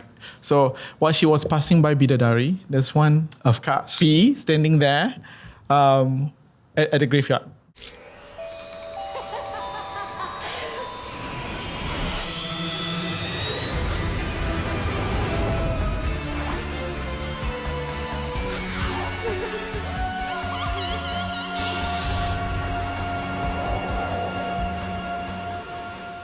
Hi, my name is Utt. My name is Raihan, My name is Wayne. My name is Kyle. and this is Tales from Incredible Tales. Together with some very special guests, we're taking a look back at Incredible Tales, a horror anthology that aired on Channel 5 from 2004 to 2017.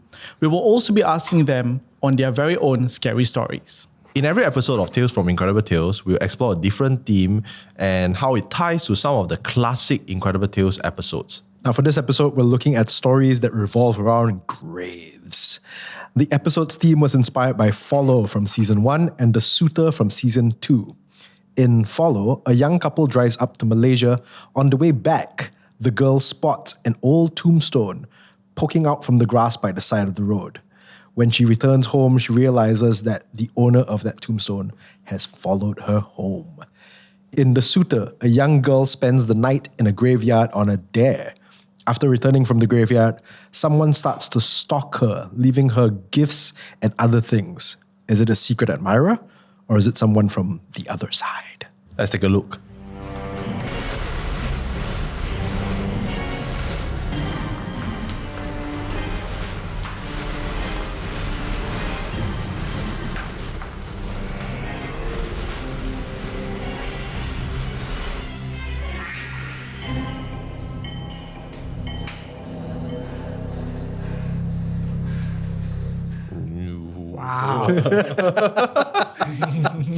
That was entertaining. That was very entertaining. Yeah. I just got a jump scare. Yeah. Or the follow one, right? Yeah. When you suddenly I have to look up. Your jump scares are probably the reason why people should be watching the episodes, not just listening to them. But when you watch these episodes, it's like it's so relatable. Yeah. Yeah. Because you're like, this is what you see happening like with your friends, or you've done it. Yeah, with yeah. your friends on a dare. And so when you watch it, I think that's why it resonates really well with the audience. That's right. And speaking of dares, have any one of you tried to do dares like the suitor? No, I haven't. I think back in the day during my teens, I'd probably be the one who would dare my friends. Okay. Yeah. Or like if I'm there, I probably do it in a group rather than alone or solo. Yeah. What about you?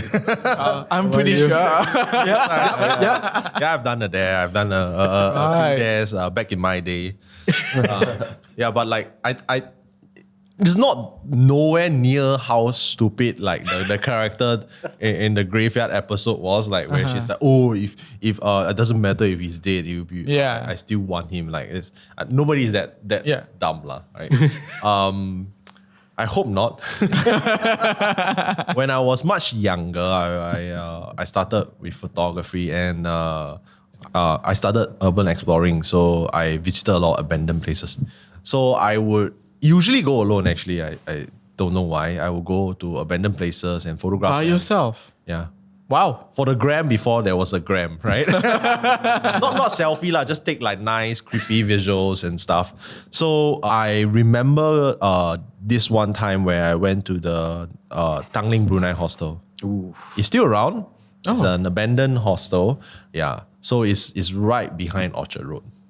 So I remember going there and just daring myself. It's a pretty big place. Yeah. And it's surrounded by landed properties and a bit of forest. Mm-hmm. So, like afternoon, you think that you're okay, you think that you're unbeatable. When you're in your youth, like teenager, you feel like nothing can hurt you, right? Yeah. Yeah. So of course, I was very loudmouth and a very loudmouth 80s. I was like, there's no such thing as ghosts. Got ghosts, right? Come follow me. I'm not scared. Oh. Yeah. Oh, back then. Okay. To the spirits. Back then, not now. And something did follow me back, like something that wasn't. And I've been doing it on a streak. So for that period of time, maybe across 10 months, I've been going to abandoned places, including Old Changi Hospital, saying that, there's no such thing as ghosts. Even if there is, I'm not scared. I don't know why, it's dumb. And then, the peak was when I went to Brunei Hostel and then something followed me back. Wow. I cannot imagine someone being so stupid. I think we went quiet because it's like, that's very daring. Yeah. Very daring. Yeah. Thanks for speaking up for me because I don't want to say that. It's okay. I believe we were all young ones, right? Yeah. What about you, Wayne? I was an absolute coward. Oh. Absolute coward. I had friends who would go to, I think back when, it was still accessible and questionably legal of whether you could go into Old Changi Hospital. Oh, yeah. I had friends who would go there all the time and I was like, no. You're smart, like. Well, when you're a teenager and then, you're such a coward, I was like, But also, peer pressure was terrible, but never terrible enough for me to go, I'm going to do this. What's the worst that can happen? I mean, I did urban exploration as well, but I never stood in the middle of an abandoned place going, follow me home. I'm not scared. No. Even those during the afternoons as well were incredibly creepy. And for some reason, there were a lot of them just off Orchard Road as well. Because I'm quite a coward in terms of Smart. Even if my friends give me that dare, and I wouldn't go do it, because to me it's like I don't want to have any trouble there. I always think about what's gonna happen if there's trouble there. I'm gonna have a very difficult time with my parents. So I'd rather not. But speaking of those dares that my friends went to, I'm pretty sure that as long as you don't do anything stupid there, like say out things or disturb the space, I don't think they will follow you home. Or unless you do something that you're unaware of. Yes. What we were talking about like, maybe if there's incense there and we didn't know and we step on it. And sometimes we unknowingly invite the spirits back. That's with right. us. I mean, like I'm much like you. I explore quite a bit, but I don't explore with the intention of thinking like I'm ghost exploring. Yeah. I'm just like going from one place to another. Yeah. But in terms of in Thailand, they have their version of the Ouija board. And they call it Pi Toi Gao, which is like ghosts and within the glass. Yeah. Do you play that here? Like, I don't play that, but my mom told me about it. Okay, so basically, you invite the spirit through a glass. Trap it. So it's like, if you know the Ouija board, right? Yeah. Yes. Basically, so it's like it's a Thai version of the Ouija board, but you have your letters, Thai letters and numbers and whatnot, and then you put the glass upside down, and then you summon the spirits together with your friends. So that's what I've done. But I've always felt very uneasy doing it. Yeah. Have you done anything like that? No, I strangely enough, I was told not to play. And during that foolish period, right, I tried to ask someone to play with me, but nobody would play with me. Okay. Yeah. It's really good that we kind of know each other now. Stories if we met like together. It's like, come on, Carl. Yeah. Because the Chinese has a version also, like similar to the Taiwan, where it's just characters and then you summon them. It's scarier because you kind of trap it in the glass, like in a sense lah. Yeah. And how do you release it back? You ask it to leave. Yeah. It can refuse you. Oh yeah. And if you basically it refuses to leave, you're done lah. It's like you're playing with fire. Yeah. So it's like it's actually quite not an ideal way to play a game. Yeah. And that was when I was much younger as well. And I mean, abandoned places also, they serve a different purpose.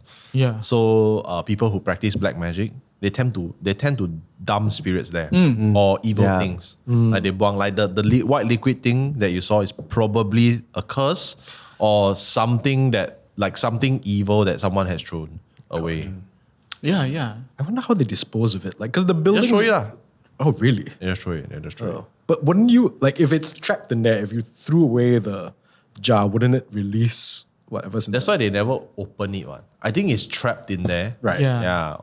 In Malay folklore, we would usually trap them in glasses like that, and we throw them in the sea or tie it with stones so that it sinks all the way down. Nobody can ever find it because sometimes it might float up, and somebody else might find it and catch it. open it up, and that's it. Speaking of abandoned places like graveyards, like these kind of places, so we saw that in Follow, Serene had, she tried to mess around with the tombstones. Yeah. So have you heard of any other superstitions around tombstones, graves, cemeteries, or even abandoned places? I don't know superstitions, but for me overall, like just cemeteries overall, whatever religion it is, it's like it's a sacred place. Yes. Yeah. So I think going back to some of the questions you've asked me in like the past episodes, like memorable places or haunted places that I feel. I mean, I always feel when we were at cemeteries, there were places that we were invading their space. We're coming into their space, and especially when we shot at night. Because it's like I would feel very uneasy, and I'm sure the crew would feel uneasy too.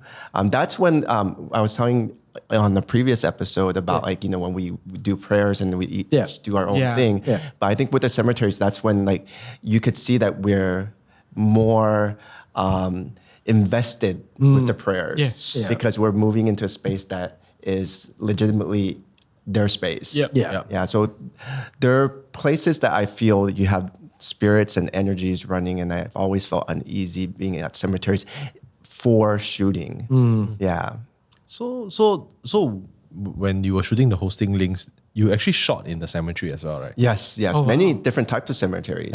Mostly in Singapore. The reenactments in Singapore, yes. Which cemetery do you remember? There were several. We were discussing how you would ride at night, that road, the Choa Chu Kang, right? Yes. There's a funeral there. There's a cemetery, not funeral. There's a couple of them. A couple of them. Chinese cemetery. Yeah, there's a Chinese temple. So we shot there. There are ones that are closer in the city. What about Bukit Brown? Where is that exactly? It's nearer to the city. Yeah, I'm sure we have. It's a very, very old cemetery. I think more than 100 years old. My colleagues went there for like a small show for our station, and they brought the EMF. And there were readings there. Yeah. Really? It went like, but they didn't mess around with it, so they left. Yeah. But Bukit Brown got a lot of Pontianak, right? Really? Maybe that's why the EMF. Yeah. The Bukit Brown is famous for Pontianaks. Wow. So the trees, right, are the ones that house the Pontianaks. Right. Yeah. So yeah, I mean cemeteries in general lah. In general, but Bukit Brown is a very old cemetery, very, very old. Some of the pioneers of Singapore are buried there. So you can imagine how old it is. Yeah. Apparently, there's someone living there. Caretakers. I believe so. Yeah, caretakers. I'm not sure if they live there, but I know that they spend a lot of time being there in the cemetery. And I feel like for someone to work in that line, you gotta be somewhat fated. Yeah. Right. You have to be somewhat in tune with the energies so that it doesn't affect you. Yeah. But I would say cemeteries for me are they're quite haunted for me, because a lot of spirits are like running around and everything. So I would never take up that dare. And I wouldn't want to dare a friend. I mean, like, it goes back to when you were left in the cemetery and you had to run now. Yes. What cemetery was that, by the way? So the cemetery in question is basically Choa Chu Kang Cemetery lah. Yeah. So that one I feel like not as creepy. I honestly feel that. Really? Yeah, because it's new-ish. Yeah. The Choa Chu Kang Cemetery is huge, right? Yeah. Actually, there's one part of the cemetery is abandoned. Have you heard of an abandoned cemetery? So it's further down of the newest section. There's one, right, it's overgrown and it's blocked off. And it's nearer to the live firing area because we have like the army area. Right? It's nearer to that. It's even further. It's up the hill. It's very, very old. I've been in once. I went in, I was like, nope, U-turn, go back. Wait, so it's as in there are no graves there? Or There are graves. There are graves, but They're just nobody. abandoned. Oh wow. So maybe the graves are like maybe buried in the 70s or something. Okay. Very, very old. Because they go by year. Yeah. Right? Yeah. So yeah, that's pretty. Does anybody know why that section is abandoned? I think maybe like the lineage is off lah. Yeah, So right. nobody go and claim. Okay. Maybe so. Yeah. So that's how it works. Like if you don't claim the graves for like a set amount of time, the government will just take it out. Yeah. And then they will settle it themselves lah. Actually, Singapore has a couple of cemeteries. Right? Bukit Brown is one. Choa Chu Kang is one. There's also one in the city. A couple actually. I remember along Upper Serangoon Road, I guess, there used to be an old one called the Bidadari. Oh yeah. Which has now been turned into A house. flats. A whole neighborhood full of it's a new neighborhood flats. now. Really? Yeah. Bidadari means fairy, right? Yes. Angel. Angel. Okay. Yeah. And I remember at one point it was just turned into a park. So it was just like people be very running nice. there and everything. And which the MRT was not Yes. working for years. Really? Yeah. Yes. So they skipped it. Oh, they skipped Yeah, they it? skipped the station. But it was built already. They just skipped because nobody's there. It's a massive park that was slated for building houses. That's Yeah. right. Yeah. The reason I know so much is because I shot a documentary there. Oh, Of course you did. Yeah. No, it was just more like just for a school thing. But Yeah. I walked around. It's really peaceful. Yeah. it is But you feel a bit creepy, a bit creepy when you're there because it's still, that it used to be a massive cemetery. They had two sections, a Muslim section and I think a Christian section. Yeah. Yeah. This big plot of land. And then behind that there was a columbarium. just right beside it. It's a very popular place among the oldies because they usually tell stories from there. My mom says that when she was pregnant with my brother, and back then, when you ride a motorcycle, the ladies would sit slanted, right? Right.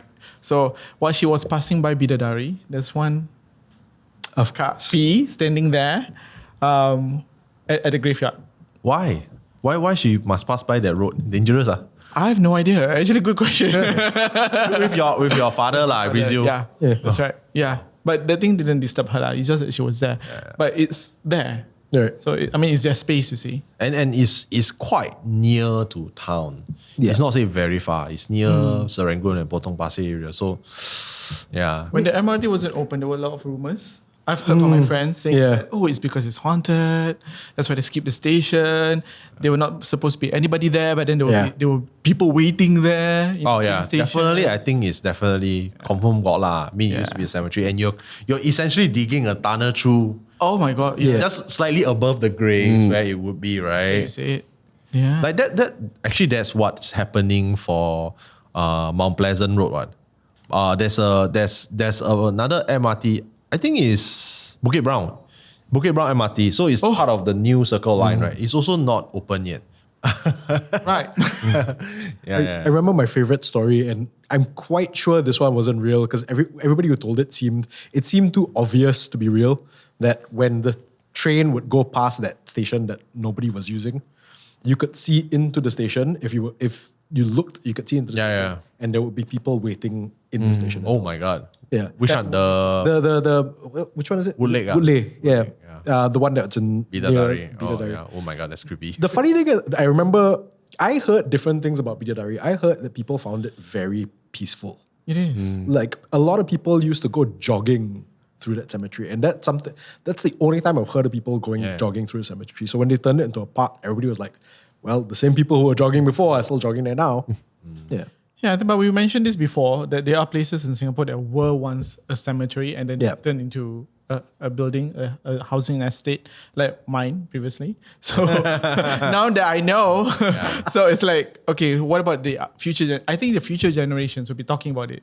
Yeah. And once they grew up there, they experience some things and they found out that, that place used to be a cemetery. Yeah. Then it would change the whole entire perspective. I think it's just accepting that Singapore is like that. And I feel like I like to believe that even the spirits, they know, they're like, you guys are lack of land. Where are you gonna build? There's no place to build. That's true. Yeah, the place that I'm staying right now used to be a cemetery as well. Then I'm like, I'm not surprised Yeah. So back to the cemetery thing. So I think Art mentioned that, as you go to cemeteries, try not to do anything that might disturb spirits and all that. Even in Malay folklore, we have to give our blessings first before we step in. Right, okay. It's like, because the spirits are there. If you don't give your blessings, the spirits, you might just bump into them. Yeah. Right. That is that's trouble.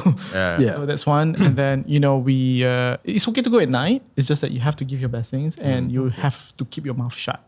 Keep quiet lah. Yeah, don't say anything. If you see anything, smell anything, whatever. Oh, standard. This is quite Singaporean. Yeah. Singaporeans, most Singaporeans also like that. Yeah.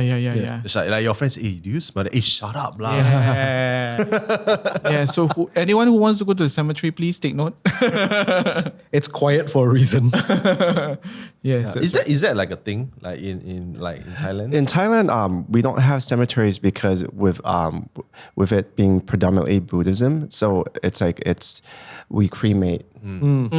So it's interesting as we're talking about cemeteries because that was running in my head too because we don't really, and Thailand has a lot of land, so it's like if we were to do cemeteries, but I think the cemeteries that we do have are because Thailand is predominantly Chinese, so it's like for the Chinese because I'm part Chinese, so a lot of my ancestors are like they have tombs like in my mom's hometown. Yeah. I just came back from Vietnam for a holiday, and one of the things that they told us is that for their ancestors, like their grandparents who passed away, they will bury their body at the backyard. Oh my god! Yeah, and then there's the paddy fields, right? And then they'll bury the body in the middle of the paddy fields. Oh my god! So when we were passing by, I can actually see the tombstones and the graveyard in the middle of the field that belongs to them. and their future children will have to, harvest party Around them. Wow. Well, what's the reason? because they say that if the land belongs to you, then you should be buried in the land itself. Just that. Just that. That like there's no like religious like reason. I believe not to. I don't think so. So it's funny because I was passing by some of the even shop houses, like those mini houses. There's a grave, like a tombstone, right beside the balcony. Wow. Like imagine going out of your house and seeing A someone's tombstone. grave. Yeah. So imagine being a buyer and taking over the property. So it's like you don't only get the property, you get the people who were there before you as well. Yes. That's creepy. So the tomb, is it like Chinese? They're mainly, if I'm not wrong, mostly Buddhist. But the grave style is Chinese lah. It's a grave style Chinese. It's huge, by the way. Like Singapore lah, like because the way they build it, right? Yes, it's pretty long too. So I think the body itself is there. Wow. I mean, I guess that's what you get if you have a lot of land. Right? I guess so. You can bury your ancestors in the middle of the rice paddies.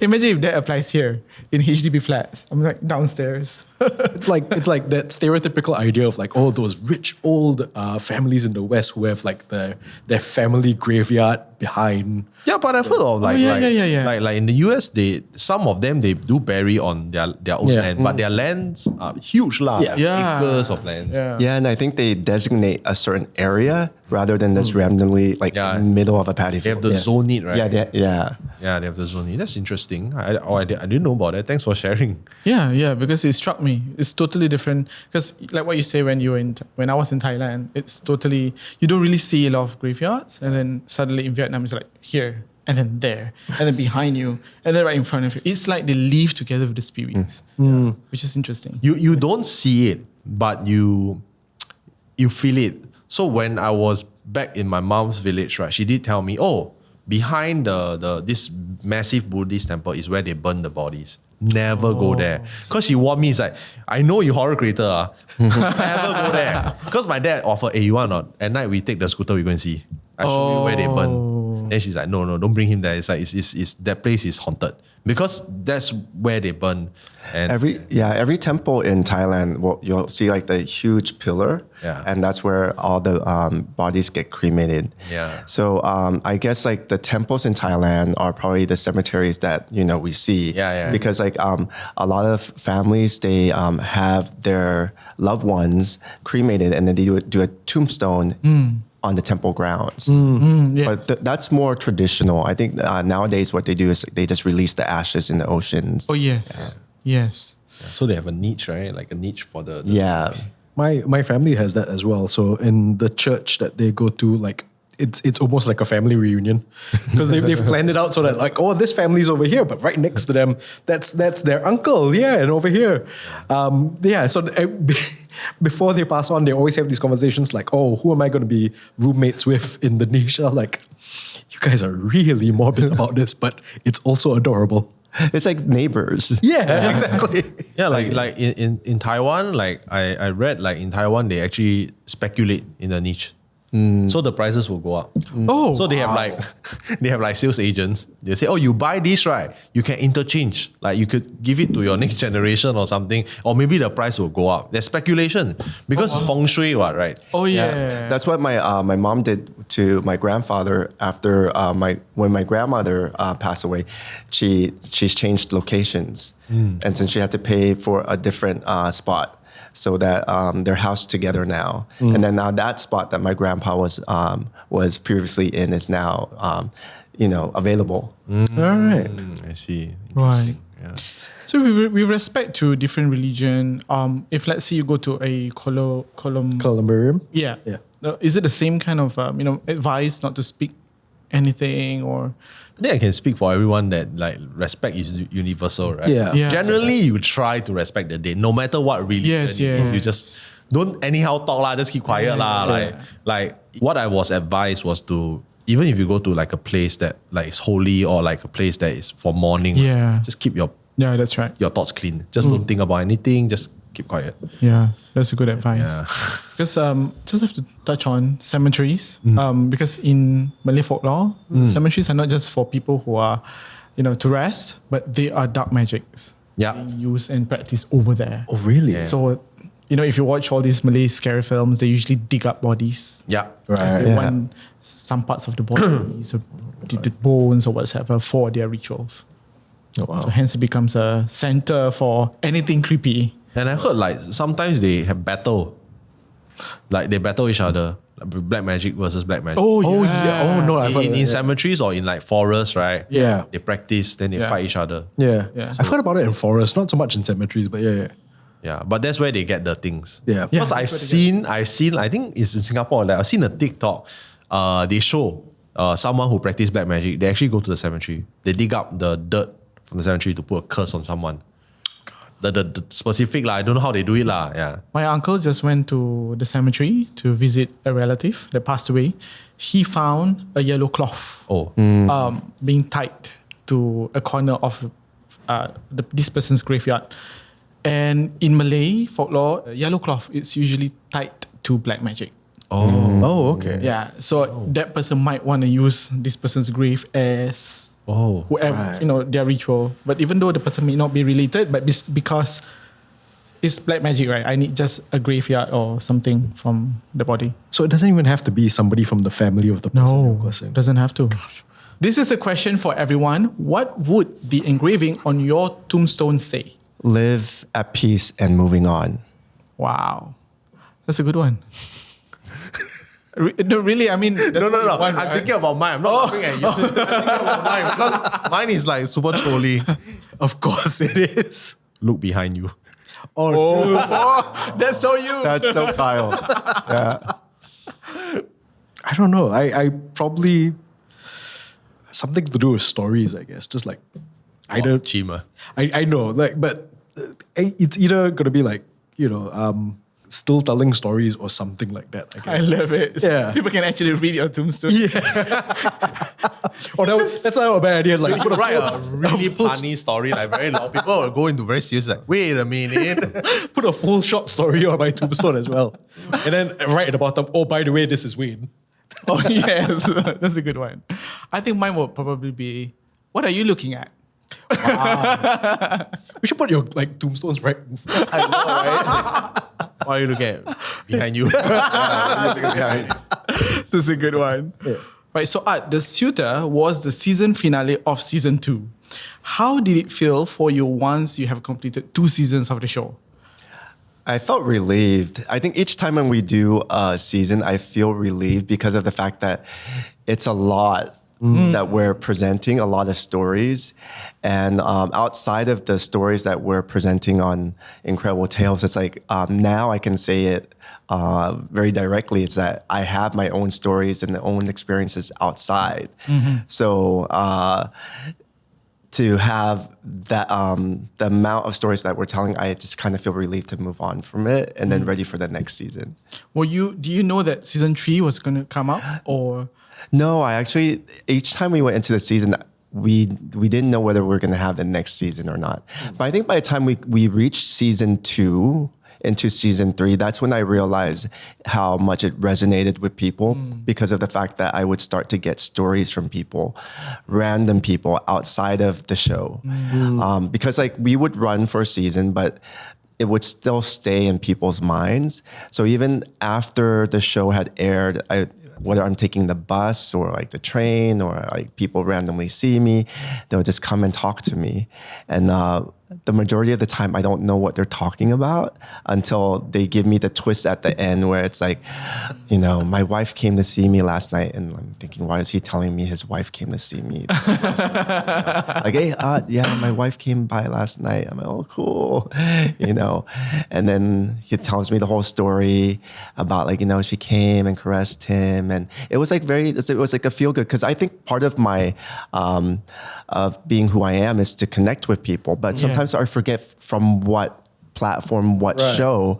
And then, he'll be like, yeah, she left me 3 years ago. She passed away 3 years ago. So now I'm like, oh, it's from Incredible Tales. Oh, this is deep. Yeah. And for people to be able to feel safe to tell me their stories, like I'm just very honored. So I think into the second season, that's when I start to feel that it really started to connect to people in a different way, not just like watching it from an entertainment point of view, but everyone has stories, whether it's from other people or their own. Yeah, that's right. And hence, where comes Tales from Incredible Tales? Exactly. Looks like we're getting close to the end of the episode. Yeah. Kyle, you know what time that is. It's morbid time. Yeah, there we go. It's time for our morbid fact of the day. Again, this doesn't necessarily have to be about ghosts. It could be about anything. So, Kyle.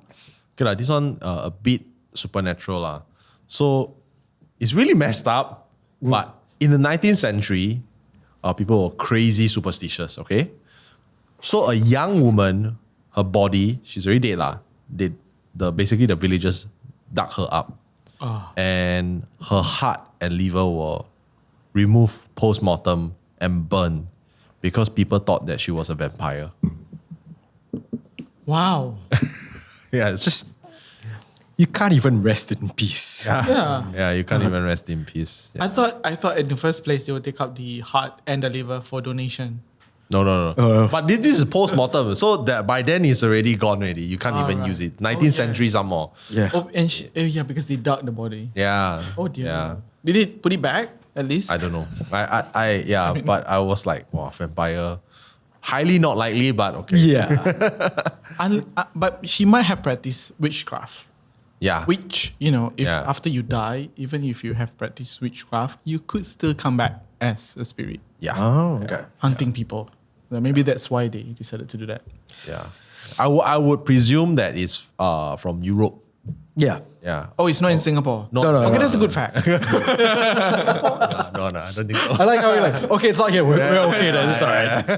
Vampires in Singapore? Okay. We've got more than enough here. We don't need vampires. Yeah, a bit too much. Yes. Yeah, maybe too much. All right. So once again, thank you so much, Art, for such a great sharing. And thank you all of you for tuning in to Tales from Incredible Tales. New episodes go up every Thursday evening on YouTube and MeWatch and on all podcast platforms such as MeListen, Spotify, and Apple Podcasts. My name is Utt. My name is Wayne. My name is Kyle. My name is Raihan, and we will see you next time.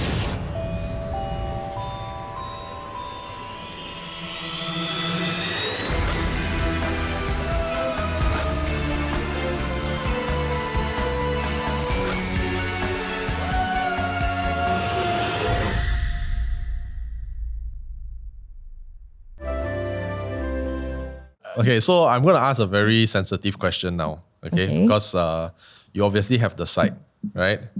But you don't need to tell us how many. In this room, yes. Yeah.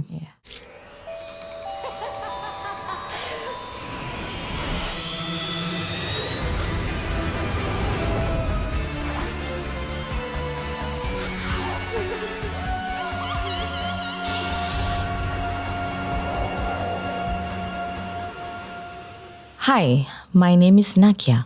My name is Raihan. My name is Wayne. My name is Kyle. And this is Tales from Incredible Tales. Together with some very special guests, we're taking a look back at Incredible Tales, a horror anthology that aired on Channel 5 from 2004 to 2017. We will also be asking our guests on their very own scary stories. Our guest for this episode is Naqiah Ayub from True Horror Stories POV. Hi, Naqiah. Hello. Hello. So I have to switch up. This is my true self. The horror. Yeah, I can't be gloomy all the time, then you guys will see me at IMH, man. The true self, not the true horror self, Yeah. right? Yeah. Horror self, yeah. Enough horror reality, so I have to be, keep myself sane, Some people argue that reality is horror. Give it time, the horror will True. come. I'm trying to be myself here, so... Yourself always starts out like, I have a story to tell. His eyes widen when he... So True Horror Stories POV is a hit YouTube channel featuring short POV videos based on or inspired by true events. And by the way, I just want to say that I love your videos to the point that I don't want to watch. Oh, okay. Because I'm too scared. Should I feel offended? Or? No, I'm quite sure that's the best I compliment think a that's horror the best for me. That's the like- best compliment. But I need my views. No, lah. No, don't worry. I watch it, but my eyes are closed. Right. It's like I've always said, my wife knows that I create horror content. She's never watched any episode of anything I've ever done. Right. Okay. But she just supports you, lah. She supports. Go, I mean, go, work, but don't watch. Yeah. Share the She, content. she will watch episodes of art, but that's about it. Right. Yeah. I can relate. Oh yeah, I know. Don't you feel like as a horror creator, right? Like when you share your content to your friends and family, right? There will be 50-50 on. 50% was like, wow, it's so good, I love it. Then 50% I don't do horror. No horror. Too much. That's true, lah. Right? That's true. Yeah. Yeah. Which I guess, like I said, is in and of itself a compliment. So anyway, in every episode of Tales from Incredible Tales, we'll explore a different theme and how it ties back to some of the classic Incredible Tales episodes. For this episode, we're looking at hospital horror. This episode's theme was inspired by Nurse from season 2. A spirited young nurse starts a new job and is eager to help anyone in need. But when she reaches out to one patient, she gets more trouble than she can handle. Let's take a look.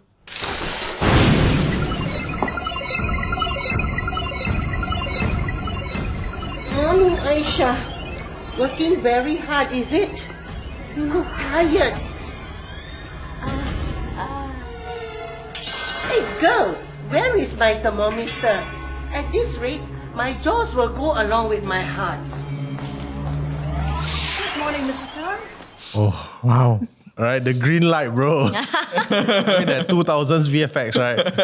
But still creepy, Yeah, it was When I was editing it, at night, it's quite creepy. I think for us as children, when we were watching it, anything that comes up there is creepy. True. Yeah. Do you remember watching all this episode, Naqiah? When you were younger? Yes, but not this episode actually.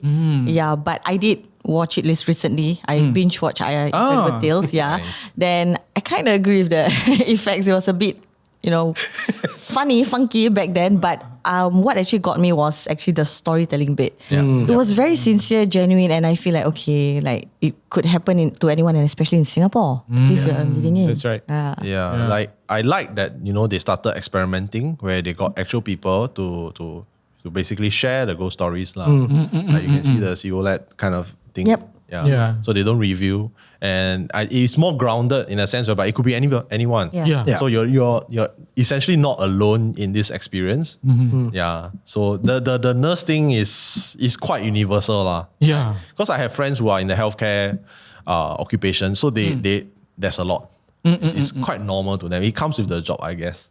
But this one is the first. I mean, for this episode, right? Yes. It kind of shocked me because, like I said, I don't remember until I binge watched it recently, right?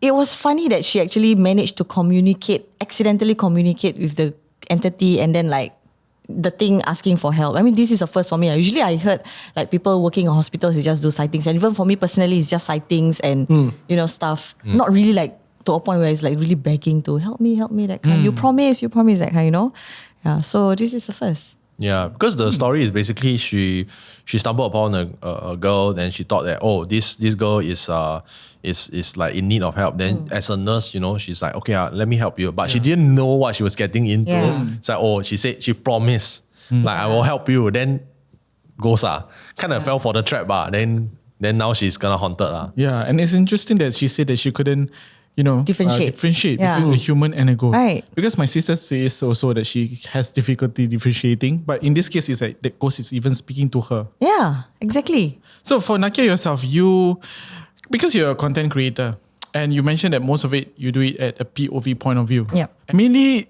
true events inspired by something that happened to you. I mean, as yourself, do you have that eye? And also, like, is that a story that you want to tell to people? Okay, so yes, I do have third eye-ish, I don't know if it's a blessing or a curse, but it's making me money lah. So I say blessing for now. I love it. Love the honesty. I love it. So thank you, girls. Anyway, joking. Okay, anyway, but yeah, to answer your question, yes, I do have third eye, and it started when I was young, and I couldn't differentiate. My first encounter, I couldn't differentiate whether it was an entity or is it someone? In fact, I got scolded by my dad because he thought I was telling lies. Because I told him I saw someone, like, in fact, I thought it was my grandma who came over in the middle of the night and then she started to walk around me when I was sleeping on the floor. So I cried, and then when she disappears into the kitchen, I was like crying. And then my dad was like, why you started crying? Why don't you just walk and go back to your room? And I was like, no, because I saw this. And then he was like, no, where is it? Then he opened the door and he's like, don't want that. And he started. Yeah, so that was my first encounter. So I can kind of relate with Aisha per se when she said that she couldn't really differentiate. But as I got older, I think it's quite easier to differentiate, to be honest, based on what I can see.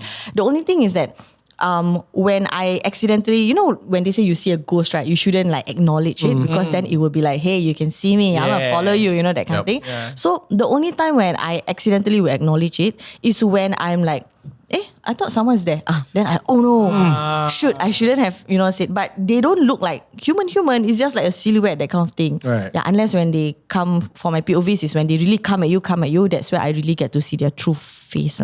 Oh, seriously? Yeah, so my POVs, I try to depict what I see. Okay. Exactly. So I'm going to ask it. I'm pretty sure the fans will ask this. Like, have you ever encountered anything while filming the POV? So you saw you're trying to recreate that scene, then the entity come. Yeah. Oh. Yes, Can you definitely. share, like, the story? Okay, so the first one, actually we had a lot of such encounters lah.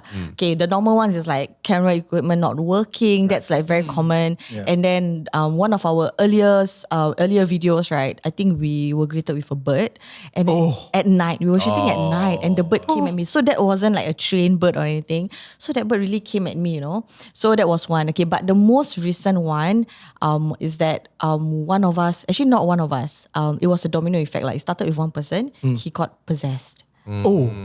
So it was really very scary because that was the first time ever we encountered such a thing. To be honest, it was a shoot that we were very, very complacent because it was an indoor shoot. Right. It was in a school. So we were like, this is easy because we have shot, like we have done outside filming. There's a lot of factors, raining, you know, we're scared, and then like security guards chasing us away. But this one is in a school, so it's like we're kind of safe. But then that's when that thing came at us.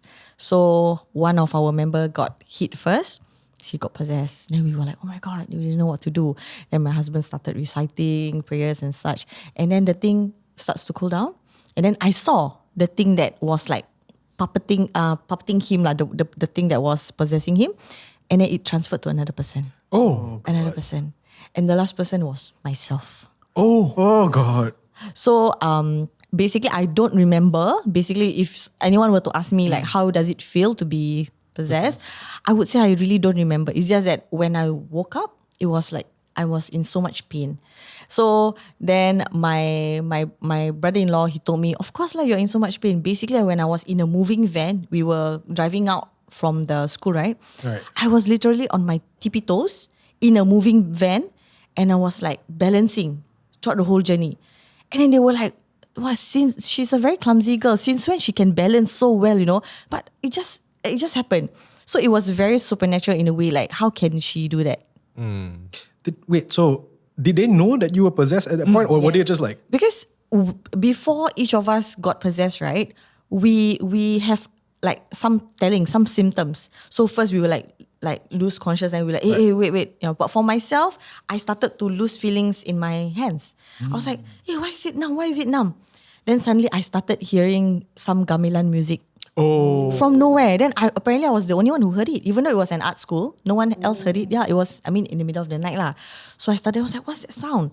And then I was like, I cannot feel. And I started to take my ablution because from what, I tried my best to protect myself but it still went in lah. So inside the van, I started to balance and So eventually we reached back to our home ground, my house area. We didn't go home straight. And then after that, then that's where I snapped out of it. And then, but it was a bit chaotic inside the van lah, cause like the driver, he was like driving, right? And then he said that in the rear view mirror, he suddenly felt like someone was staring at him. So he looked, and I was staring at him, and I was grinning. Then he started to feel numb. Then he was like, wow, I cannot keep looking at her because if he does, we will all die.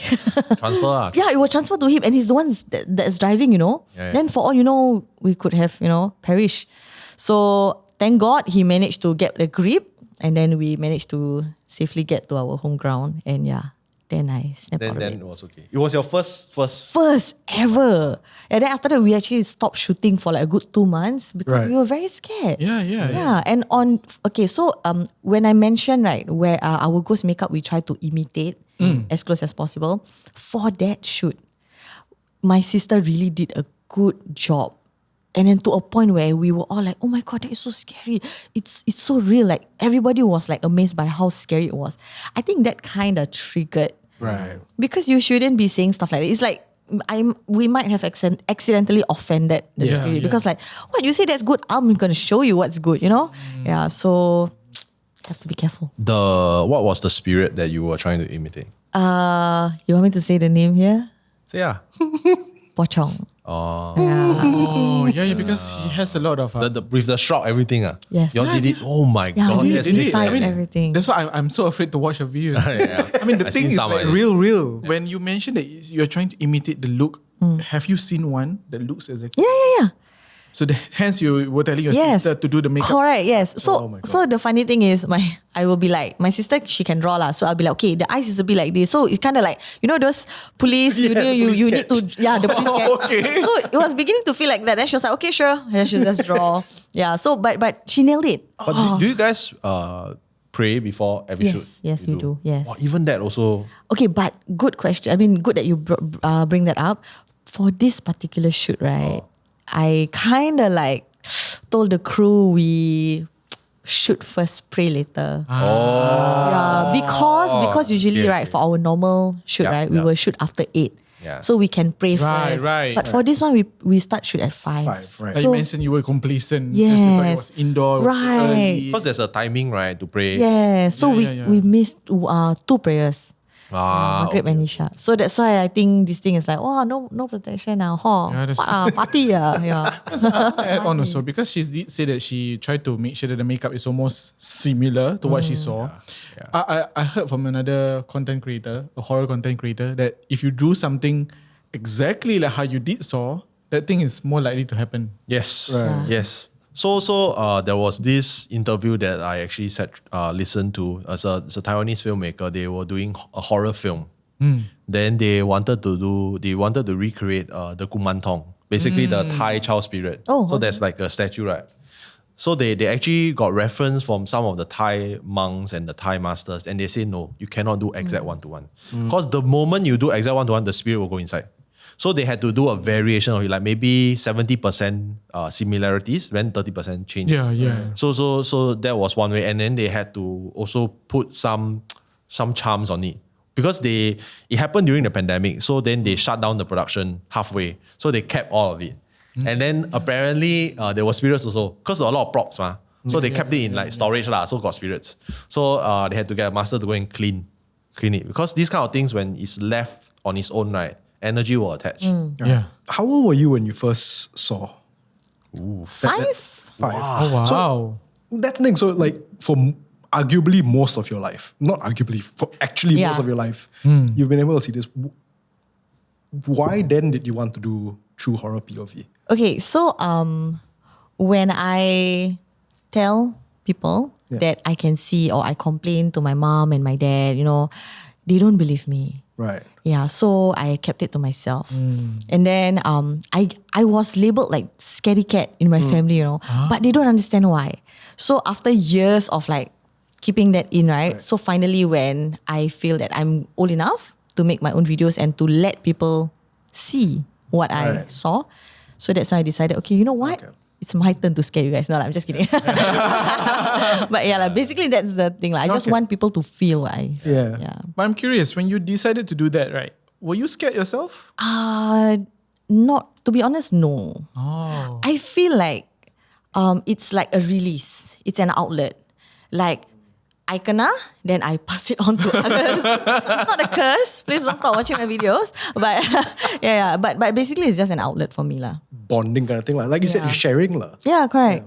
Because I do know some people, they have the same fate as me lah. They have to keep it in. They can't tell people. Because I've been like, when I stopped telling my friends. By the way, when I met my husband, we both don't know that we can see stuff. Oh. Because we are at a point where we when we tell someone, they will look like, oh my God, she's cuckoo, you know? Yeah, so I stopped telling people. It's only my close friends, my siblings, and they only know lah. Then at that point also they were like, whatever lah, you know? So I stopped telling. So when I met him, we happened to be having a quarrel lah, just some small argument, and we both saw the same thing. That's when I realized, hey, you can see, I can see. Then okay. That is weirdly romantic. I know. So the ghost made us stop fighting. Or maybe that was the reason why you all fight. Exactly. No, we were fighting about our engagement issue, food stuff. Very. But maybe it's the dark thing that is affecting you guys. I think it's really just the food lah. It's the foodie lah. I think we all know wedding prep doesn't need. Correct. We all know. But I think the ghost really was tired of us bickering lah. That one I would. It was like, can you guys please? It's just food, you know. Then he was like, shut up lah. Yeah. So yeah. So the ending in the episode leaves it quite open for Aisha, where, you know, the question is whether she really does have the sixth sense, or this encounter of her being able to see the spirit happens just right after that. What do you think? I think based on what I see lah, I think she already have the sixth sense. It's just that after that event, right, it opened up a bit more. It developed a bit more. That's what I was thinking. Because speaking from experience, maybe that encounter when I was 5, right, kind of opened up my eyes even more to seeing more things. Because after that, I saw a lot of entities that was hanging around my old house. Yeah. Inside? Inside. So, which I have never seen before that incident. Yeah, so it's like your first experience, then you open up. Correct. World, yeah.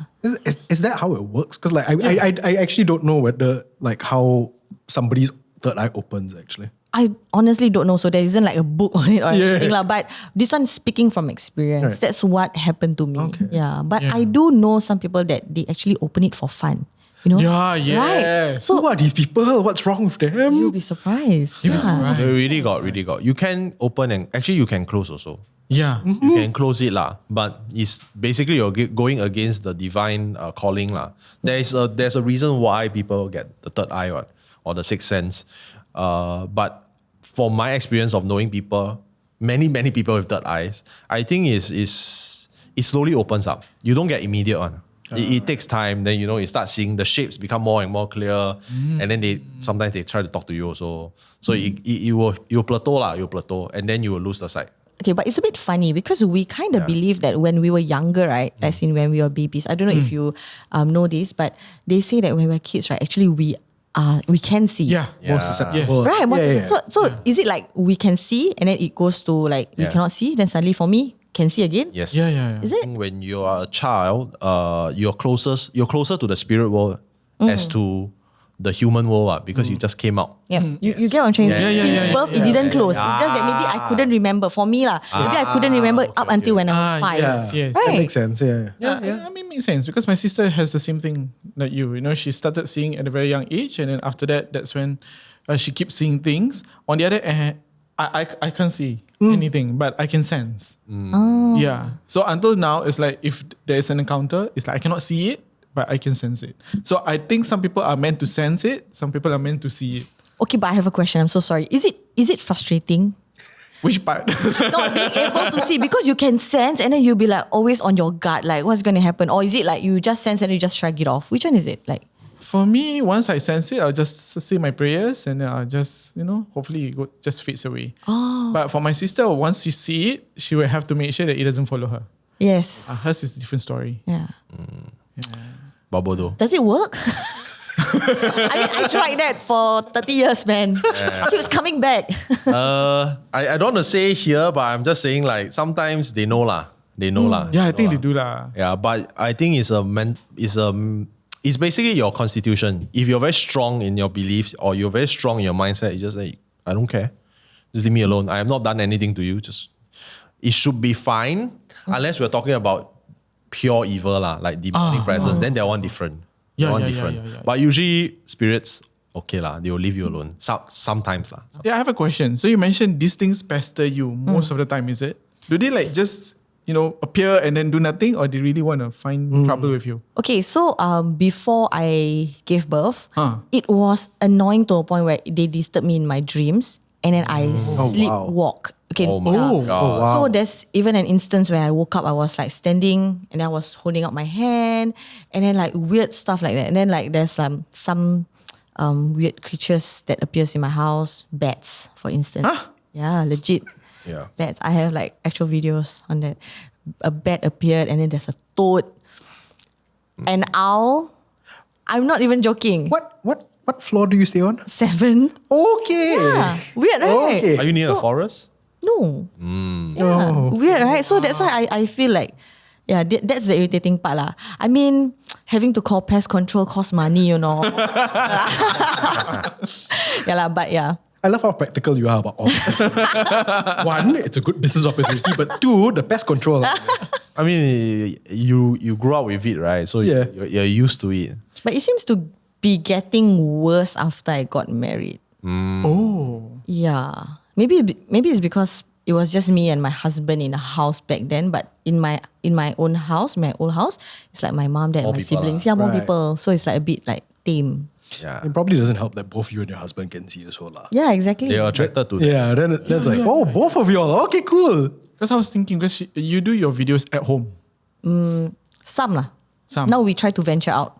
A bit sian lah, always at my house. Sure, that's one reason. Yeah, but like, wow.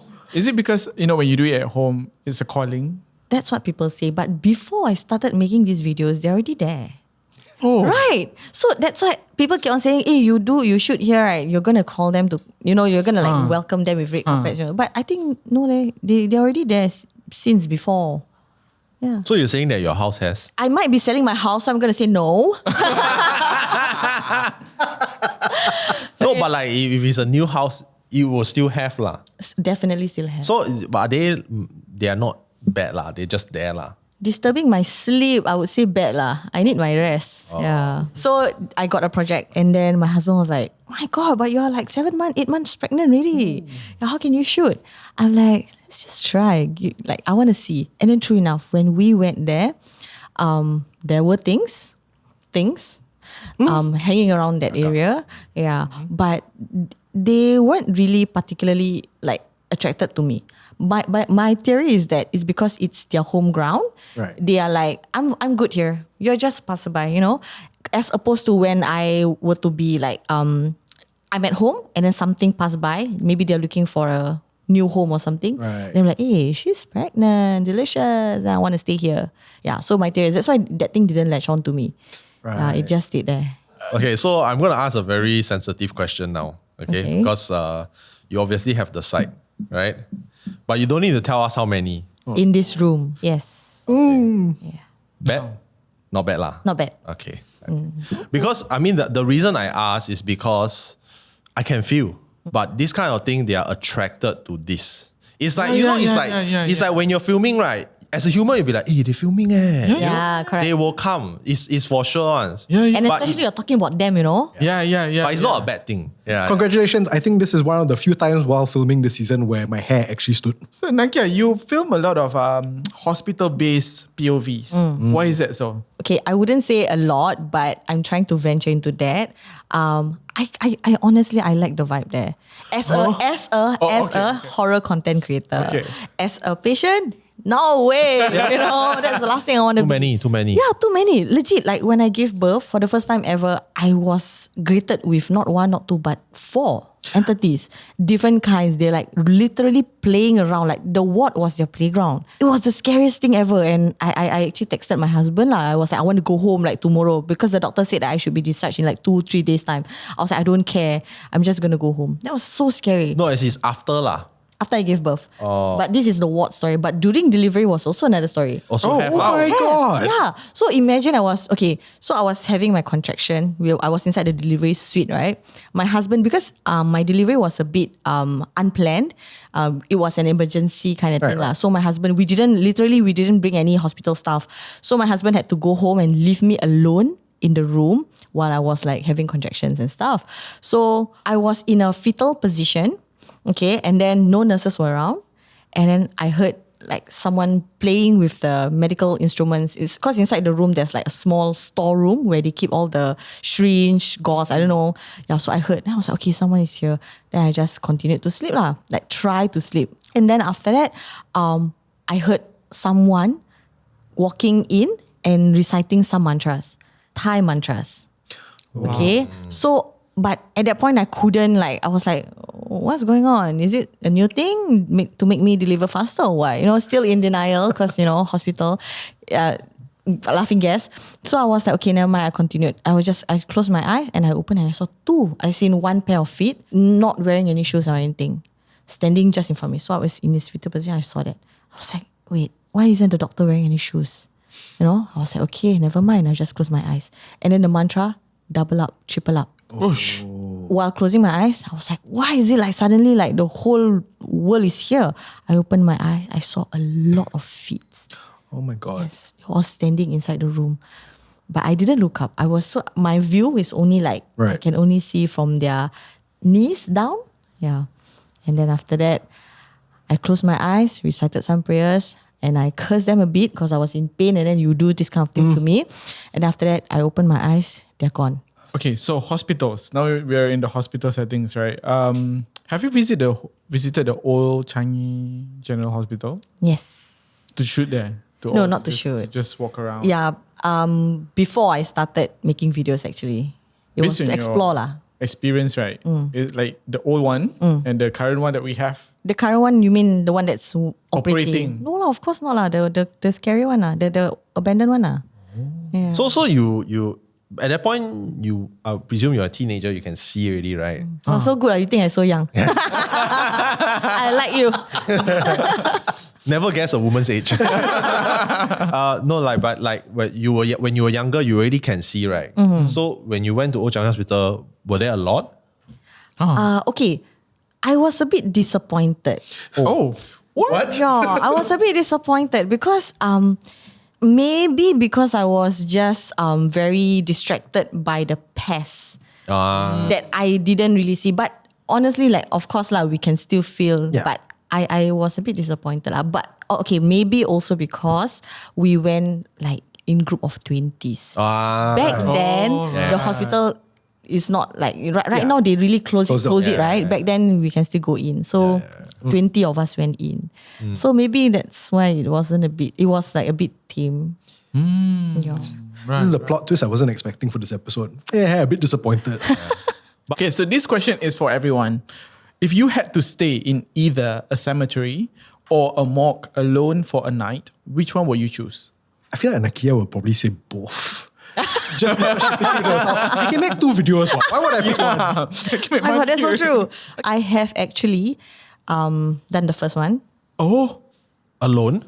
Yeah, kinda. What? Okay, not really alone lah. My friends, they kinda like moved away. Yeah, but I was there.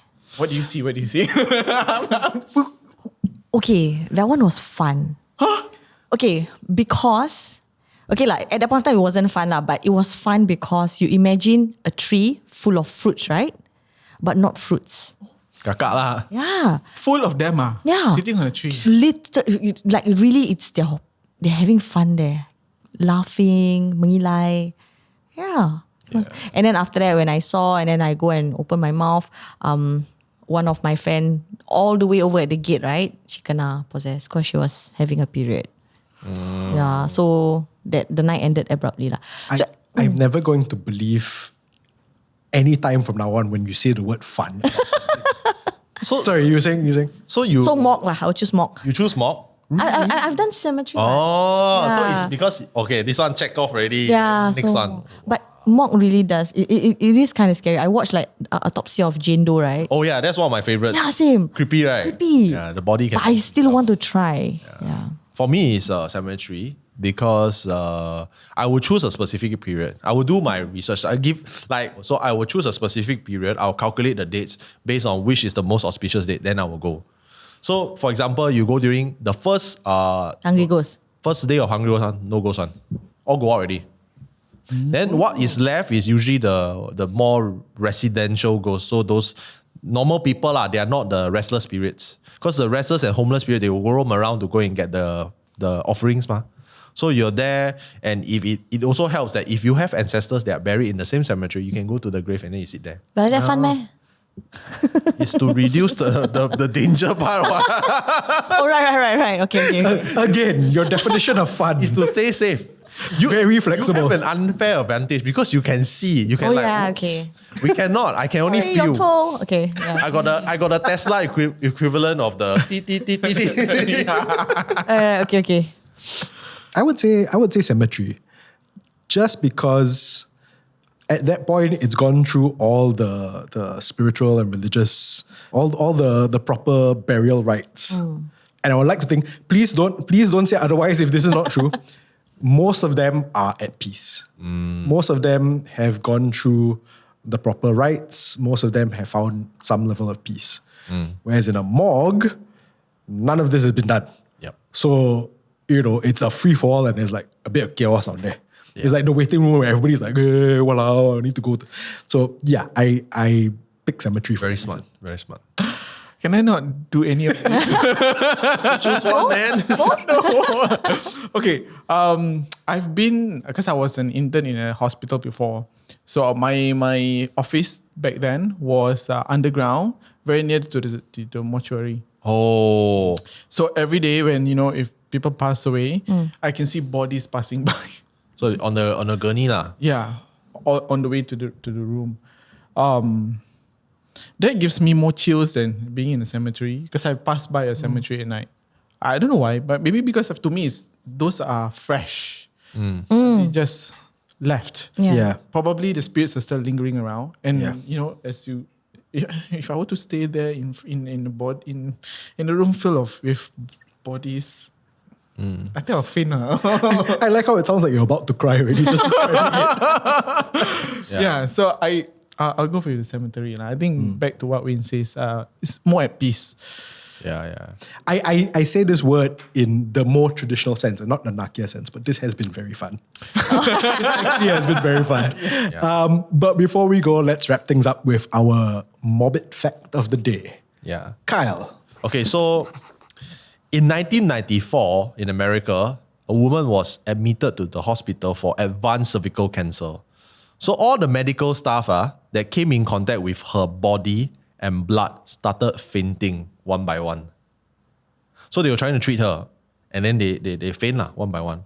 Then one even went into the ICU. And then this woman was actually dubbed the toxic lady. Oh. So, I think, if I'm not wrong, a total of 24 people were actually admitted. The medical staff. Yeah. So it was quite a phenomenon. And unfortunately, the woman passed. They couldn't save her. So her body released a certain chemical that actually is toxic to humans. So nobody knew. So initially, people were thinking that it was mass hysteria. Oh. Yeah, everybody's scared, right? But actually, no, it's chemical. So she self-medicate in some chemical to try to treat her own cancer and then the body produced basically the chemical changed inside the body and it produced a toxic gas that got released and knocked out. And one of the person who was in ICU was in ICU for 2 weeks. It's super poisonous. So yeah. What? Super morbid. What kind of toxin came out from her? I don't know the actual chemical compound, but it is toxic. Wow. Yeah, it can kill. I feel like at this point, the toxic lady story is kind of a relief for Raihan. Yeah, it is. Thank you so much, Naqiah, for joining us today. And thank you, everyone, for tuning in to Tales from Incredible Tales. New episodes go up on every Tuesday and Thursday evening on YouTube and MeWatch, and on podcast platforms such as MeListen, Spotify, and Apple Podcasts. My name is Naqiah. My name is Wayne. My name is Kyle. My name is Raihan, and we will see you next time.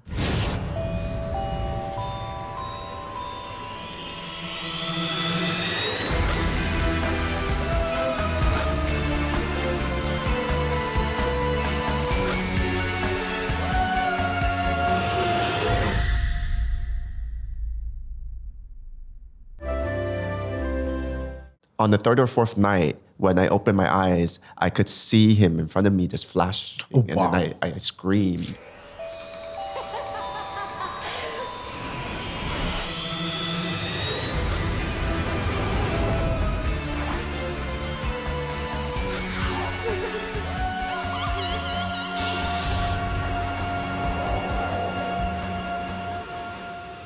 Hi, my name is Utt. My name is Raihan. My name is Wayne. My name is Kyle. And this is Tales from Incredible Tales. Together with some very special guests, we're taking a look back at Incredible Tales, a horror anthology that aired on Channel 5 from 2004 to 2017. We will also be asking our guests on their scary stories. Utt, the host of Incredible Tales throughout its 13 years, is with us today. How are you doing today, Utt? I'm doing really good. I just realized how I'm not alone this time around. I mean, we've been doing episode after episode. I know. You scared us. Yeah. I should have left like a bigger pause. Yes. No, that was just enough to scare us. It's fine. But yeah, I'm not alone. Yeah. I have you guys with me. That sounds sweet. Yeah. Went from frightening to sweet. Yes. I love how we set the vibe here today. Exactly. Yeah. So in every episode of Tales of Incredible Tales, we will explore a different theme and how it ties to the classic Incredible Tales episodes. So following Utt's lead, this episode we're looking at benevolent spirits, those souls who are more interested in helping instead of haunting. This episode's theme was inspired by Midnight Clinic from Season 2. A young man suffering from the flu stumbles upon a clinic that is still open in the middle of the night. Once inside, he finds that there are things far more unusual about the clinic than its operating hours. Let's take a look. What are you talking about? Who are you? It doesn't matter. Who are you? What are you talking about? Answer me! It's all here. Take a look at it yourself.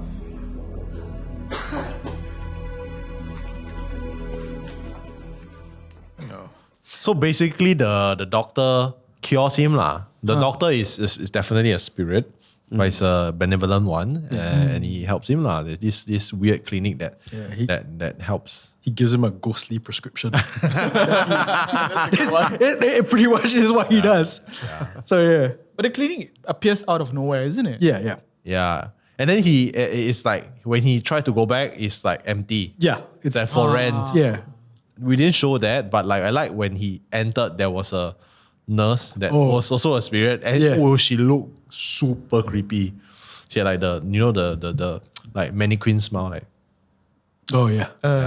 Art, have you ever had an experience where you've seen buildings appear out of nowhere, clinics all of a sudden, in places? I don't think I've had like any personal experience in that respect. Only the experience that I shared with you guys. Having rode through the Twilight Zone. The Twilight Zone, and then passing through the same exact locations that I felt that I just passed like maybe like 30 seconds ago. That's the closest to like, having witnessed something that's like completely not there. Yeah. I've had stories. Oh, of course you have. Of course. I have stories. Okay, let's go. Okay, so maybe I'll just tell you one story. It happens in Malaysia. I think it happened to a relative of mine where she was on the way home from somewhere. So, the kampong areas are very, very rural and very quiet. She got very hungry all of a sudden, so she just decided to reach to a nearby eating place, But while driving, she saw a stall like right in the middle of nowhere being operating. So she's like, hey, this is a good place to stop by and eat lah. Because I'm hungry. So she stopped. She got down, and there was no one at the shop except for this one makcik lah. So she ordered some food. And then when she ordered the food, she sat down, she ate it, and it was nice. To her, it was nice. It was like noodles or something like that. And she, after finishing her food, she left. Oh yes, so she wanted to pay. So she asked, what can I pay? How much is it? So she asked, so the makcik says, maybe 10 ringgit. So she actually gave the makcik an extra big change. So the makcik had to return her some money. When she got home the next day, she was talking to her relative about this store. It's like, oh, this the nice store selling this nice mee goreng or something like that. Turns out, like someone was saying, there's no stall in the middle of nowhere. And so she was like, no, I ate it last night. I ate it last night. I really did. And then I remembered like passing her money and all that. And then she opened up her wallet and it was leaves. Oh. The money, the change that she received were leaves. Oh my. So she was like, eh. So she actually went back to actually look whether that place existed. It was not there. Oh my God. No stall open. And Was she alone or? she was alone. Oh. She was just hungry. That's why. Yeah. But the good thing is, I mean, I think it's a good spirit. Yeah. We just wanted to help her. But I don't know what she was fed with. That's the thing. I'm not sure if it's a benevolent spirit. Uh-huh. I'm not sure. It could be a cheeky spirit because you're talking about kampong, right? So forest, there could be forest spirits. Oh yeah. Orang Bonyang. Bunyan. Yeah, Bunyang, right? So they sometimes they play pranks on humans also. Oh yeah. So there's this spirit in particular that is very famous in Taiwan. It's called the Mosina. It's basically a mountain spirit that takes the form of a little girl. And it was caught on videotape by a bunch of tourists. Oh. Yeah. So there was like a whole bunch of tourists that's walking, then they're like hiking, right? Then they're happy. Then there's one little girl in a red dress following them. Oh wow. Oh. It was caught. Yeah. So apparently this spirit will actually entice strangers lah. You walk around, like if you're hiking, then they'll ask you, oh, come help me. You will take a form of a little girl or auntie. So you follow her, then she will be very nice, feed you. Then you eventually go missing, like in the forest, sometimes for weeks. Yeah. But most of the time, you will come out of this alive lah. So they usually target young children or the elderly. In the mountains, and then you will be fed dirt and worms. So you in your perspective, right, you're eating a nice meal, but in fact you're actually eating worms. Yeah. So it's playing pranks on humans. Yeah. Sometimes unfortunately you end up dying. So there are cases of that, and they actually adapted it into a series of movies. Like their intention is not okay. I don't know what it's not good. It's not. It's definitely not good. It's not evil though, is it? It's not. I don't. But sometimes people die. Yeah. This is quite interesting because I haven't had like personal experience with what we're discussing, but I agree with Kyle. It's definitely not normal. Because there has to be some sort of means or reasoning behind doing this to, maybe if people died, it adds more energy to, the surroundings, the environment. I have no idea. Yeah. And then they continue to, to prey on the next group of tourists coming in or not. The good spirits, right? The benevolent spirit. For my culture, we believe in the existence of both. Yep. Yeah. We have we call it jinn. Yep. The good jinn and the bad jinn. And the good jinn actually lives inside our houses. They kind of like live together with us. Like a house spirit. Yeah. Right. So, I mean, sometimes I would hear things in the kitchen and my mom was, it's okay, you know them. They're just doing the things. So, yeah. I mean, it's that. I'm not sure whether it's to protect us, but it's just there. Yeah. There's a similar belief in Thailand too. Like most of the houses, they call it like the Sampapum, which is the shrine. They have like a mini shrine. So you'll notice like if you like go through like neighborhoods that some houses have the mini shrines at the corner of the house. Yep. Right. So the mini shrine basically houses the spirit of the house. Yeah, house spirits. Most house have it. So in Chinese culture, yes, there is also a house spirit. There's actually a rule. Like when you're newlywed, you BTO, you buy a new flat, you roll a pineapple. There's a reason for that, and you can take it to like a very simplistic manner. You roll the pineapple to each corner of the house to for blessing, and then you can. What we'll do is we throw rice. That's the only time where it's acceptable to throw rice as an Asian. Throw rice every corner. Throw salt to purify and cleanse the place.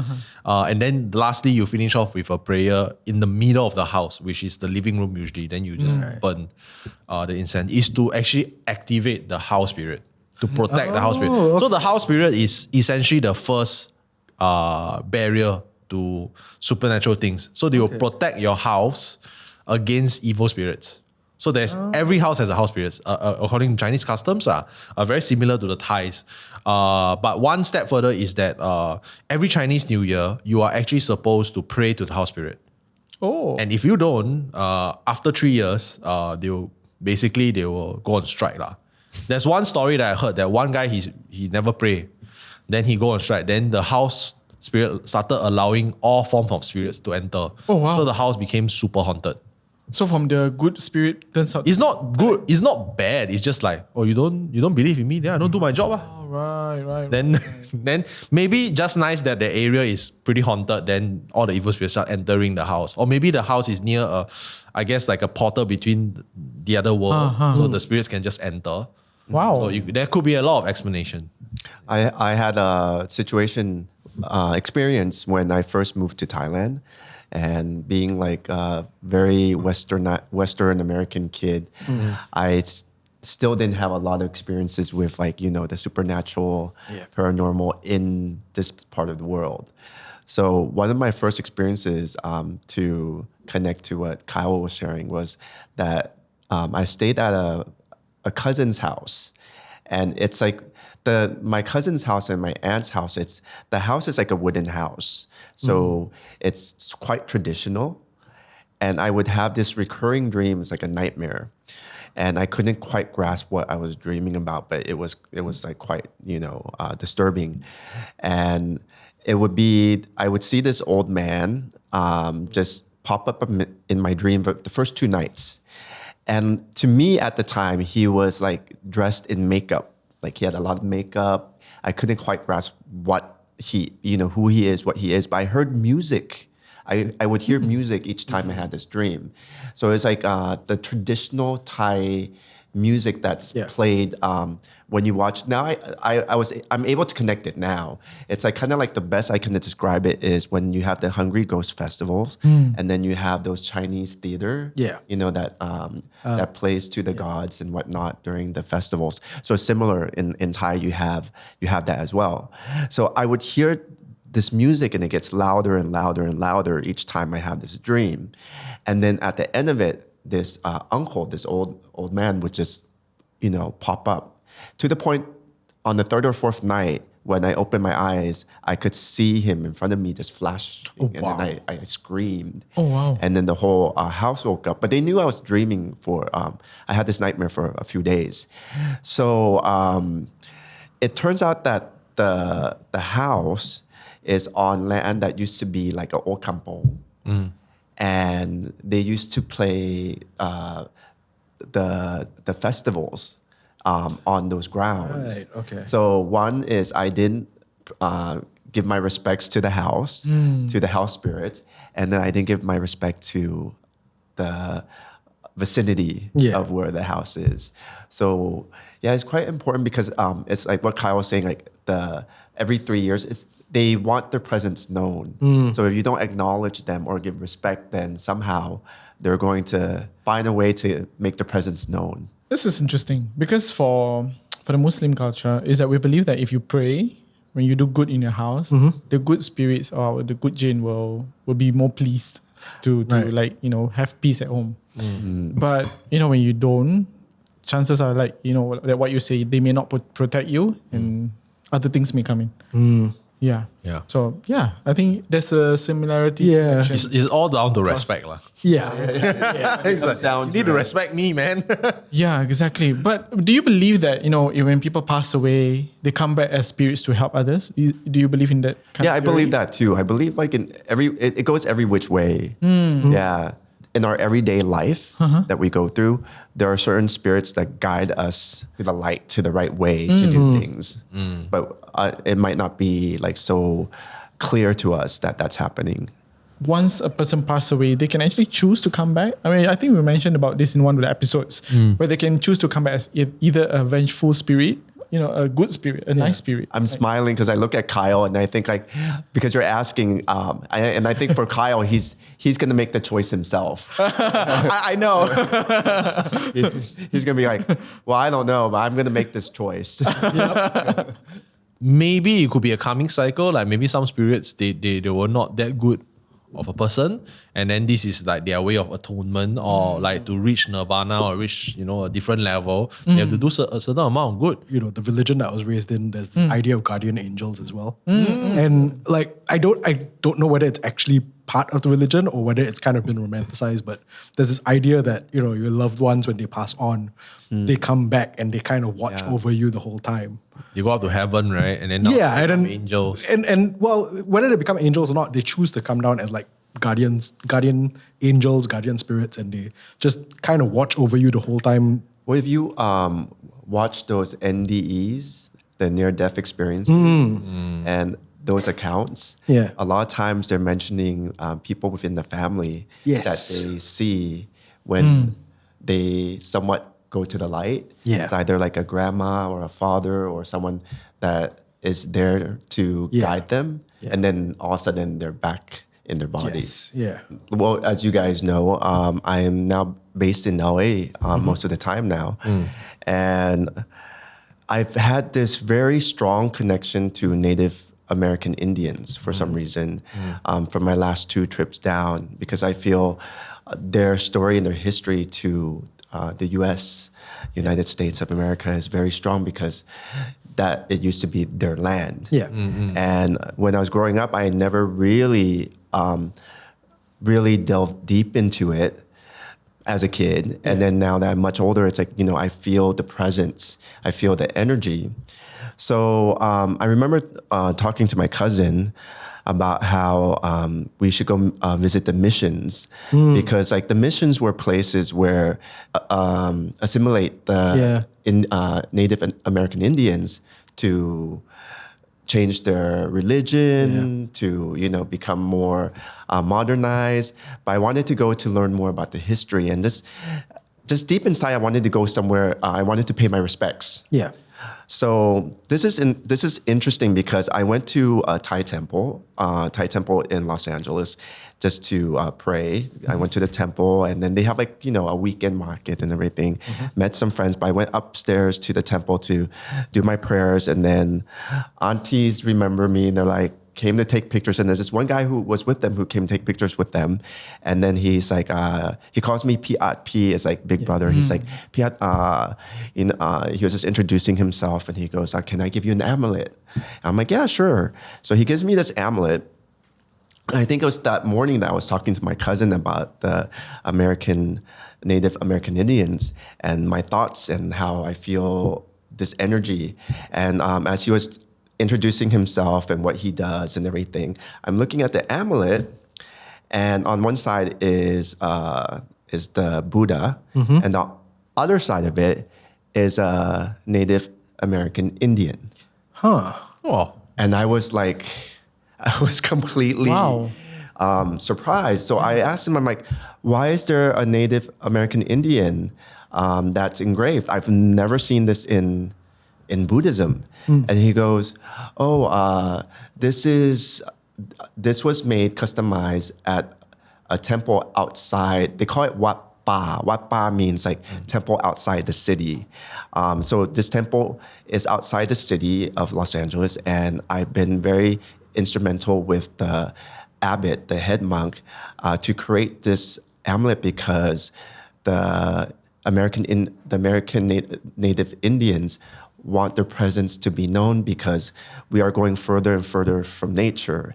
Plus, this is their land. So it doesn't matter what religion, it's just that we are listening to them. So it's just amazing. So I have the amulet with me right now. Oh, wow. Oh, nice. And you can, the one he gave me was a different one. I actually went to the temple. So the abbot actually gave me this one. So on this side is the Native American Indian. It's cool. Right. It's and then on this other side is actually, I would say it's equivalent of the monkey god. Right. But he's the protector of Buddhism. So you guys can take a look. So we're talking about ancestry. And I love how each episode there's a segue. There's like a story. One of us always has a story to add on to the rest of our stories. This happened recently. This is fresh from. Oh wow! Yeah, this is recent. It's beautiful. This is not revisiting an old reenactment or like old stories. This is happening like right now. Nice. Yeah. It's really beautiful. It's kind of like he kind of knew that there's a reason why he gave it to me. Okay, so I'm gonna ask a question that's pretty gonna be quite obvious in terms of the answer, but we know that vengeful spirits, they are there to seek revenge. What about benevolent spirits? You know, I mean, they're looking over us for some reason. Why do you think so? I think there's so many layers of it because on the previous episode, how like, you know, we're kidding around, Kyle's kidding around. It's like, you know, it goes out and then it's like if we're looking for answers to spirits of like our current age and generation, then it's like you got the 1860s. And I feel like the spirit world is just, you know, it's so layered. Yeah. It's like you have spirits on top of spirits on top of like their different agendas. So like even within those realms, it's probably obviously they're not aligned in one timeline. So that's why I think when we have our experiences, the experiences come very strangely for individuals because there's different timelines with in the spirit world. So to add to what you're asking, I think it's if we look at ancestry, like, you know, the land, like the history of the land, I think that's governed by a certain type of spirits. And then on top of that, you have all the other things that's happening on top of that. And this is going to sound very, you know, but I think love as an emotion is probably as strong, if not stronger, than hate. So if hate can keep a spirit here, love can do something similar. So I mean, it goes back to this idea of the ancestral spirits watching over the bloodline. You know, you love your family so much, you want to make sure that they're okay. So I think I don't know how long that love will keep you here, but I think maybe it keeps you here until you're sure, okay, everything's fine. And then, you know. So this question is for everyone. If you could do one thing for someone you loved after you have passed, what will it be? I like how Kyle started to laugh. I don't know where he's going to go with this, but I like how he started to laugh. Since I laugh, I give it first laugh. Yes. I'm going to do the most Singaporean thing ever. And I'm going to let my loved ones kena 4D. Basically win the lottery. I'll give a very nice number, then lottery or like Toto, right? You see? Good ancestor. Singaporean also. I was going to say that I was going to make sure that all my loved ones know that I love them. So now by giving Toto No, now I look like the stingy guy. I'm like, I'm not going to give them any money. So you got to put where your money is. My entire family's going to be like, why can't you be more like Kyle now? Actually, I almost had the same answer as you. Now I had to rethink my answer. Okay, while you're thinking answer, I would say the same thing as Wayne. I would probably just let the one thing would have them know how much it's to pass the love to them. Yeah. And then to move on. Yeah. Because I feel everyone has their personal journey. Yes. So the best you can do is just pass the love that you had for them. Yeah. And then let them somehow acknowledge and know that. Yeah. Yeah. Yeah, I agree. I like that. Because I mean, we all know, I'm pretty sure all of us had experience of, you know, losing someone you love and to have someone to come back to us and just say, hey, I'm okay. I just need you to move on without me. I think that's the best thing that you could do. Yeah. Kind of give yourself a closure or give the spirit a closure. What about you? Yeah, I guess it's the same. You know, just give a closure to the person I love and just move on from there. I think when you stay and then you try to fix things, sometimes it doesn't work out, and then I don't know whether you be at peace as a spirit, and then that will make you stay further, and you will never move on. So that's what I thought. So moving on. Bye guys. Wow. There's a lot of love. Yeah. I'm more practical. Yes. Yes, you are. I like your The housing prices you want to leave something, you want to leave a legacy. It's like, that's true. yeah, here's $1 million. Go buy yourself a Rolex. Buy yourself a Rolex. No, it's to my descendants. Or perhaps what I'll do is, let's say for example, you know, there's a house that I like. Or maybe somebody, like maybe my children might like the house and, you know, they can't stay there because the previous owner doesn't want to sell it. I might want the previous owner, like, get out. I want my child to stay here now. I can imagine it'll be the most polite haunted. I know. You're going to be like the most friendly spirit and be around and be like, I probably won't move out. I'm like, hey, just hang out. Sorry, dude, I'm not moving out. And you'll be like, rah. I'll be like, rah. It's like, the guy sleeping is like, sorry, boo.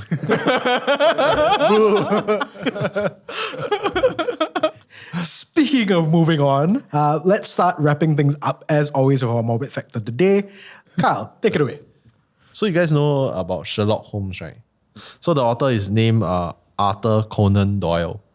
So he likes to communicate with the dead by doing seance. Oh. Yeah. So I don't know how real the seances are back in the day. It's what, 1800s, right? Yeah. I don't know, but like there's a lot of so-called psychic back then also. And people are a lot more superstitious back then. But just put it in your mind, someone who wrote Sherlock Holmes also believed that you can talk to the dead through a medium. So it's quite the imaginative mind also. Yeah, quite. So it's like a seance is basically you're resurrecting the Yeah. energies out. Yeah, bring out. Yeah. What if he got the stories from there? I was literally about Probably. to say, yeah. Like, Maybe tell that's- me a story, and he's like, Give me a mystery to solve. Can you imagine how much layered of a story it would be if it's like, I got Sherlock Holmes stories from someone who passed in the 1400s, but I'm writing it from an 1800s point of view. That's so layered. Wow. I think that's a movie right there. Thank you for joining us today again. It's been a really great one today. And thank you to all of you for tuning in to Tales from Incredible Tales. New episodes go up on every Tuesday and Thursday evening on YouTube and MeWatch and on podcast platforms such as MeListen, Spotify, and Apple Podcasts. My name is Utt. My name is Wayne. My name is Kyle. My name is Raihan, and we will see you next time.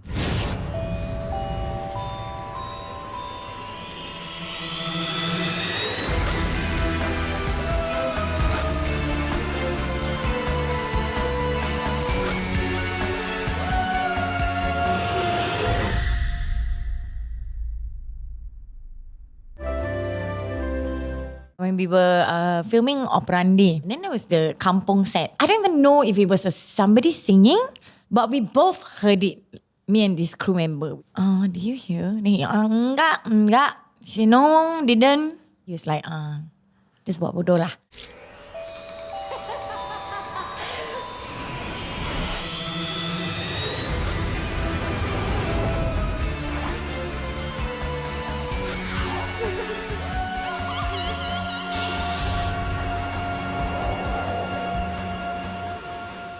Hi, my name is Cassandra. My name is Raihan. My name is Wayne. My name is Kyle. And this is Tales from Incredible Tales. Together with some very special guests, we're taking a look back at Incredible Tales, a horror anthology that aired on Channel 5 from 2004 to 2017. We will also be asking our guests to share their very own scary stories. Our guest for this episode is Cassandra Spykerman. Cassandra Spykerman is an actress, host, and singer. She recently starred in the historical crime drama Operandi Gerhana and co-judged the second season of singing competition Berani Nyanyi. Cassandra also performs with the band Supersonic at Timber. Welcome, Cassandra. Thank you. It was a pleasure. Oh, that singing voice coming out now.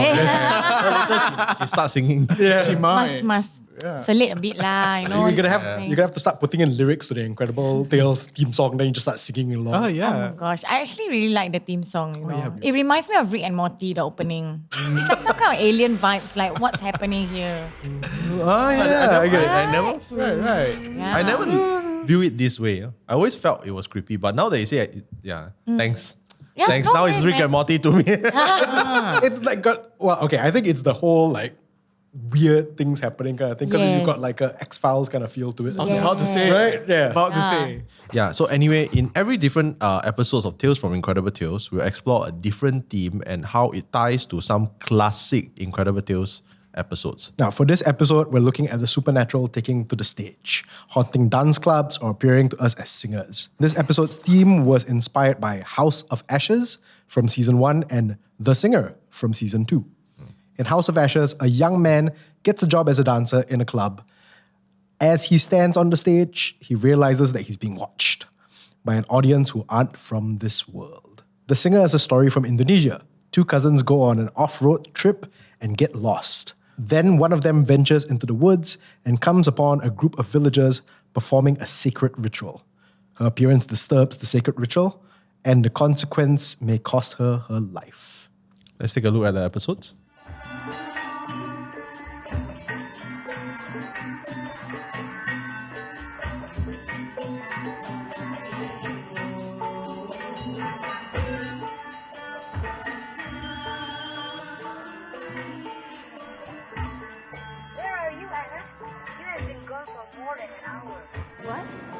didn't know I was gone for so long.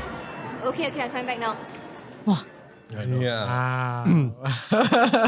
I always try to watch Raihan's reaction when we're doing this. Why? Because so he's right in front of me, so I can kind of see his reaction while I'm watching that as well. I love how this time around you're just going, just shaking it. No. Yeah, which I have stories to tell about that. Oh, okay. But Cassandra, do you remember watching all these episodes? A little, yes. I do remember the one with the dancing, both lah. The one with for the dead people, and then the sort of Balinese dance, kachak. But I think I want to bring up to the point that because she left halfway. Yeah. Right during the ceremony. Yeah. Maybe it's because the spirit is trying to kind of come in and leave, when you play that Yes. board. Yes. But when you start to leave halfway, you're not paying respect. To the Maybe that's why the villagers would try to stop her. Oh. Yeah. So maybe when you stayed the whole entire time, and there was no interference lah. So it all just sat came. there. Yeah. There was, who knows, it's like some kind of channel that they flow through and in and out. And if you're gonna leave halfway, to just be like, hey, excuse me, my red carpet. Don't mess with it, you know what I mean? Yeah, so you might be upset or anything.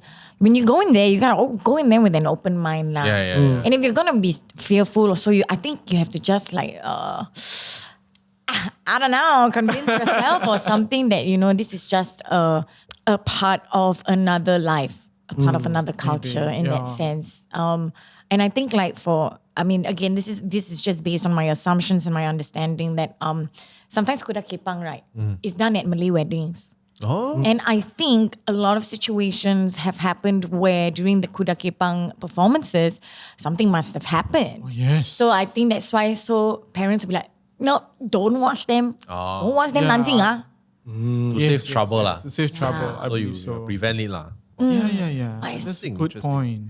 Yeah, but it's quite strange to think, right? Like your parents will never tell you, don't watch. They would never tell you why just to protect. Yeah, the more you protect, the more... Don't question me. But to me, it's like, the more you protect, person gonna go and dig, and then the worst thing's gonna happen, no? Yeah, you go and That's watch true. out. That's true. Yeah. But I've never really watched any more Kuda Kepang after that. I'm So trying to play filial, it safe. Trying to play it Yeah, safe. so it's still quite common to see in Singapore. It is. I think if you have a heritage thing going on, then there will be. But I think the intensity here is not as similar as compared to Bali. So in The Singer, we see that music was used in a village in Indonesia to soothe a sorrowful spirit. So why do you think music is tied closely to supernatural? I think relatively, maybe. I don't know. This is just, again, I'm just speaking from the top of my head and what I imagine is true.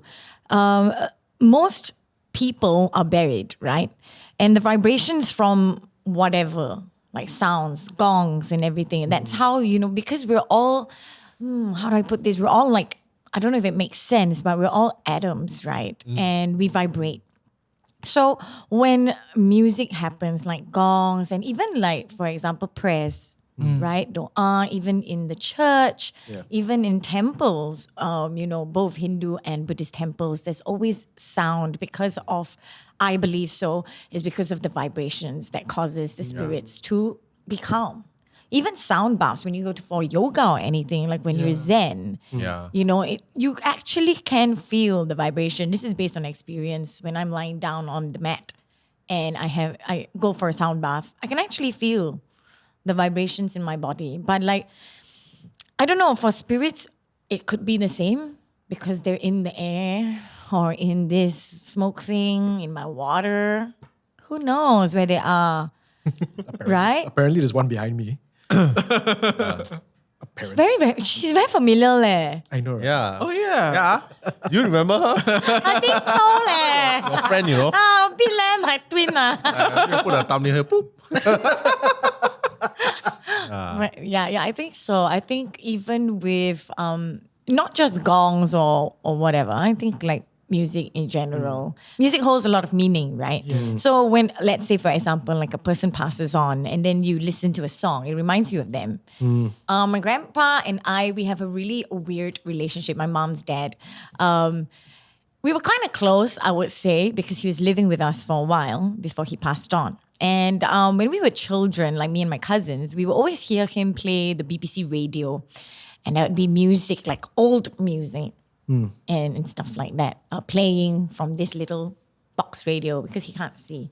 It connects me to him lah, in a sense, okay? So there was once I went to, just for fun, years ago, I went to see a tarot lady, okay, with my friend. And then, I don't know, just, it was quiet. Like when I walked in the house and everything, it was really quiet. There was no music per se. And then suddenly I heard the BBC radio, like, this lady speaking. Then I was like, I didn't pay no mind to it because I was just like, okay lah, maybe, you know, like she suddenly on the radio from some remote or what, you know, these days, digi, right? And then this old music started to play and I was just looking at my friend like, she's not reacting to this. So I was just like, okay lah, maybe it's normal. Maybe it's a normal thing. So after we left and everything, and then I was like, do you hear not the radio playing in the house? What radio? What music? Nah, like you don't bluff me, sia. Like you don't bluff me. Like you sure you didn't hear? No, she's like, no, I didn't hear any music. And usually when I go to this place, there is no music playing. I say, you gotta be shitting me. Sorry, mind my French. You have to be kidding me lah, because I heard it loud and clear. It was really like resonate, no, like wow. You can hear the in the room lah. In the house lah. Because I do remember thinking about my grandpa when I was there. So it was really strange for me to suddenly hear, you know, this. It's very distinct, right? This radio station. Yeah, and then after that I was just like, I need to drink something sweet or something to shake this off, because this kind of supernatural stuff rarely happens to me. Rarely. I mean, like, it's really once in a blue moon. And for me, particularly when that happened, I was just like, oh my gosh, like, you know, like when people pass on, they will visit. Yeah, but my grandpa never visited me ever. Like, this was years after his death already. I was about 20 plus, so maybe like, I think 6-7 years already. Nice lah to have this kind of memory with him. I mean, I again till today I don't know whether it's really him lah. Maybe it could be my imagination also. What right? Like suddenly I imagine BBC. Yeah, yeah. It's a weird thing to imagine. And 7 years after he passed. Yeah. But it happens in the most random one. It's like I remember like many years. My grandpa passed when I was very young, like maybe K1, K2. Then I think when I was a teenager, I was still staying in the same house there where he also used to stay with us. Then one night, right, I just go toilet only. I smell the same herbal soup that because he had like diabetes, so he would boil like Chinese herbs to heal. I smell the exact same. I was like, nobody cooking right now. I just look at the store, I was like, nobody cooking what? Where the smell? Then I still didn't realize that it was a supernatural thing. So I went to open the window, I smell outside. What? Not from outside, not my neighbor. Then it's like maybe 12. Then I go and see, okay lah, I get it. Then I just walk away. I mean, I put the incense. I say, I get it. I know you're here. Just then go back to sleep. But the fact that you open the window at 12 and you're like, what's outside? No, I thought it was coming from my neighbor. Maybe my neighbor make herbal soup or what. At 12? You try to be rational. Yes. Then it's like, whatever lah, you know, like it is what it is lah. What's the most creepiest place that you've ever been to where they tell you, don't go here, don't go there, don't do anything or something like that? Perform. I think, wow. Can say Can say. Can say. I think it was the substation lah. Oh. The one. Yes, the old one behind SMU. Yeah. Where the huge tree was. And they never cut it down. Yeah. Cannot cut one. And come on now, the stage is right next to the damn tree, okay? Then I'm like, then how if we want to rest or we sit near the tree? Gosh. Just make sure you don't look up, I guess. I guess so lah, but I always look up. And not under the tree lah, of course from far lah. If I under the tree a bit, wow, so daring lah. But I do remember lah that a lot of people have spoken about that specific tree, but they didn't really say what was in there. It's all in like whispers, you know. I don't really hear what's happening. But the substation gives off a vibe in the place I used to play at there. it's just a weird vibe. I tell you, okay, every time I perform there, right, I would confirm need to use the toilet one. Yeah. Confirm need to do a number 2 that is not a normal number 2, okay? It's rabak one. I keep like, It's a long one. It's a long one. Painful. Painful and uncomfortable. And like, it's only when I'm there. In the toilet, right? Only when I'm there, yeah. Wow. It's so strange. Like I keep telling my cousin, I said, I don't know why when I'm here, I just need to use the toilet all the time. I mean, we made it into a joke lah, of course, right? Like I was just thinking, like, why do I always have to go to the bathroom here? Near the Yes, floor. it's near. At the end lah. At the end. Yes, you have to go up a bit. Then it's Easy there. Yeah. I know. I've been there. It gave me the creeps also. It's a bit strange lah. I saw the tree. I was like, "What is tree damn big?" The tree. Really like it's like wow. Okay, you would think like maybe for landscape reasons, sustainability reasons. No lah, cannot cut down the tree. I doubt it. Later people angry. Yeah. I will say, however, that this is the first time ever somebody has made a connection between the supernatural and going number 2. Actually, you are the most vulnerable when you go to any number in a toilet in a cubicle. It's very weird that you pointed specifically. I'm just telling you, like you're very vulnerable. When right? you're in the bathroom, yes. Yeah. But I always imagine the scenario. Like you're going at it and then the ghost jump out. Then he said, now what? Now what? What? You want to see me do my business or what? Yeah. I think the ghost will give you chance lah. Wait until you come out of the toilet, you're done, wash your hand. Yeah. And if you watch horror movies, right? Yes. It will never be like, or maybe you wiping halfway, or like it's an awkward position. Then the ghost, because it's weird, it will become funny. Yes. Yeah. And I think that ghost got some sense. They're like, okay, I wait for him to finish. Wash the hand that time. Then when he come out for the scene, that boo. I always think that ghosts, they study psychology. They know when to scare us, what to wear. I mean, I'm going to wear like this, guys, because everybody's going to be afraid of it.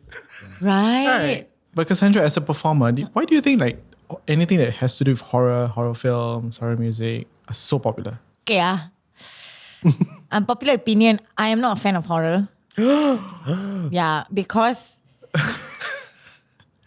it really depends on the story. For me personally. You can't just do horror for the sake of doing horror. There has to be some kind of meaning to it lah, you know? Like, what happened to the ghost? What happened? Like, why? You know, for example, Shutter was amazing because there was something, you know, that we didn't know happened to this girl and the graphics and everything. And then I think that's probably one of the very few things that I enjoy about horror. And I think it's also the idea that we never know. Actually, do we really know whether it's real or not? Yeah. I think that's the idea also why people enjoy horror. And maybe the makeup. I think people enjoy horror for many different reasons. Yeah. For me specifically is the story lah. If the story is good, then I'm gonna watch it. No matter how I cover my face, like 85% of the film. But if the story is good. Yeah, so it's the mysterious part of the whole entire film or the movie that makes you just want to go like, yeah, this is interesting. Something I've never seen that makes you want to keep watching. Keep watching and draw yourself into it. That's Dude, I mean my cousin.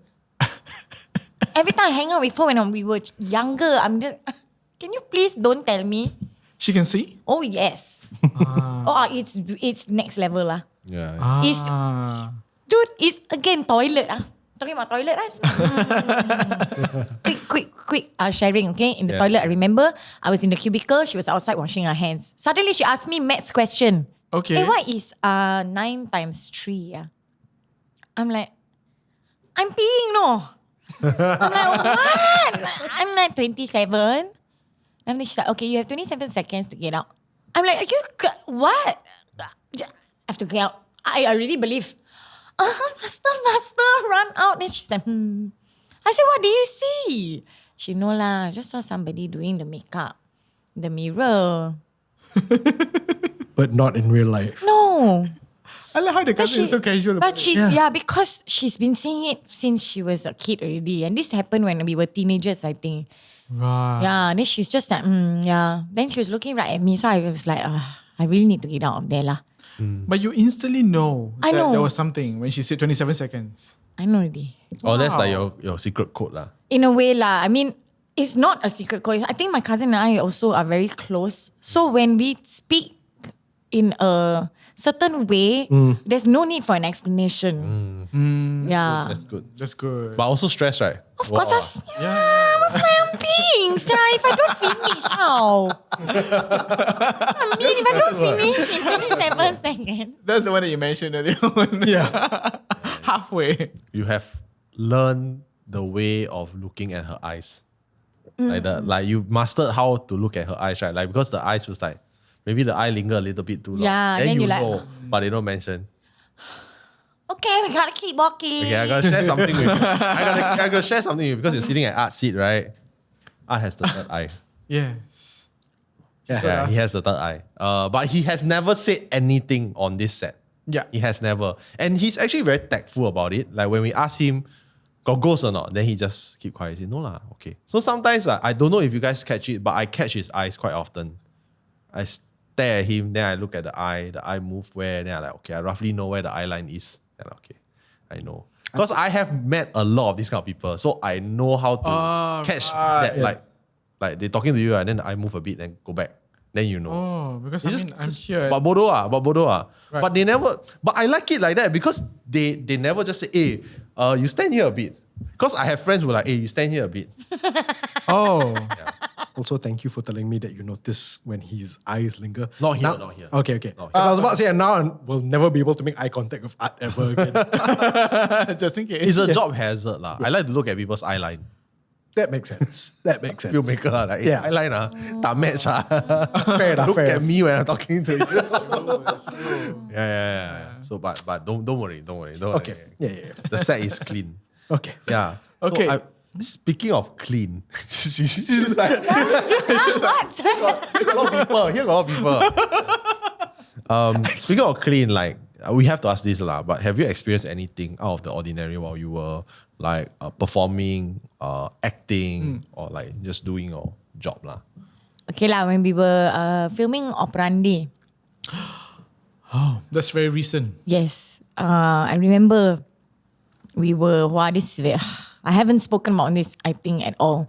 Oh. So I was on a bike with one of the crew members because I think I had to, I don't know, I can't remember. I think I had to go to the bathroom or something and the set is quite far. And you know, time, right? So we went and then after that, it was nighttime and we were riding past. So the set is huge, right? And there's nobody there.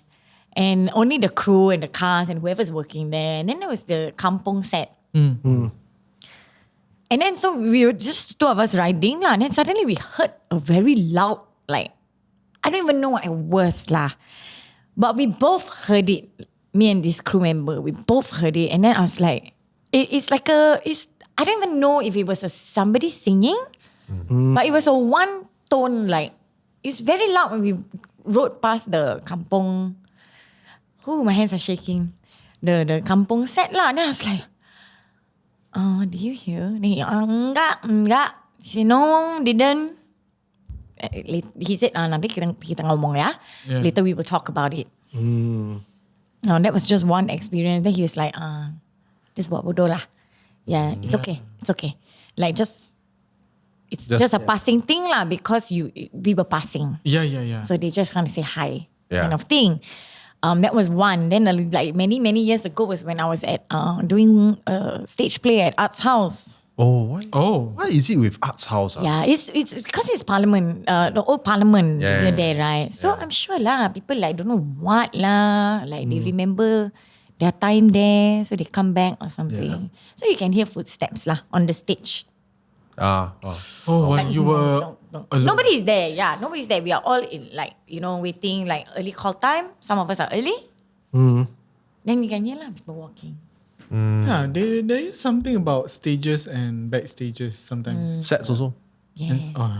Yeah, like we mentioned in a few of our earlier episodes where like spirits are like people, they were people. So you see people filming a camera. Then they will crowd around lah, especially if it's dilapidated or it's empty for a long time. So the spirits will just live there lah. I also believe what the crew experience like. At least the crew guy, the guy is like experienced. He's like Babodo. Don't care. We just passing only. Was he local crew or Local. Where did you shot the show? We shot it in Batam. Yeah, but these things happen But anywhere in the world also it will happen, you know. And that was the only experience throughout my almost 2 months there. That's good. Yeah, it's very good. And it wasn't like just lucky, you know, something serious didn't happen lah. Like I was really shocked there. I was like, yang gak apa-apa, like normal like that. Just act only. Yeah. Gak apa-apa. The kampung set, was it? It was it's built together. Yeah, it's together with the other sets. Right. So it's a huge compound, right? So kampung is just one side. So it's not like an existing kampung. No, it's built. Okay. Yeah, strange. Yeah. So they're like, this is my new house. No, I mean, like, because their house like change all the time. The set changes all the time, right? Like, wow, new one. Okay, so this question is for everyone. What creature or spirit that hasn't gotten much attention that you think deserves their own movie, stage play, or even album? I like your reaction to it. I know mine. It's the Manananggal. Oh. Maybe I'm not watching enough horror movies, but I haven't seen many horror movies with Penanggalan or Manananggal or those specific kinds of creatures and demons. Just because I think visually it will be a very interesting thing to see on film. For me, it's a bit weird lah. Oh, weird, good. Maybe a spirit of a British soldier. Yeah. Then he can sing like kind of like folkloric country song. Then he miss his home. Then like it can be like in a punny way where the album is just him like complaining about Southeast Asian food. So it's hang on. Just so I'm clear. It's a World War II era British soldier. Yes. Singing songs about how sambal in Southeast Asia too hot. Oh yeah, and then he's like, we were promised spices, but we can't take spices, or something like that. Then he misses his home, like he's writing to his wife or his sweetheart. So then it's like that whole album is about that. But then you realize at the end, he's already dead. He's a ghost. What about you? Yeah, I think for me is Toyos. Oh. Why? Like what happened? But we have a song for it. Huh? There's a Toyo. Wait, there's a song. There's a song called Toyo. No way. Yes. I don't know about this. Okay, I've got to play it for you guys later. Yeah. Yeah, there's a song for it. Oh, I didn't know. Really? What's it called? Toyo. It's just called Toyo. Toyo. Huh. And there's also called Pontianak song. Pontianak. That's what I know. Yeah. They say cannot sing at night. Yeah. I mean, yeah, it's disturbingly catchy. Suddenly I was like, what time is it? Shit. Not so soon. Not so soon. Wait. Like, I have to ask, what are the... Obviously, they're about the creatures and spirits, but like, what are the lyrics talking about? Like, just what they do? Or Yeah, what they do. Huh. oh. Yeah. I'll play it for you later. Oh, okay. Yeah. not too much later, but okay. I had no idea. We do. Yeah. See, we are so dedicated to them. I know. That songs, not bad. Yeah. What about you? I think for me, it would be the Jerangkong. I think it's like a skeleton, like the walking. Because in Malay folklore, we don't really see the Jerangkong in the movies. Yeah, they're like skeletons. Hard to make. Maybe. How to shoot. Yeah, how to shoot. You need CGI. Logistics, no? I'm thinking that's Director. why. I'm thinking that's why, you know, like it's yeah. The producer said ain't no budget lah. Or maybe. Like remember like back in the day, like when Cathay Pictures was filming like those classic Malay horror, right? Yeah. I don't think we can do it. They did have a scene of like the skeletons come out from Piramli. Yeah. Come out from the graveyard, but they were wearing black clothes. Exactly. I remember that. That's how they would have done it. But it won't look so real lah. Yeah, and then they're like You would be Ramli legend, man. Legend.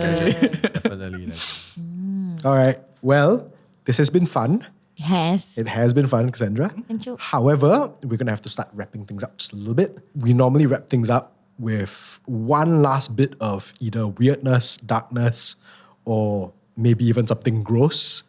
We have something we call the morbid fact of the day, and it's always delivered by Kyle. So Kyle, for this episode, what is our one morbid fact of the day? This is really strange. I think I've seen the video. So in 2020, a member of the Isle of Wight Symphony Orchestra played her violin while surgeons operated brain surgery on her. I think it was for signs or something, and like to not let her, like, go to sleep lah. Like, keep the brains running. Right. Yeah. So she was doing it, and then I think somebody like actually documented it. Of course, they didn't show the procedure. They show her like just playing. Then you can see the doctors behind her working on her. Open brain surgery, yeah. Yeah, that's quite impressive. Oh wow. Yeah. She's still functioning? Yeah. She's not sleeping? No. But I don't know how they take the pain away lah. But like, Yeah. Now, Cassandra, what happens, do you think, if somebody said, "Oh, we're going to do brain surgery on you, but you need to sing the whole way through"? I wonder how wow. it would sound How like. much you paying me? Yes, nice. That's a true freelance performer right there. No, you really gotta get some. How much you pay me? $1 million. Yeah, life and death, no. I could die Yeah, you could. All right. So thank you so much, Cassandra, for joining us today. It's been really great. Thank you so much. I had a lot of fun lah. Yeah, it's very fun. It's really like Lim Gopi type. Yeah. You know what I mean? Yeah. The Hantu version. Ah. All right, and thank you to all of you for tuning in to Tales from Incredible Tales. New episodes goes up every Thursday evening on YouTube and MeWatch, and on all podcast platforms such as MeListen, Spotify, and Apple Podcasts. My name is Cassandra. My name is Wayne. My name is Kyle. My name is Raihan, and we will see you next time.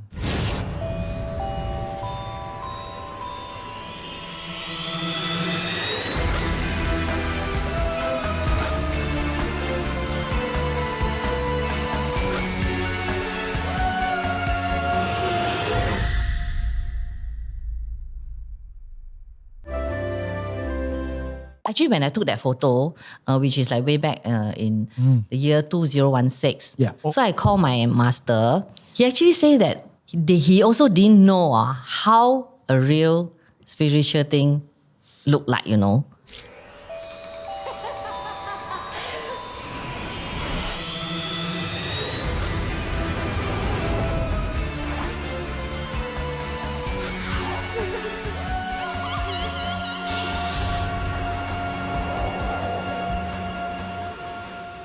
Hi, my name is Violet. My name is Raihan. My name is Wayne. My name is Kyle. And this is Tales from Incredible Tales.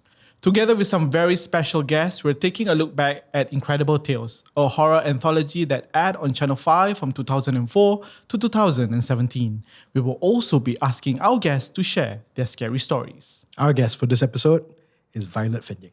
Hello. Hi, Violet. Hi. Nice to meet you all. Nice to meet you too. You're on a very nice episode number. Episode number 13. Oh, yeah.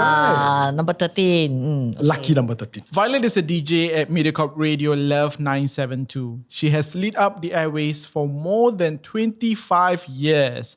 Her warmth, friendliness, and wit have endeared her to many listeners. Relating her real-life experience as a mother, Violet won over many followers with whom she connects over topics such as healthcare and family. It's good to have you, Violet, here. Yeah, thanks for inviting me. No worries. We're glad to have you. How's the set? Do you like the set? Quite scary lah, especially that long hair his girl. friend. Yeah, This is why I never turn around. This whole season he see. but he's okay because it's behind him. But he can I'm looking at her, yo. Yeah, that's true. For me, when I turn, I see her. Yeah. I also direct. Yeah, so it's a prop. Yeah. Yeah, But it's a keep prop. telling yourself it's a prop. It's It's a prop, prop. yeah. It doesn't move on its I don't know what you're talking about. I don't know what you're talking about. Good one. Yep. So anyway, in every episode of Tales from Incredible Tales, we will explore a different theme as to how it ties to some of the classic Incredible Tales episodes. So for this episode, we're looking at those experiences where we're not sure what we're seeing or have seen or have even caught on camera. The incidents that make us ask other people, did you see that too? This episode's theme was inspired by paper burning from season 1. A boy waiting at a bus stop alone at night sees an old woman burning paper money across the street. It's not the Hungry Ghost month. Why would she be burning money? Curiosity overtakes him and the boy walks over to the old woman, a decision he'd regret later. Now let's take a look at episodes. Gao I told you not to come here. Now, you pay for it.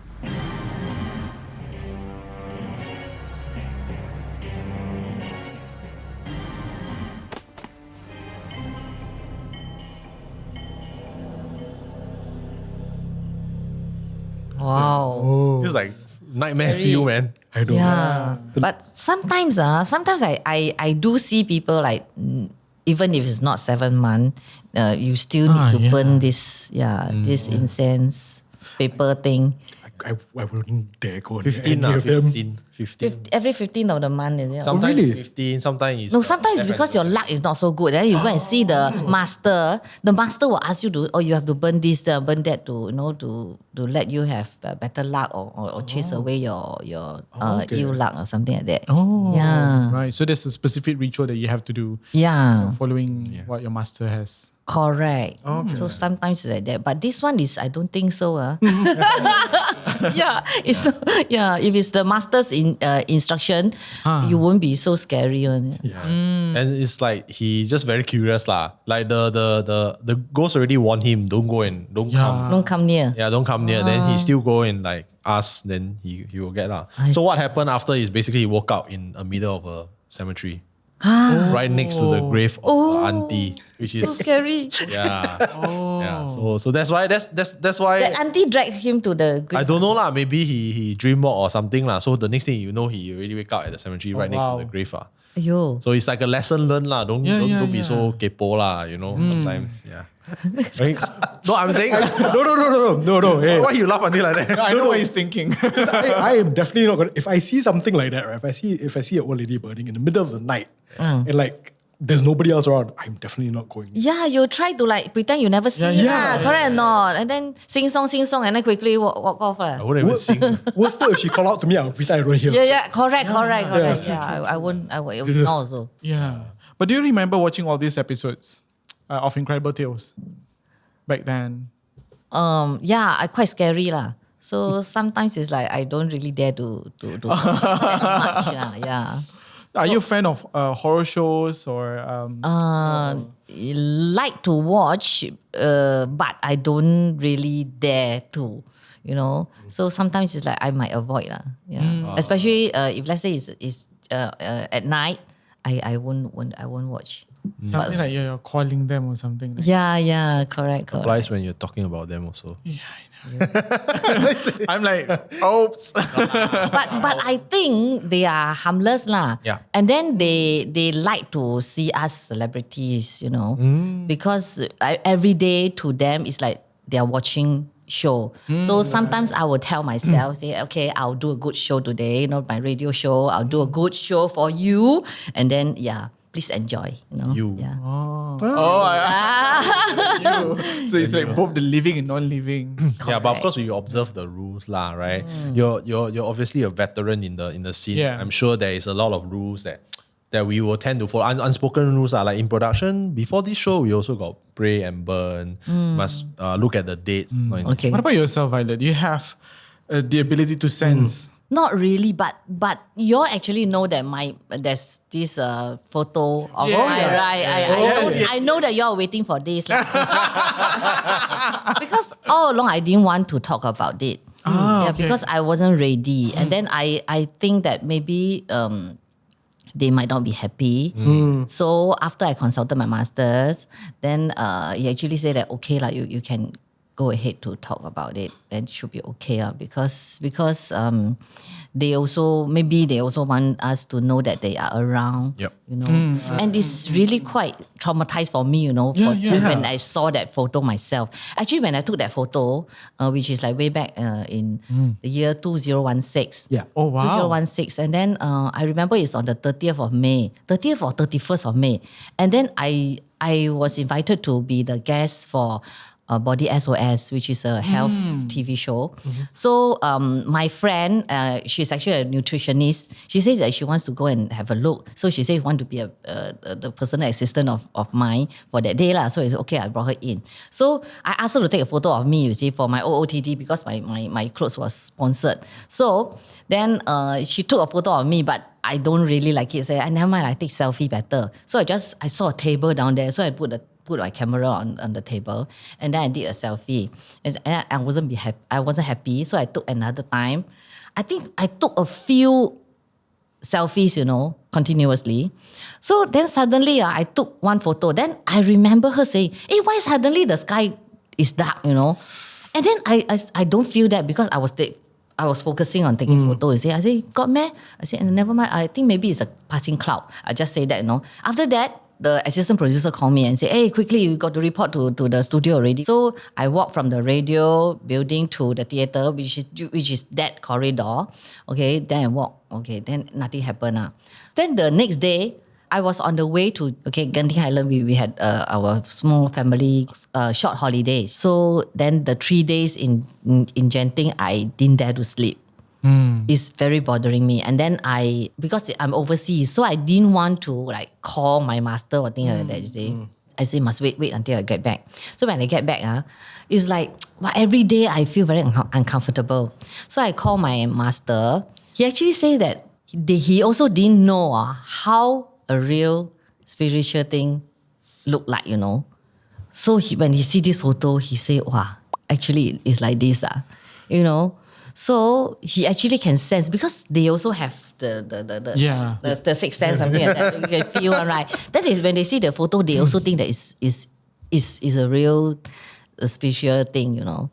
So after that, I was quite bothered. Then I didn't want to talk about it in the office or things like that. Then I know that Marcus Chin, he knows some masters as well. So I still want to verify some more, you see. So I asked him, you have any master to help me something? Then he said, what? Then I sent him this photo.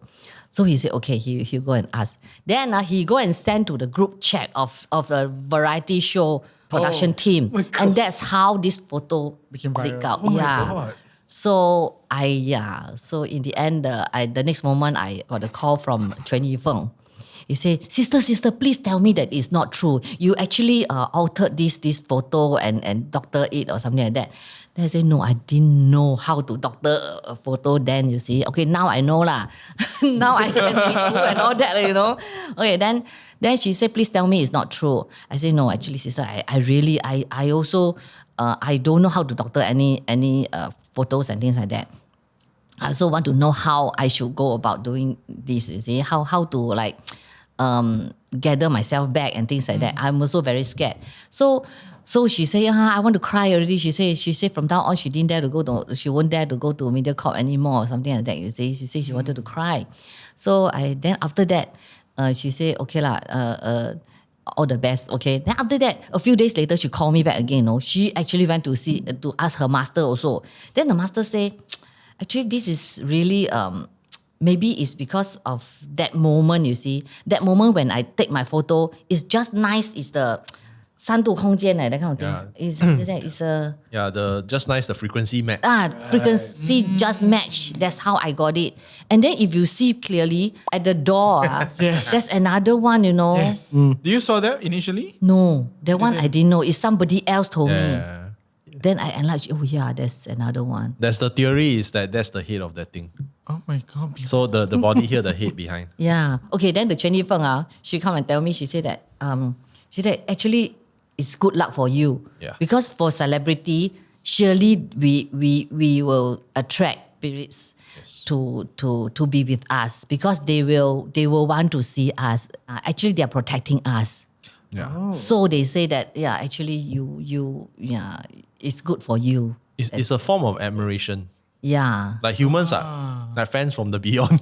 That's why we always call it fans from the beyond. Yeah. So she say that you don't have to be afraid lah. Yeah. That's what. So do you feel like your luck improved after that incident? Okay lah. So far so good. So far so good. That's Okay, good, please that's continue to protect me. Thank you. So I just want to confirm one thing is that when you took the selfie, were you alone or with your friend? With my friend. But your friend is away lah. It's just My friend is just in front of me here. So you press the selfie yourself? I press myself. So your friend was facing in the direction where the figure was? No leh. I think she's looking at me. Oh, okay. Looking at me, and then I think the figure was the other side. Yeah. So the friend should have seen if the figure passed by. But the friend didn't see lah. No, I don't think she see leh. So it was at the radio tower of Caldecott. Between the radio tower is a corridor along radio building and the theatre. Oh. I think should be. It's still a radio building, right? Should be. It's because on the hill, man. Right? Yeah. Yeah. With the big tree. But that passage is really quite quiet lah. Yeah. Yeah. Rarely people use. Really.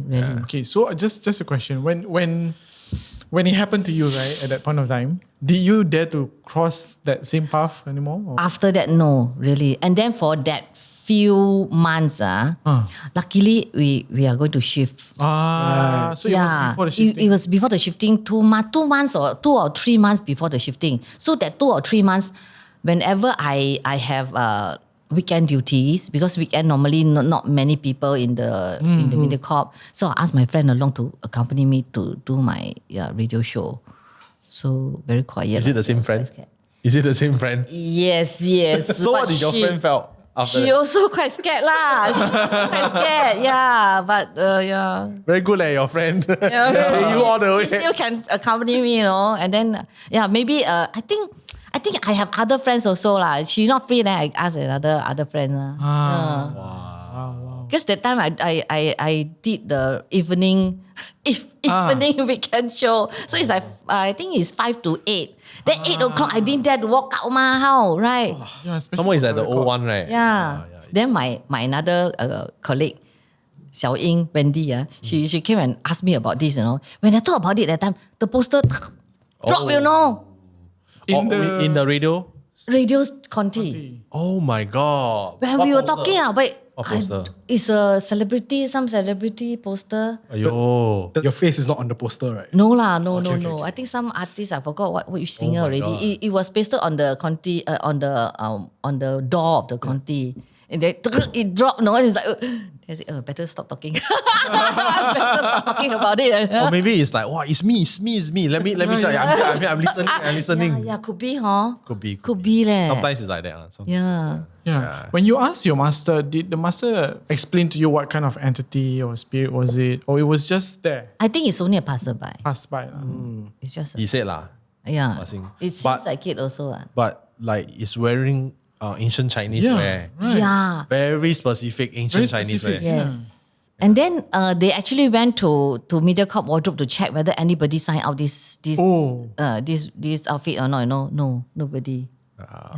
Yeah, because some people might think it's an act, or there's a show somewhere wearing the attire. And I heard that one department actually took my photo to go and see I think they have this app or something to go and see whether it's doctored or not. Yeah. Oh wow. It's not. I remember when I downloaded the photo, then I go and see. Wow, the hair stand. Really, the hair really stand. Yeah. It's like the first, you get scared 2 times. The first time is when you see the headless thing. Second time is when you realize there's another head behind the door. Then you're like, oh my God. Yeah, I didn't realize there was another one until you told me. Right. Yeah. And then when I zoomed in, oh my goodness, it was looking straight to yeah. Do you still have the photo? Camera. Actually, my sister asked me to delete it straight away. Yeah. So I did. I deleted. But in the end, it was saved in my cloud. So that was was it your first experience back then there? It's sort of, yes. Yeah. But in my dreams, I can actually, how to say, I remember my grandmother, when she passed away, I actually dreamt about her, because that time I was like feeding her medicine every time to ease her pain.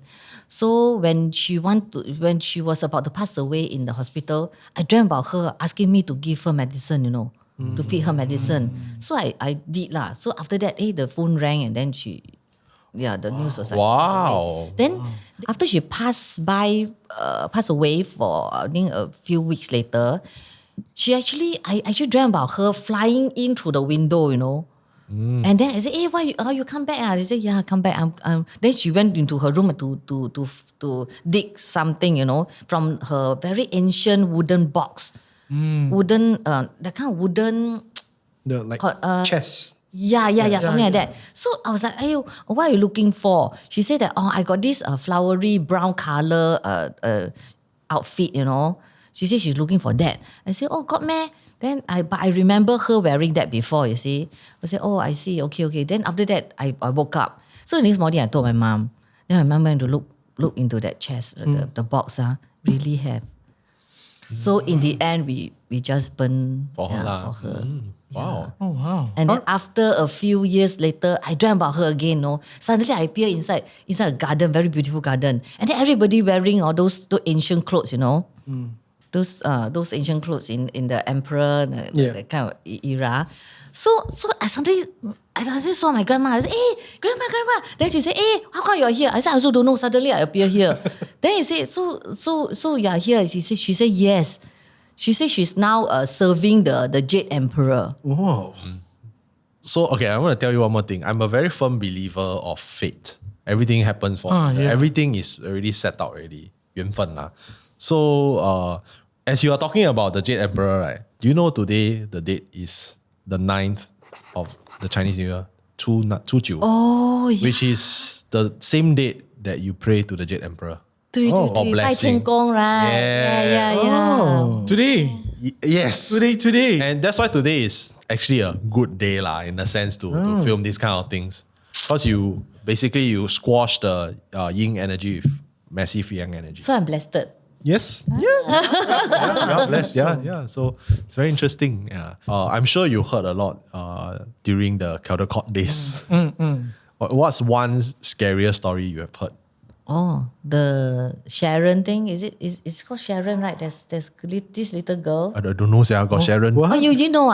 No, I'm very new in this. He's not from Caldecott. I heard that this little girl, I think she was burnt to death by fire. Oh my God. Then she always come to the studio to help the DJs to pack the CDs and things like that, Yeah, sometimes there was once I forgot which DJ.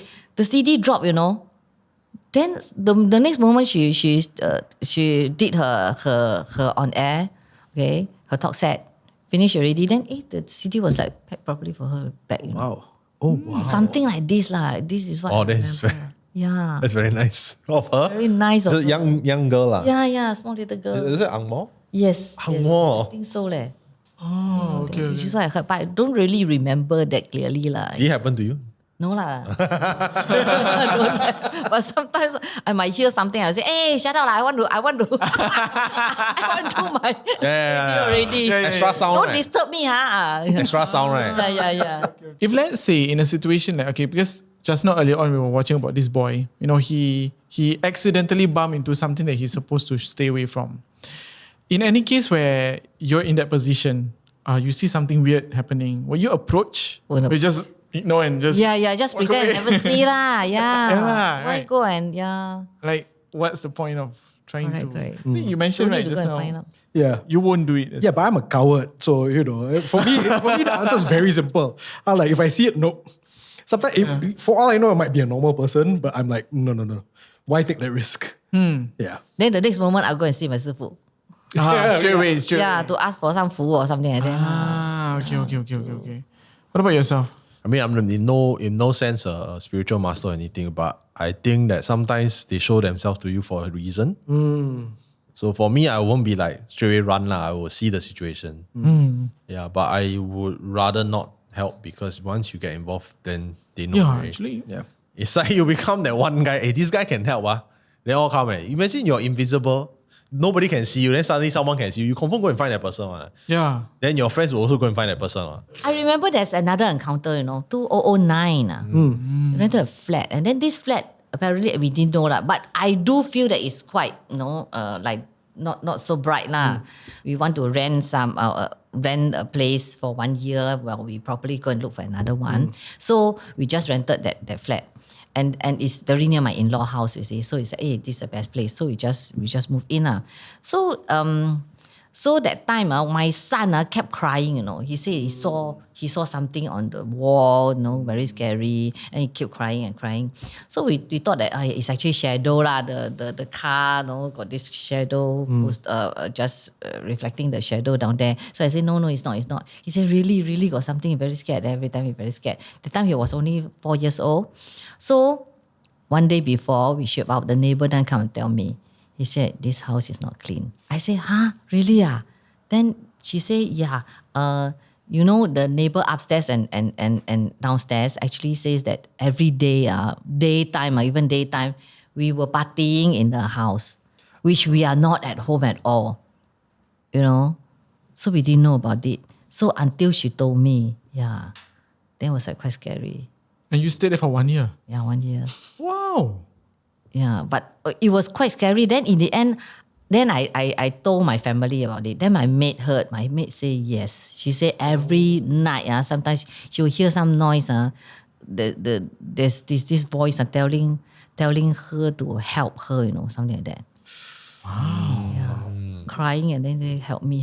And then she's like, that's why my maid wanted to leave, you know. Once, but in the end, she saw me like I was pregnant then, you know. Then she stayed lah. But after that, she said she really heard voices. Okay, and another station colleague, okay, she actually said that old MediaCorp, I think she hosted a midnight show. And then after that, she went up now to the office, you know, to the 3rd floor. Last time was on the 3rd floor. So we went up. Studio on basement 1 then she went to the 3rd floor to pack her things and that. Then suddenly the corridor, the lights like on off like disco, you know, on off.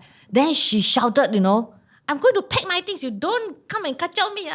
You don't disturb me. She scold backwards, some Chinese backwards. Then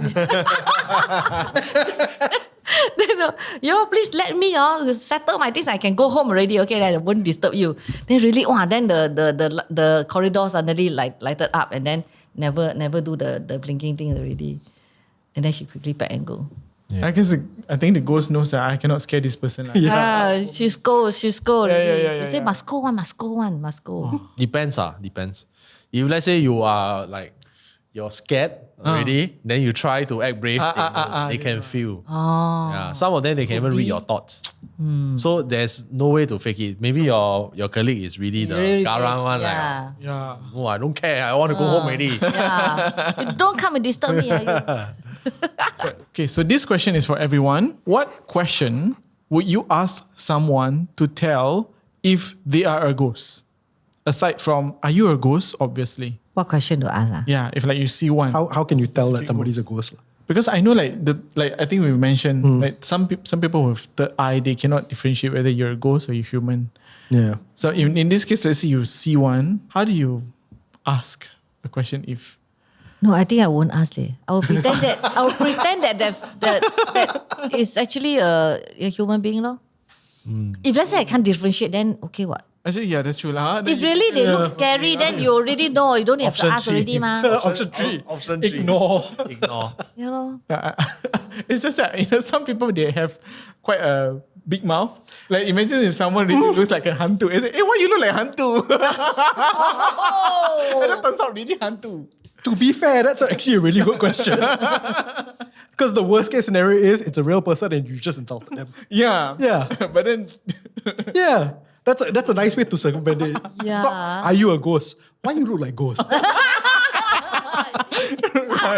If it's a naked person and you might offend them, sorry then. Because if they do look like a ghost, I'll just go, are you okay? So it's the nicer version of, why you look like hantu? It's like, you seem unwell. I don't know what kind of response I'll get lah. Oh dear. Yeah. So, are you okay? So for me, I think what I would do is I will borrow money from the person. Huh? Oh! Let me $1,000. So if the money come out like extra zero, then you know lah. Oh, yeah. Then normally if it's human, why you want to lend so much money? That is true. If it's ghost confirm, like come, later give you the money, then you go back home, change to a different note. Oh, that's No. Then they give you 4D. I don't want that. I don't want. They won't give you that. They give 40, you have to give something back. I don't want. Yeah. So I will ask, because normal humans like, I want to lend you $1,000 for what? Yeah. But really, they will give you notes, huh? If they are ghosts, I don't know whether. Ghost stories is, the usual taxi uncle drive midnight, and this young woman asks, I want to go to somewhere near Lim Chu Kang. Oh, yeah. Then he drive, then pay him with notes. Then after he go home, it's actually hell notes.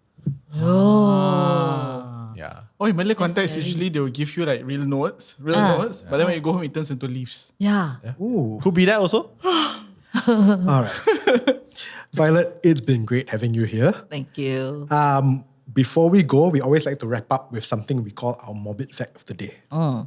Today's morbid fact, Kyle. So, ghost photographs, right? We're talking about ghost photograph. Can you guess whether what photo is the very, very first ghost photograph? Long hair figure. No lah. No. I think the last time long hair not in trend yet. Not in trend. It used to be curly. So it's the twofold. So the first photograph of a ghost, right, wasn't actually a photograph, but actual etching of ghosts on Babylon clay. So like the ancient, almost like the Egyptian, the etching, right? But it's the ancient people, they etch out the ghosts. Oh. 3,500 years ago. So that means yeah, they draw the ghosts. So that means people 3.5k years ago already saw ghosts. See, people say ghost hunting is trendy now. It's been going on for quite some time. That's true. But you need to etch out the ghosts, Hey, Wow. that's dedication. It's like how much time you need to go and hit the thing, then you start etching it out. Can you imagine if you had seen the ghost, then you from memory have to be like, yeah, she looked like Yeah. But how sure is it was a ghost that they saw? The studies lah. So like people, the archaeologists, they study the Babylonian. Then they can depict it lah. It's like how the Egyptians, everything about the Egyptians, like the afterlife, they have a lot of the death thing also. Yeah. Ghosts and all. Yeah. Oh, etching of ghosts. Is it in some museum right now? Or? Yes. Definitely. All right. Thank you so much, Violet, for joining us today. Thank you for the sharing as well. And thank you to all of you out there for tuning in to Tales from Incredible Tales. New episodes go up on every Thursday and Tuesday evening on YouTube and MeWatch, and on podcast platforms such as MeListen, Spotify, and Apple Podcasts. My name is Violet. My name is Wayne. My name is Kyle. My name is Raihan, and we will see you next time.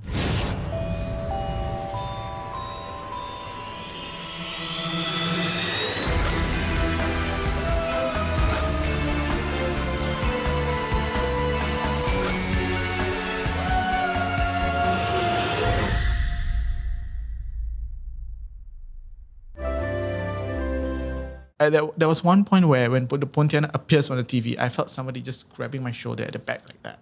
So that's when I started screaming. I ran out of the chalet, and then my aunt from the other room was like, "What's wrong with you?" So I think somebody just grabbed me from the back. And just when I said that, I heard somebody laughing.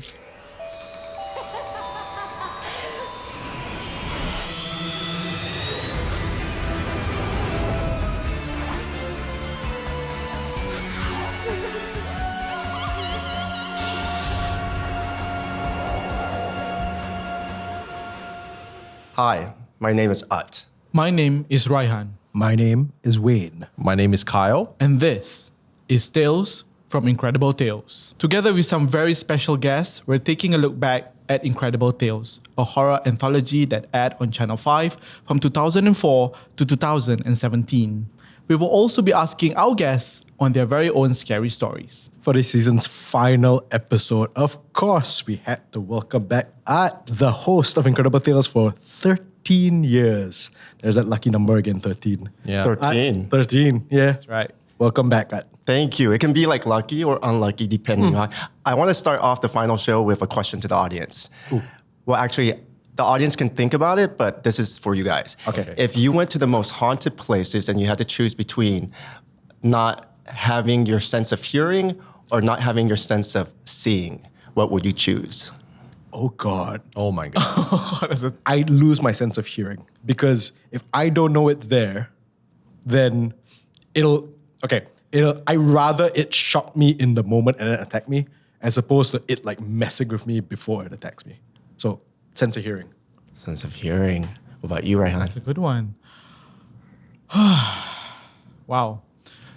I think I'm just trying to see which area, that the ghost could disturb me first, whether it's through visual or through hearing. I mean, whispers are something that they would definitely try to haunt you first before they appear. I guess I have to lose my sense of hearing. Because if they appear, but they don't make any noise, I'll probably just think it's a shadow or something. Yeah. It sounds like a cop-out answer, but I will choose sense of sight. I will lose sense of sight. Because podcast, right? So hearing is very important to me. And I think if I'm in a haunted location and I can't see, I think I will try to sleep or I will at least like meditate. Yeah, be peaceful with my mind so you can't hear it. Because your brain can still draw out noises even though you can hear, which is very strange. You can still zone out. Yeah. You can still zone out if you're like in a certain place if you meditate. Yeah.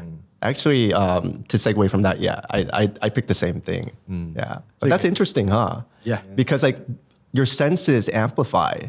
So if you pick one or another, it's going to amplify even more. Yes. So we would have to be in the zone even more. Yeah, we have to be very, very zen to not, I guess, see. Yeah. I'm fairly oblivious, so I could still reason out stuff that I get a glance at. But yeah, if I hear, that's exactly it. If my senses are heightened and I hear a whisper, I'm done. I'll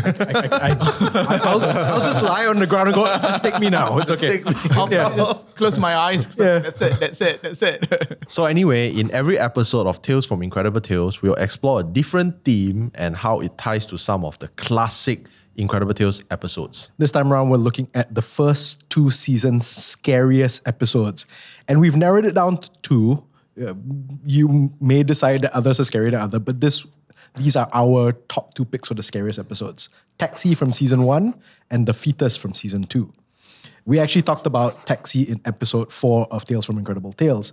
But in case you haven't seen or heard it yet, Taxi is about a cabbie who hits a young lady, flagging him in the middle of the night.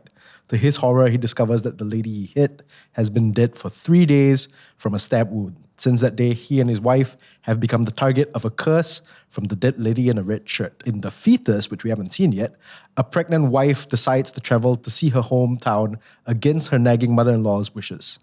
On her trip, she offends another soul by mistake, and the cost is to lose something that is the most precious to her. Let's take a look.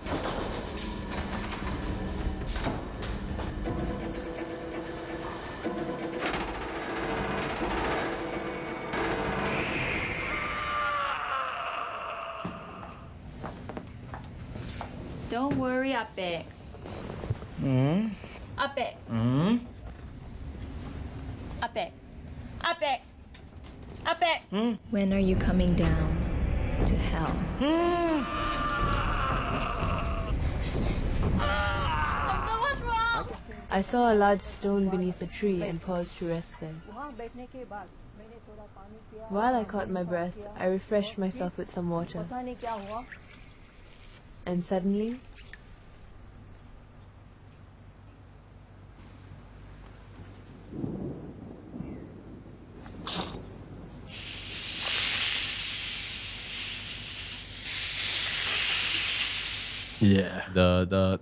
I've always like been terrified of a dream within a dream. Oh yeah, almost like an Inception, right? Yeah, I've had that kind of experience before. Yes. It's damn scary. It's on par with the whole sleep paralysis thing for me, where just like that sense of not only are you not in control, but you're not in control in a place that doesn't feel like reality as well. Yeah, I think not having to be in control is even scarier. You mentioned about your honeymoon, and was that the experience where you felt like something was on top of you? Somebody was looking down on me. Oh. But he was right beside my bed. Which one was it that you felt heavy? Is when that I in was Wales? in Wales, yes. Okay. Because we have so many stories. Yeah. So that's part of like the dream within a dream for me, at least. It's like when I have these experiences where I feel at first something's on top of me. Yeah. And I can't get out of it. And then I get into this layer of another dream and I'm trying to get out. And it's just really, it's frustrating. Yeah. And it's so intimate because you are the only one who's experiencing it. Yeah. And you can't really you can't really tell someone. And the person will just say it's a dream, right? Yeah. But it's so intimate. Yeah, I've gotten dreams where I felt choked. Like something choking me. And I wake up, actually I'm still in the dream. But I know that I'm in the dream. Then I was like, shit, how do I get out? I've had friends' accounts where they are in hotels with a friend. Either it's like, an outing or whatnot, where the other person is like asleep, but the person going through it is going through it. And sometimes they're awake, but then they can't get out of it. Like the other person's awake. Those are interesting like accounts. I haven't had that happen to me though. So you haven't had like a dream within a dream kind of? I've had the dream within a dream, but I've never had a situation where if I'm like with a friend and it's kind of like I see them, but they see me, but they don't know what's going on. Yeah. But I've heard about it quite a lot though. That would terrify me because like you can't even yell out for help. You're just trapped. It's just All right. So you've done many episodes in Incredible Tales. Which of it is the most scariest for you? Because of my own experience having like these situations, I can't pick just one because I feel they all have different premises.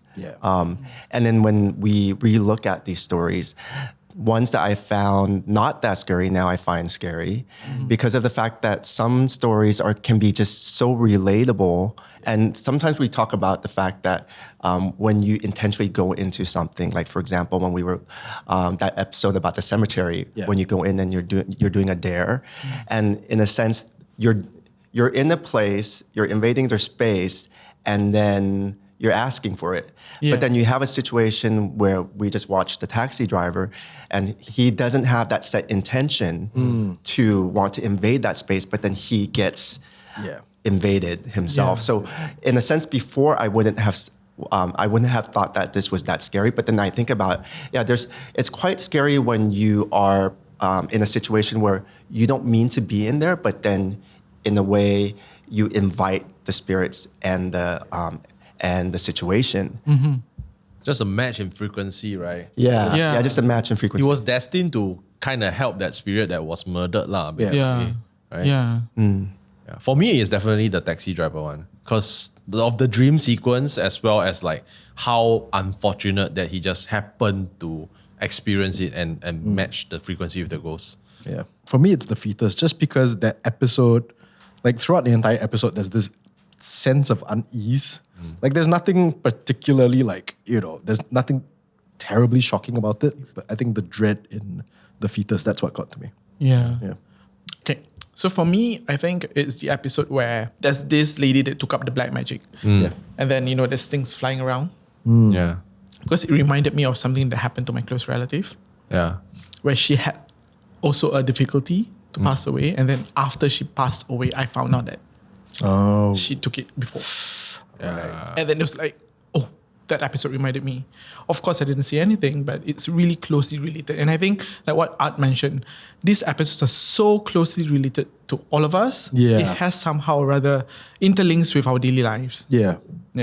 I think it's like the simpler the episode is, the scarier it is now. But I mean that growing up, when you're younger, you're like, visually this looks very scary. But like now when you're older, right, then you start thinking, actually this could happen to anyone. Exactly. Like regular Joe can get it. It's like, that's creepy. Exactly. Or you can look at the fact that a lot of people go through these situations and they don't know where it's coming from, and it could be something as simple that they accidentally, appease a spirit or something, and that's why they have these troubles in their life. The unintentional invitation. Agree. And so now that we are at the season finale of the tales for Incredible Tales. How does it feel like to rewatch all these episodes from season 1 and 2 of Incredible Tales? Well, for me, it's very nostalgic because of the fact that it's a huge part of my life in terms of like hosting it and also connecting with people. So I forgot a lot of the episodes until like we were able to revisit. And then it brings me back to the actual, like the filming of and the actual time that I spent with Incredible Tales in the first 2 seasons. And it's quite nice to revisit because it reminds me much more than just the stories itself, but my time in Singapore, growing to love and appreciate Singapore too in the first 2 seasons. Because I go back after our sessions and I'm like, it makes me think of where I lived during that, where I was back then and my friends in that chapter of life and like where I was. So I think now I kind of understand how it relates to the audience because it brings them back to a place in time. When they see a certain episode and whatnot. So that's very much the situation for me. It's like going back in time. Yeah. For me, it's like, it's twofold. The first fold is when I was growing up, right? I remember watching it as a kid and being terrified. It's like that kind of thing that you want to watch. Thursday night, 10 p.m. you watch, and it's like, oh my God, so scary. But then you still watch. And then the next day you go to school, I think I was in primary school. You would talk to your classmates. Did you watch the last episode of Incredible Tales? It's like, no, my mom didn't allow me because I was scared. You know, like then you start talking about it, and then your teacher say, hey, quiet. But then your teacher also interested. Then your teacher will be like, yeah, let's talk about it for 5 minutes, and then we'll be done. Then we will do maths. So something like that. That's like this aspect. And then there's another aspect where you chance upon the reruns or the redub. So there's actually a Mandarin dub of Incredible Tales. So sometimes you're just walking past the coffee shop and then you watch a little bit of it while waiting for your food. And then you remember like, oh yeah, it's been so long. Like, oh, I remember being terrified of this episode. So that for me is a very interesting experience because it's twofold. I think one of the things that I shared during the podcast is how it's like it becomes, I say a lot about connecting. And even though the premise of your podcast and what I've hosted is based on like supernatural and ghost stories, but it's all about the connection. I think I shared a text to you from a friend of mine, and she was saying that one of the things that, because she works with seniors at retirement homes, and one of the things that's really that brings them together is telling ghost stories and actually talking about Incredible Tales. So there's like it's very heartwarming. It's very heartwarming in a sense where you connect people through these stories that become universal. And I think that was part of our manifestation, how to continue that torch in still connecting people and bringing more stories out. To add on to that, there's more. I only remembered it. Okay, so I think it was yesterday when I was backing up the footage for the shoot. And I remember I had a deja vu. Wow. Yeah, it was very powerful. I immediately it happened, I told him straight because I was afraid of forgetting. So I was backing up footage and I was thinking about like the next day, which is today, shooting with you, like the plans and stuff. And I was like, wait. The song that was playing also. And the song, what song was that? I can't remember which song. Yeah, it was one of the older songs. It's like a rock song. And I remembered, wait, I experienced this in a dream a couple years ago. Really? Wow. I had like really weird deja vu dreams. Like because I work as a director, right? So I have deja vu dreams of me directing a certain program. Without me even knowing it. And you put it in the back of your mind because when it happens and then you're like, wait, it feels so familiar. Every single thing I do is happening like right now. So it's really weird. So I felt that I needed to write it down and tell you. It's like so strange. It's a couple of years ago. I'm pretty sure that dream happened a couple of years ago. Wow. At this point, I don't find anything strange. I know. I know. Wow. On our incredible scale, that's a 1. That's a 1. Yeah. That's a 1 on scary, but I think it's a 10 upon 10 of like good vibes, you know? I don't know what's your next dream about, but let's see. 4 years down the road, let's see what we have. Horror feature. Yes. Horror feature. We're producing it together. Yeah, let's make a horror Wayne's feature. writing it. Let's make it. You're narrating it. I'm good with it. When it comes to supernatural stuff, what scares you the most? For me, it'd be anything that dabbles into darkness, like black magic, because that just brings it to a whole other levels. I think when it's used for the purpose of evil or negativity, it just plays into the wrong situations. That to me is quite scary. We were talking to another one of our guests, Hafidz, as well. I think for me, also, it's the malicious intent of the person behind it on top of that. So curses and black magic, that's already horrifying enough, but to find out that an actual person decided, I'm going to do this, actively chose this. Yeah, that frightens me. For me, it's a little bit different. I think the human aspect, to do evil is definitely the scariest for me. But if we were talking about just supernatural, I would say demonic presence. I'm very lucky that I have not felt any demonic presence before, but I know that it exists because that's beyond human. It's not even human to begin with. So to me, that is scary because human, there is still some sense of this thing used to be human. But if it's demonic, then it's a different game. You don't even want to play that. Yeah, mine's on the same subject as thoughts as Kyle, where with black magic, the supernatural and the spirits are more demonic. So that's why it's more scary to me. Speaking of like demonic energies, right? So I would like to share a story. I have this aunt who stays in a landed property area. My aunt is quite particular with the helper that she employs. She would change helper quite often. At first, the family, as a family, we thought that, okay, she's just being very particular with the helper, right? Then we realized that it's a little bit too often. I think at the peak was about seven. So she kept having problems. She stays still staying in the same house. I think a 3-story semi-detached. And then the family occupies the second floor. The family only 4 people. Such a big house. And then the 3rd floor is empty, 4th floor is empty. Oh wow. Yeah. So nobody stays. It's still empty rooms.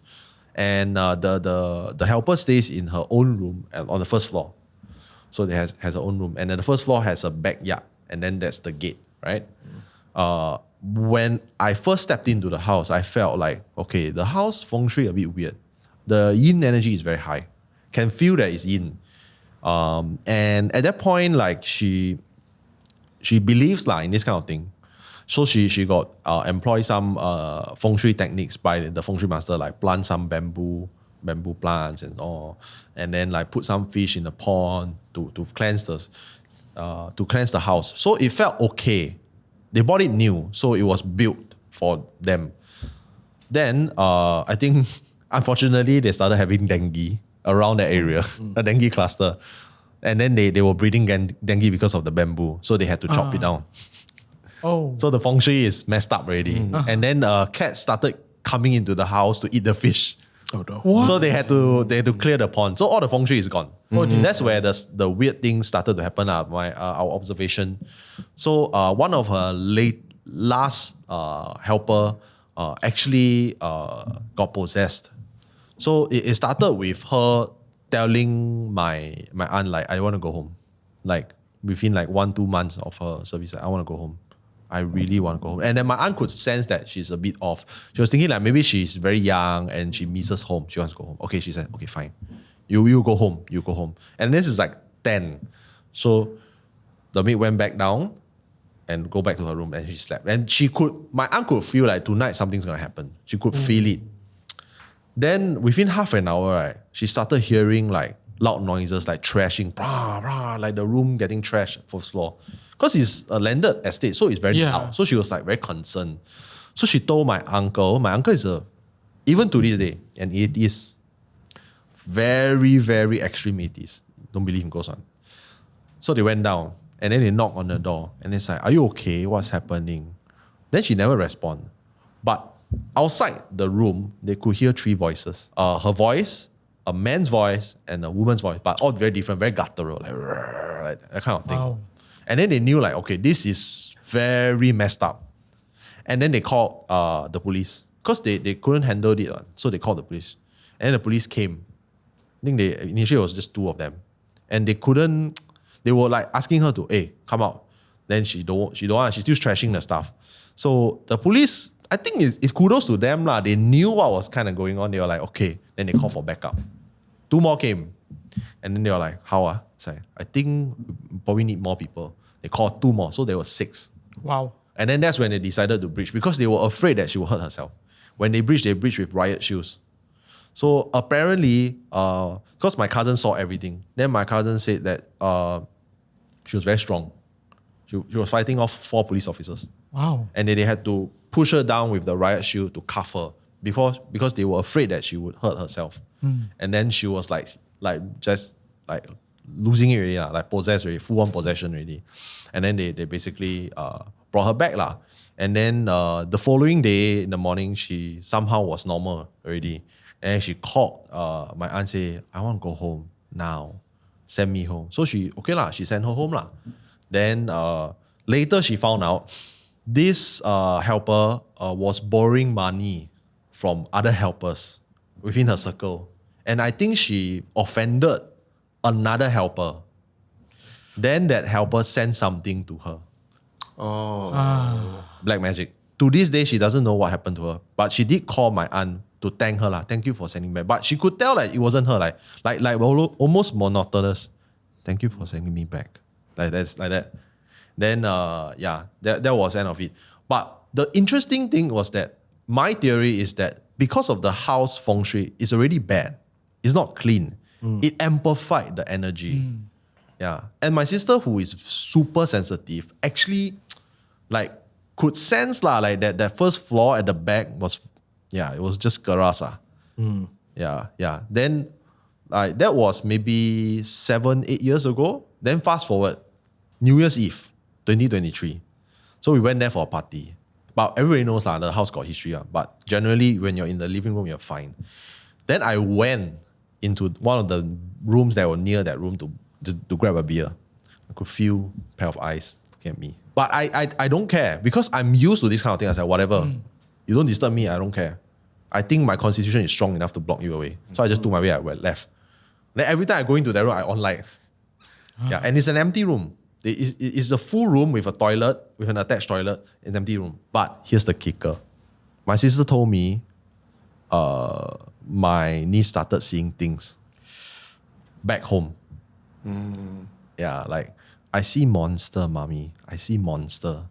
Because my sister is very sensitive. So I think it passed on to my niece, right? So I think she can see sometimes. That's when it clicked because she went into the room with me. So then I remember clearly when I was taking the beer, she was standing outside of the room. She was staring at something. But I just brushed it off because I didn't want to address it. Yep. Then it all clicked. Because 2 days after, my sister told me, she saw something. And I had to get her to go and get blessed. Then I was like, it all adds. Thank you for sharing something that's personal, part of your personal story. And it's so appropriate for the final episode. Yes. Yeah. So Utt, yourself, you have been filming for season 1 and 2. Were there any stories that you've not told us before? 1 and 2, there are not stories, but there's definitely a story in the later episodes, which I'm just going to tease and leave right here. So that we'll be back. But there is. Tales. I haven't shared with you guys yet. Oh, nice. I look forward. But what about you guys? On set? Always been debating about when would be the right time to share the story. And almost to balance off the intensity of your story, I figure now's the best time for me to finally share the story. This is my first ever encounter with something that was supernatural, but it wasn't anything dark. It was actually something quite sweet. When I was a kid, I was probably 3 or 4. I have 2 siblings, my mom and my dad, and we were staying in a smaller flat with 2 bedrooms. My dad had taken my sister and my brother out for taekwondo, so it was just me and my mom alone in the flat at night. And the 2 rooms are right next to each other. And I was in the room with my mom and I was playing with toys or something, and suddenly I just stopped and I looked out the door and I pointed and I went, "Mommy, who's that man?" And my mom was like, "What man?" And I just kept pointing to the little wall that separates the two rooms, and a crucifix hanging on that wall. And my mom was like, "Okay, it can't be that bad if there's a crucifix on there. But let me just." I don't know why she thought this would help. She just brought me to the other room, and in the other room, I just kept going, "Mom, the man's still there. The man's still there." And she freaked out, but she just kept as much of her cool as she could because she can't freak out in front of her kid. She never told my dad and my siblings this until it was probably a couple of months later on. Mom and dad were looking through photo albums, and she turned the page to one of my grandfathers who had passed before I was born, and I pointed to that photo and I went, "Mommy, was the man from that night." I never met this grandfather. I never seen his photo. I was a kid. They both passed before I was born. I went, "Mommy, it's that man." And my mom was like, "Oh, that's why I didn't feel I was freaked out, but I didn't feel worried that something was happening." It's visiting spirit, so you don't feel like it's threatening you. Yeah. Probably just paying you a visit. Yeah. That's very heartwarming. Yeah, that's very heartwarming actually. I figured it would be a nice balance. It's like the warm kind of creepy. Yeah. But mine was dread. Yeah. Mine was dread. I could feel It's a it. good balance, though. It's a good balance. Yin and yang, right? we show how broad the supernatural stories can and be. how it can go every which way. That's why I love the supernatural and horror. Yeah. It's like an amalgamation of all genres. Yeah. You can feel everything. Yeah. Well, it's like the story of my grandma coming to see me after she passed, and that was more light. Yeah. So I love that's it. I like the way she Oh, went yeah. off. Yeah. Bye. Right. So it shows that the energies and the spirits, it's not always scary. Yep. It can come lighthearted as well. Yeah. I think one of the first things that when I first met Carl is that he wouldn't expect me to have a lot of ghost stories. Yeah. But actually I do because of the experiences I've went through. I think most of the stories that I've had, the most vivid one happened to me when I was really young. Back then, it was in a resort in Malaysia, in Johor Bahru, Mersing. Oh, Mersing. Yeah. Is it Mersing. still around? It's still around. Oh, no. And a lot of things have happened there. It's funny. And my resort was right beside the beach. Oh. And back then we went as a huge family. My aunts were there, my uncles were there. There were 3 chalets that we booked. So my brother, and my father, we stayed in one of the chalets. So I was inside. So a series of things happened. First one, my brother almost drowned in the swimming pool that morning when I was swimming with him. I don't know whether it's a supernatural thing, but it started from there. Okay, so that's one. That evening, Pontianak just got released about maybe 1 month ago, and now it's airing on TV. So I was like, okay, I don't want to go out today. You guys can go out. I want to stay in this room. I want to watch. How old are you? I think I was 8 or 9. Alone. Alone. And you wanted to watch. And I wanted to watch. It's funny, isn't it? Nice. Yeah. So I did. I watched, and then there was one point where when the Pontianak appears on the TV, I felt somebody just grabbing my shoulder at the back like that. So I thought it's my brother. So I turned around and there was nobody. Oh. So that's when I started screaming. I ran out of the chalet, and then my aunt from the other room was like, "What's wrong with you?" So I think somebody just grabbed me from the back. And just when I said that, I heard somebody laughing loudly, the Pontianak laughter. Right in the, yes. And I was like, damn it. And now I'm having goosebumps talking about it. So I didn't went back to the room. I went to my aunt's room. That night, my siblings went to have karaoke in the karaoke parlor. They heard something else in the room while Singing. they were singing. Yeah. Wow. Yeah. So it's like a series of events that happened one after another. My brother and I, he always likes to disturb me when I was younger. Right. So the next morning, nobody was in the room except him. So he was about to go out of the room, and then he wanted to open the door, and then he felt like somebody pulling the door towards, from him. And then he thought it was me. So he said, "Stop playing with the door." He tried to pull it back. And then the door closed again. Tried to pull it back, and then he was scolding me, literally scolding me, "Stop, stop." And then after that, when he pulled out, there was nobody right in front of the door. I was in another room. Oh. Yeah. So it's like a series of events that happened right there. So, but then you guys did like a family sharing, right? Yes, And but not everybody- there. After we came back home. Okay. Yeah. But everybody knew. Everybody knew. Yeah. It's like That's scary, bro. he has become like a family ghost. Yeah. It shows you how strong the energies are. Yeah. Because it was continuous. It's continuous. Yeah, exactly. This is a question for everyone. What scares you the most? It doesn't have to be maybe supernatural. Cockroaches. It's because when I was younger, when I first visited Thailand, like they can fly. I didn't know they could fly. And I think I was at my relative's house. I don't know if it was my grandma's house. And I was young. So and they're huge here in Southeast Asia. Yeah, you know, in the Western world, they're smaller. Yeah. But here they're huge. And I think I was traumatized because I saw them like walking and everything on the walls and everything, but I didn't know they could fly. So they would fly around, and that really scared me. But I mean, speaking of what we scared, I think this is quite prevalent with people who watch our content. Both of us, Wayne and I, we are terrified of chichaks, lizards, house lizards. Oh. I love them. Oh my God. Yeah. Okay, I can pick them up and yeah. Yeah, so I can help you with the cockroaches. You can help me with the lizards. Yeah, all right. Yeah, we'll absolutely help you. That'd be good. Yeah, the lizards. Nah. Have to. Yeah. What about you, Raihan? What are you scared of? For me, I didn't realize that it's really that bad, but it's the fear of darkness. Oh wow. So what happened was I was on vacation in Vietnam. We spoke about the graveyards and all that. I went to Cu Chi Tunnel, which is the war zone, where we had to go through the tunnel. Just have to have a feel how it feels like. And then there was one moment I step in, and then suddenly the light on the in the tunnels just went off. Oh. And it was just pitch black, and it was just me. And that was when I just started to just cramp up myself and just like I cannot move, I cannot do anything because I don't know what's in front of me. Yeah. I don't know whether they're snakes, spiders, cockroaches, lizards, It's just the fear of darkness is just telling me that I cannot see anything. So bringing back to the senses that I would lose, right? That's why I would rather lose my hearing and not my eyesight, is because as long as I can see, I can run.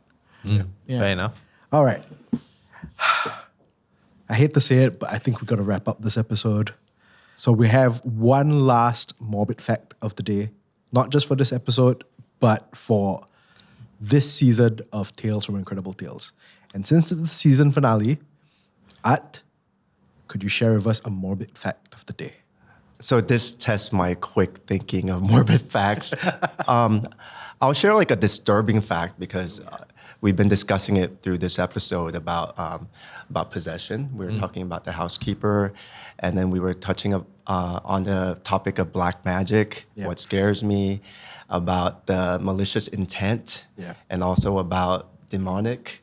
So I would say like disturbing facts that I want to share is from what I understand, when you go into wanting to have that malicious intent upon others, these BOMOs or black magic doctors, what they do in order to create these malicious intent can be quite disturbing. For example, like they use anything from urine to fetus to menstruation, anything that's part of bodily fluids into a concoction. And I think the way it can be used against another person is if you mix it into a drink to someone you have that intent for. Yeah. So I've heard of this and I know it's done. Yeah. So these are disturbing facts that I want to leave with today on the final episode.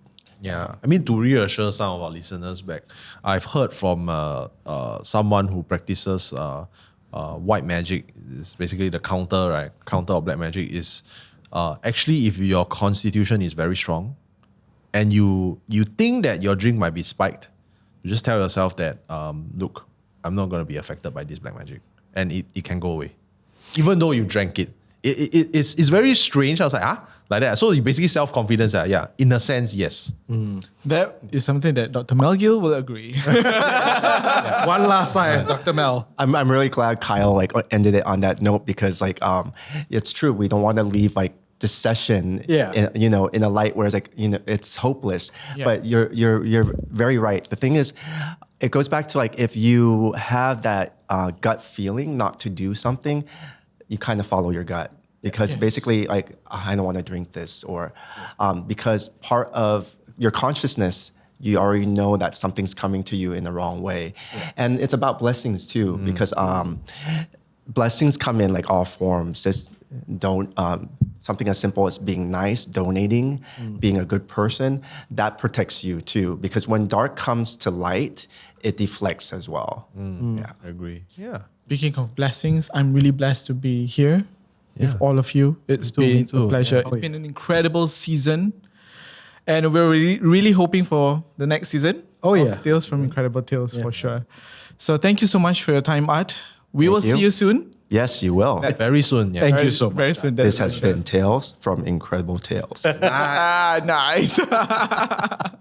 Thank you to all of you for joining us. If there are any episodes on Incredible Tales that you would like us to look back, please, we would love to hear from you. In the meantime, all episodes of Tales from Incredible Tales are on YouTube and MeWatch, and on podcast platforms such as MeListen, Spotify, and Apple Podcasts. My name is Utt. My name is Wayne. My name is Kyle.